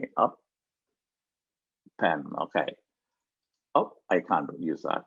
So that's not what I wanted, but it's okay. If you have a peak like this and you have, you will do an integration, yeah? If you have something like this, you would say, okay, so I have peaks that are overlapping, so I'm going to do some kind of a deconvolution of the peak, whatever tool that I may have. This will also be probably into deconvolution type of methodology because you have this C13 satellite of the DMSO coming too close to the peak. If you have something like this, it's a little bit more complex. So we will say, okay, I'm going to do a kind of a spectral matching or signal matching process. If you are interested in peak something like in between these two, a tiny peak like this, you may actually get into spiking experiment. You might actually spike with, if you know what that is, and you spike it and you generate area out of that, or try to come up with quantitation out of that. If you have something like this, immediately go and then do a CPMG experiment and followed by conventional tools. If you have something like this, it's even more complicated. You are interested in these doublets that are sitting around, floating around there on top of these happens to be a blood serum. We actually may go into physical separation, some kind of a filtration experiment, a filtration followed by NMR, assuming the smaller molecules get through, the large molecules don't, and so on and so forth. The point here being, we use different strategies for different scenarios, which is okay. But in all of these, you also have the same thing. In all these strategies, you continue to have this phase correction, baseline correction. So in principle, QNMR strategy is dependent upon, this is QNMR strategy, meaning I am generating amplitude or integral or quantization, which is one of the properties of NMR.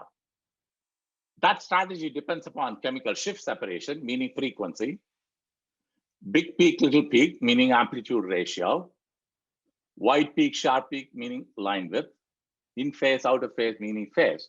So in other words, amplitude, the strategy to generate amplitude information depends on frequency, amplitude, line width, phase, meaning one property of the NMR, measurement of that depends upon how the other four properties are in your NMR, in your spectrum. That is fundamental philosophical issue. So if we take, this is a slide, obviously, I steal a lot of slides from Frank. This is one of the slides I stole, a beautiful slide. A Fourier transform, you have a frequency, exponential decay, amplitude, phase, and noise. Fourier transform gives you frequency, Lorentzian line width, integral, phase, noise. It's the same thing. And the point being, the information content is exactly the same in both cases, whether you are in time domain or in frequency domain. It is how you extract that information is what changes. So if we look at this first slide again, our 1D process workflow, the key point in this slide is not about this workflow itself. The key point is we go from FID to spectrum to table, and that workflow dictates where the source of your information is. The source of the information is frequency domain, and we generate the whatever information that we are interested in. I just showed you an example of amplitude information or integral information. What if we turn that thing around? What if we take Fourier FID, we go to table, and then we go to spectrum instead of FID to spectrum to table? Because we just pointed out that FID and spectrum have exactly the same information content. They are just a Fourier transform counterpart. So if we can do this and you extract the information, and that becomes FID is a sum of several sinusoids. Your table is a sum of several exponential decay functions. And exponential decay functions has a frequency component, amplitude component, decay rate component, and phase. And we can sort of combine, filter, sort this into NMR related parameters. That's ppm, which is offset, amplitude, width, decay rate, phase. These are the four parameters that we are interested in. That's the table we are interested in. And we can generate a spectrum. What happened was, spectrum is not the source of information anymore. FID is a source of information. So spectrum becomes visual tool. And as a blasphemy, spectrum is actually optional in this scenario. You don't, if you don't need to see it, you don't have to see it. So you can always question, okay, fine, you know, you just said time domain and frequency domain has the same parameter, same information. Yeah, you're going to build yet another processing tool. So you're gonna, it's going to be a skepticism right there. So let's just take a little bit about your pulse acquire experiment. We pulse.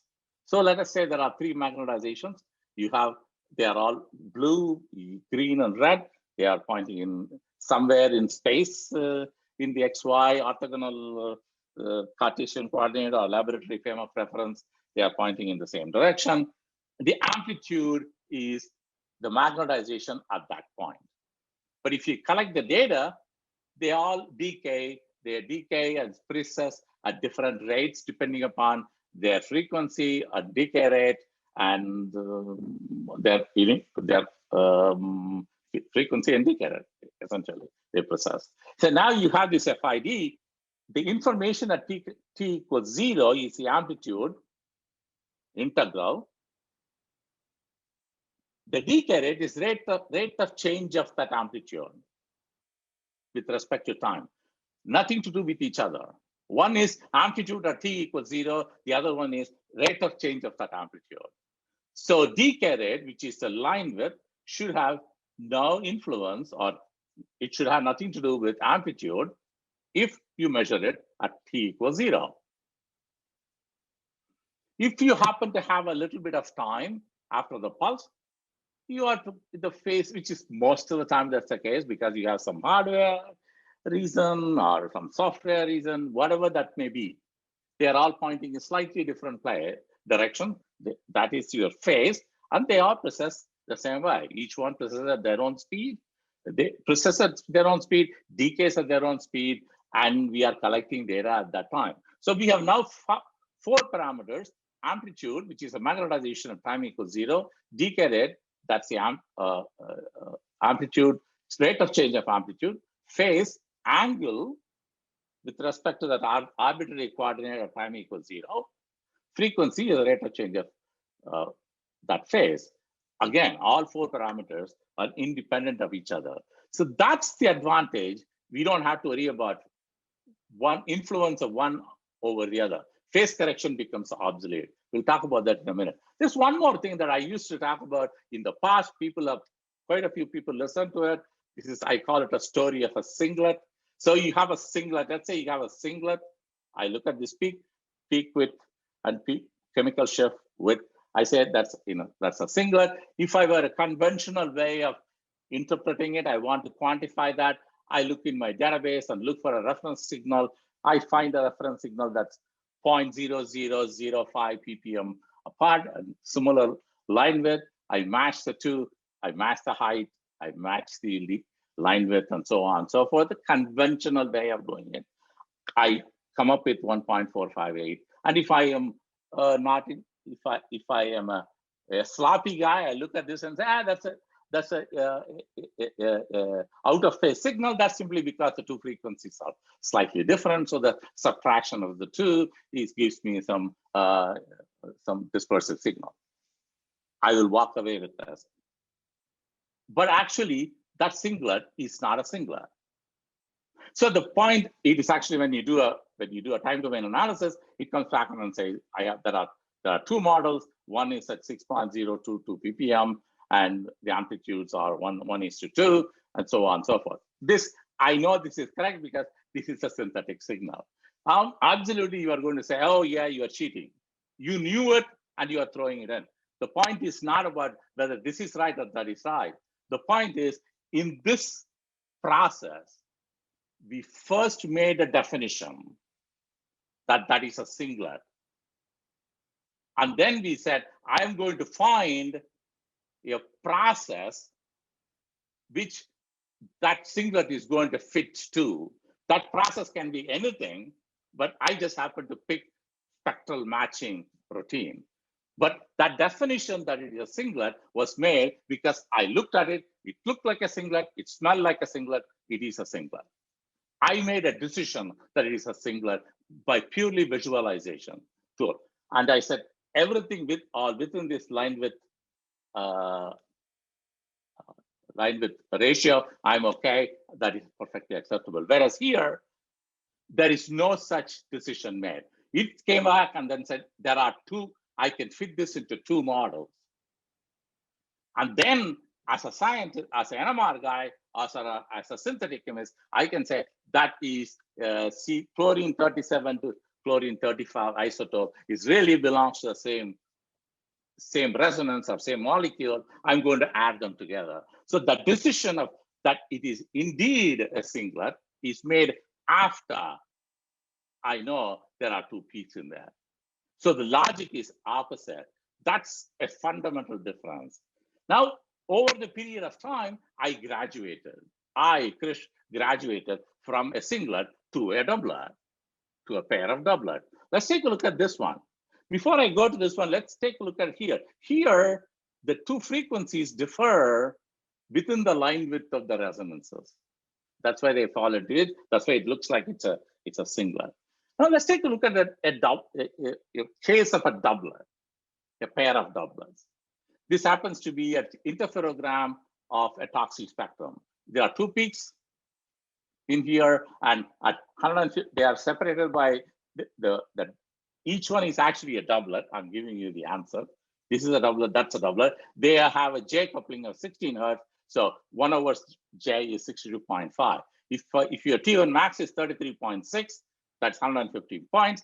Our Fourier transform method, it says that I can separate these two. I am giving you two singlets. And if you have 256 points, it is still close, but not quite. It gives you almost a singlet. But we have several tricks in our Fourier transform tricks in our bag. I can do a 4 times linear prediction, and then I say, aha, I found this. I'm able to splice that out. I can get that doublet with 256 increments. That happens to be only 57 millisecond, much less than 1 over J. Except if you do this in time domain, that's the result you get. Because it's a fitting algorithm. It simply says the FID that you supply to me, even though this is only 33.6, I can best fit that to two doublets. And this with 33.6 millisecond, I don't even have to do any of these things. Game match point, I'm done. So there's a significant benefit to do these kind of analysis in time domain and try to decimate the data in time domain.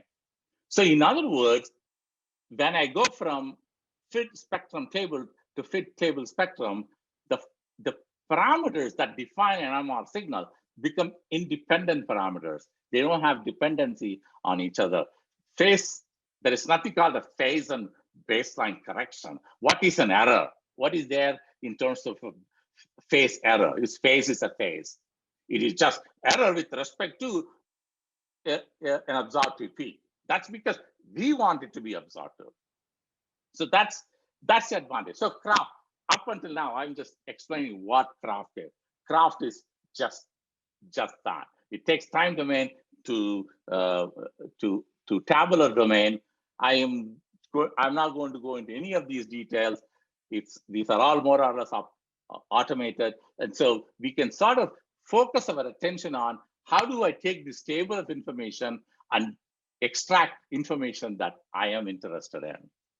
So if you are interested a lot more, there is a panel discussion coming up under IVAN umbrella on April 8th. Please, you can register for that.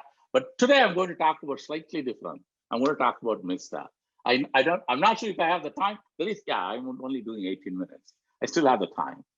So here is a reaction monitoring. This is courtesy Dave Russell. I should have put his name in that. So reaction monitoring, 60 megahertz. I have spoken about this in Panic. I have spoken about this in other places as well, where we have the product and the reactant that are right there. It's like a shoulder. This is not bad from a separation point of view. And then there is also a product right here with the reactant there. So yeah, we have done this. We have heard you. what is a big deal? So yeah, it's not a big deal. So you have a reaction monitoring, and you can strip this one out. Essentially, you can monitor that peak in the presence of all these guys. You can monitor this peak in the presence of all those guys. You can monitor the product here, reactant there, even this overlapped region. And interestingly enough, I can actually directly plot that in a kinetic fashion. That's my kinetic plots. There are, I think Dave is going to probably talk about kinetic fitting to that, and how do you get a kinetic information out of that, and so on, so on, so forth. I'm not going to talk about that. Dave will talk about that in the panel discussion. The point here being, it's not through the spectrum. They all came straight out of the spectrometer, which is output is a FID to spreadsheet, the information content. So spectrometer spreadsheet happens automatically. Everything else here is automatic. There's nothing that's, in fact, it's the opposite. Everything in here is a visualization of the result. They are not the source of the result. Okay, so what? This is all we have heard this before. What's new? So I was challenged recently by one reaction that was sent to me. I can't disclose who this is. At least I didn't ask permission yet, so I can't disclose. So here is a time course experiment. I am displaying two different regions, and so okay, what is the peak that we are interested in? We are interested in that two peaks. In here, I'm interested in this upfield region. I'm interested in this peak. I want to look at the time course of that peak. In the downfield region, I'm interested in the time course of that peak right there. Right, and this one is from my perspective, piece of cake. It's very well separated. You have the peak. You can actually see the peak right there. Even at the end of the reaction, I can do that. This one is challenging. So what happens is when you generate graph table, this guy, after about certain number of things, it cannot differentiate all the other junk right next to it. In the presence of all these big peaks, it couldn't find a good probability of finding the peak. Visually also, it's difficult to say that. It says I can't give you any high probability. That's it. So it gives me 0. Whereas the other one was very good. So the problem here is I know I have it, but because of other issues like this huge peaks, again, I'm not going to go into the details of that. There's a huge high dynamic range problem. The residuals are incredible with respect to that. That's probably 10,000 to 1 in terms of dynamic range. So all these guys could never be modeled with any good probability in the presence of all these guys. So that's a problem that we are going to face. So how the hell am I going to solve this? Then it occurred to me, there is a normal procedure that we all do, at least people who are in trace analysis do, is what is called a spiking experiment. They have a sample of that compound. This happens to be, let us for an argument say, let's take this quartet as our trace peak, and I have a compound that I know, that's a reference compound I have, so that's my reference. I can spike it. I can spike that sample into my NMR tube, and then I can just spike it with a single amount, 1:1 ratio, or some ratio of 1. Or I can spike in some linear fashion, 1, 1.5, and then do any typical integration, peak height, whatever I do that. This is not something that I am bringing in new. This is, we all know this, spiking experiment, spiking to generate quantitative information of trace molecule, particularly in complex systems such as metabolomics or food sciences, is very well practiced, known procedure. But in my case, let's say I don't have the compound, I just have a reference table. That quartet might have come from not from a pure compound, but a messy mixture. But I just know I have a craft table of that quartet. Then I could just add the table to my FID and then do a craft again. And so this is actually craft models, not a spiking experiment, meaning I'm not spiking the sample because this is not a reference sample. It is just a reference spectrum with that sample being there. It could be from one peak in a messy set of peaks. I just happen to find that peak in my reference sample. So I can add a model or set of models that belongs to that trace peak and then do this experiment. So if I do this, I can do these craft models. I can plot my amplitude of these craft models against each other with this spiking ratio. I get a beautiful straight line, and the intercept is the amplitude of the trace peak, and the slope is obviously the amplitude. Slope would be the concentration of this model that I added. But if I know the concentration, there are two problems here. If I know the concentration, I can calculate. The thing that immediately bothered me more than anything else was this R squared equals 1.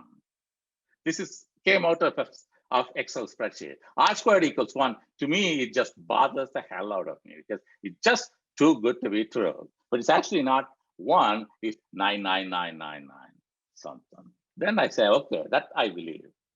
Now, if you take the actual value, because this is a known set of model that I have, the expected concentration is 1.2 of this signal. The reference concentration from this signal is 8 millimolar. I know that, and I can calculate it. That calculated concentration is 1.197. So except I did not collect any number of data. I had collected this spectrum. I just have a model of that peak.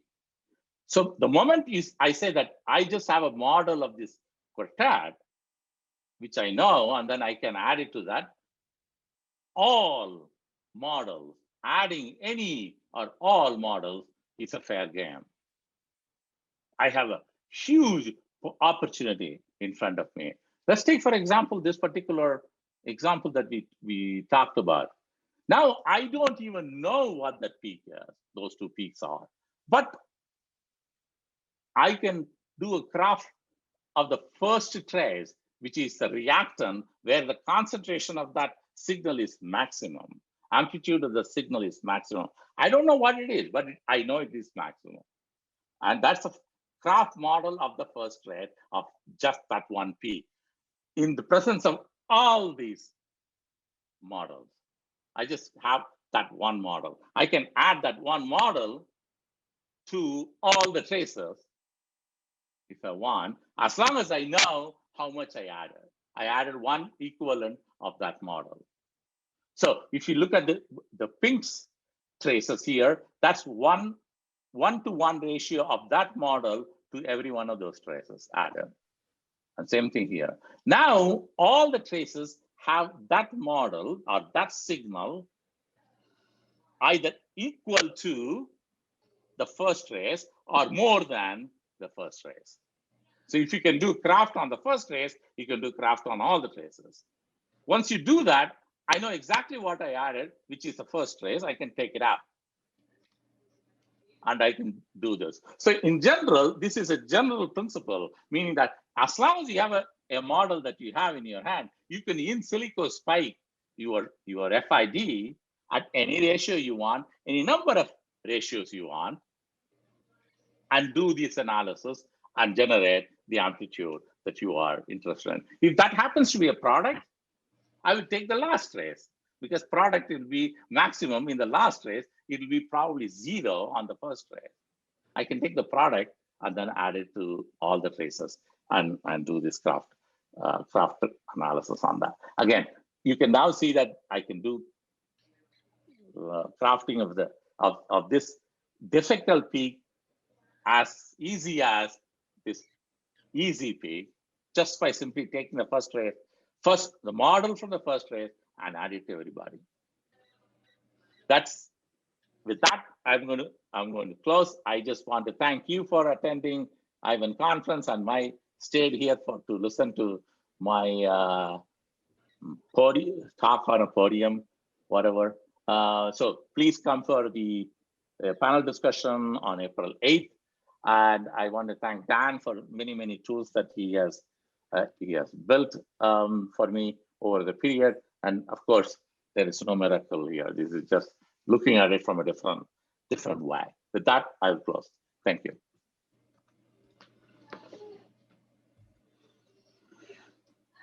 Very well done, Krish. Thank you. Yeah, thanks, Krish. And Am I coming in as well? Yeah, we can see you, Dave. Okay, right. Okay. And I think we still have a video feed from Lima. Okay. And I think Dan is still with us. But, well, you know, very unfortunately, our meeting is about to come to a close. And I tell you, this has worked out pretty well, in my opinion. And I'll give a little background on how we did all this. We started with it in earnest back in November.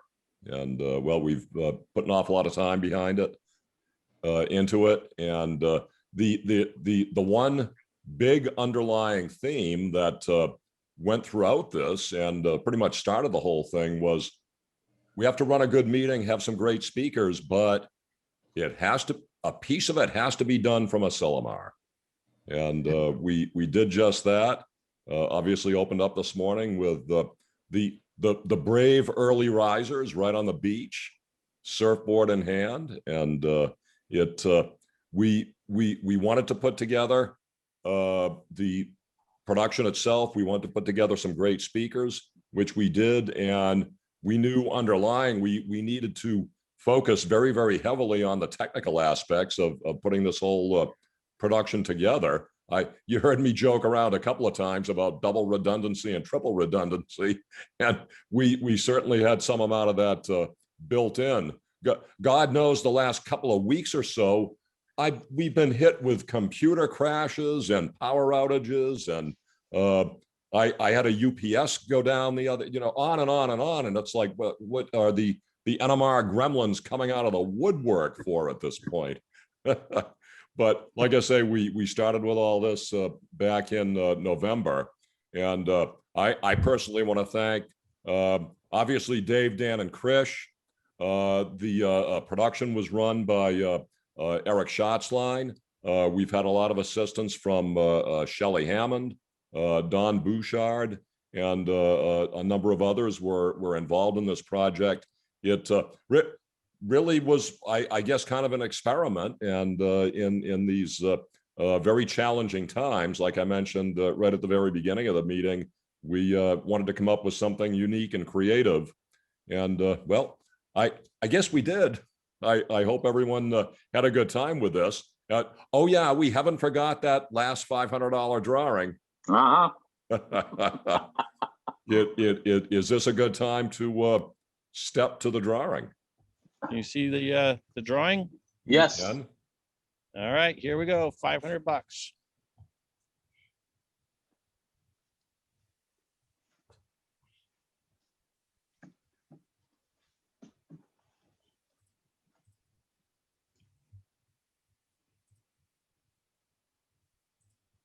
Roman. Is Roman with us? Roman, Hello? Hello, can you hear me? I am. Do we have Roman? All right, nice. All right. That's awesome. The amazing meeting and the end of the meeting.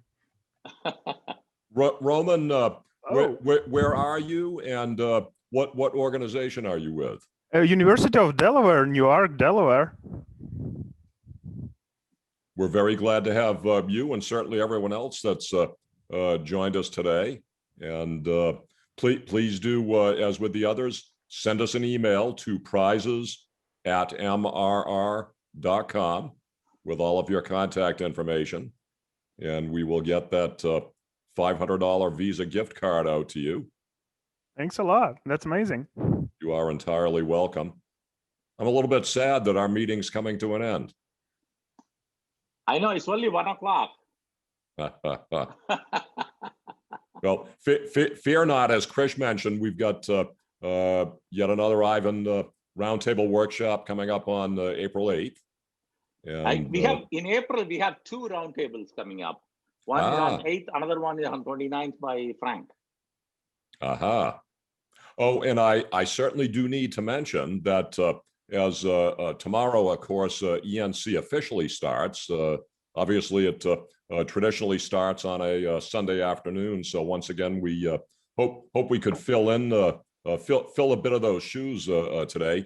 But ENC starts tomorrow morning, and at 2 p.m. will be the Q1 Instruments webinar. We certainly hope that you will join us and Don Bouchard in that webinar. A lot of useful information, continuing demonstrations, and so on. Do we have any do we have any final remarks? Quick question for you, John. Do you need shipping addresses for everybody for t-shirts?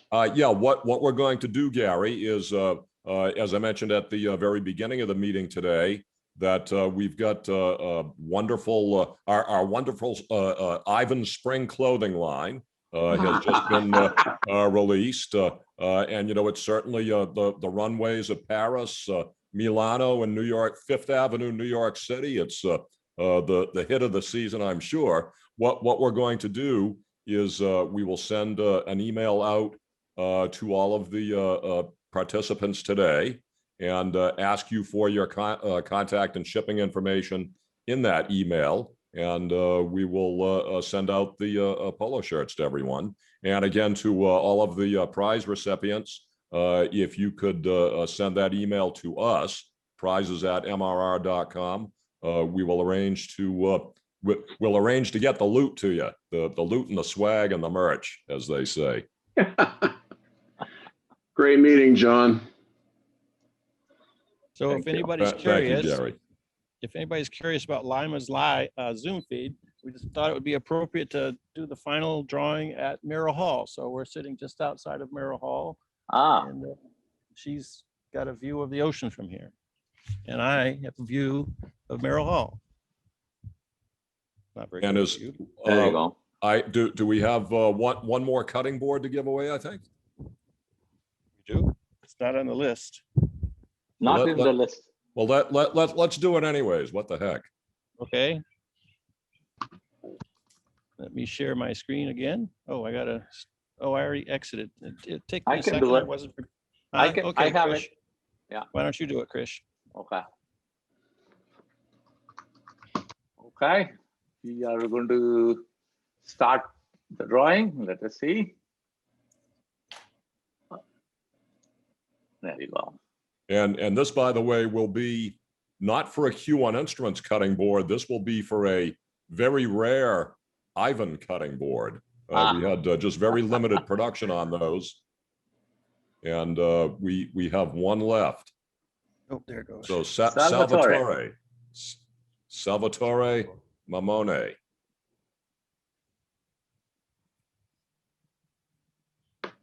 Salvatore, are you still with us? 13 seconds. Maybe not. We'll do one more try.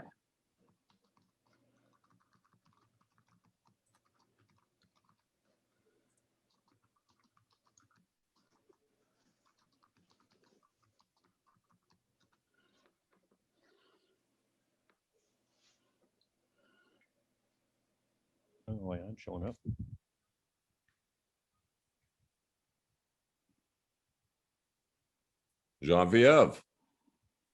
Genevieve was with us earlier. Yes, I'm here. Okay. Genevieve. Yay. Wow. Congratulations. Oh, sorry, just a sec. Here we go. I'm still here. Yeah, There thank you you go. very much. Thank Je- you, Je- everyone. That was a great meeting. Genevieve, please send us an email, prizes@mrr.com. with your contact information and shipping information.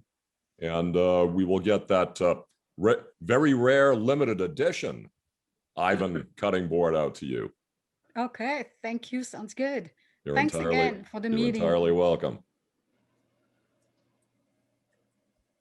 I think with that, we should close. Is that correct? John? I think so, very unfortunately, but in my mind, this has been absolutely wonderful day, and hope we could bring a little piece of ENC to everyone today. Yep. Take care. Thank you for attending, everyone who is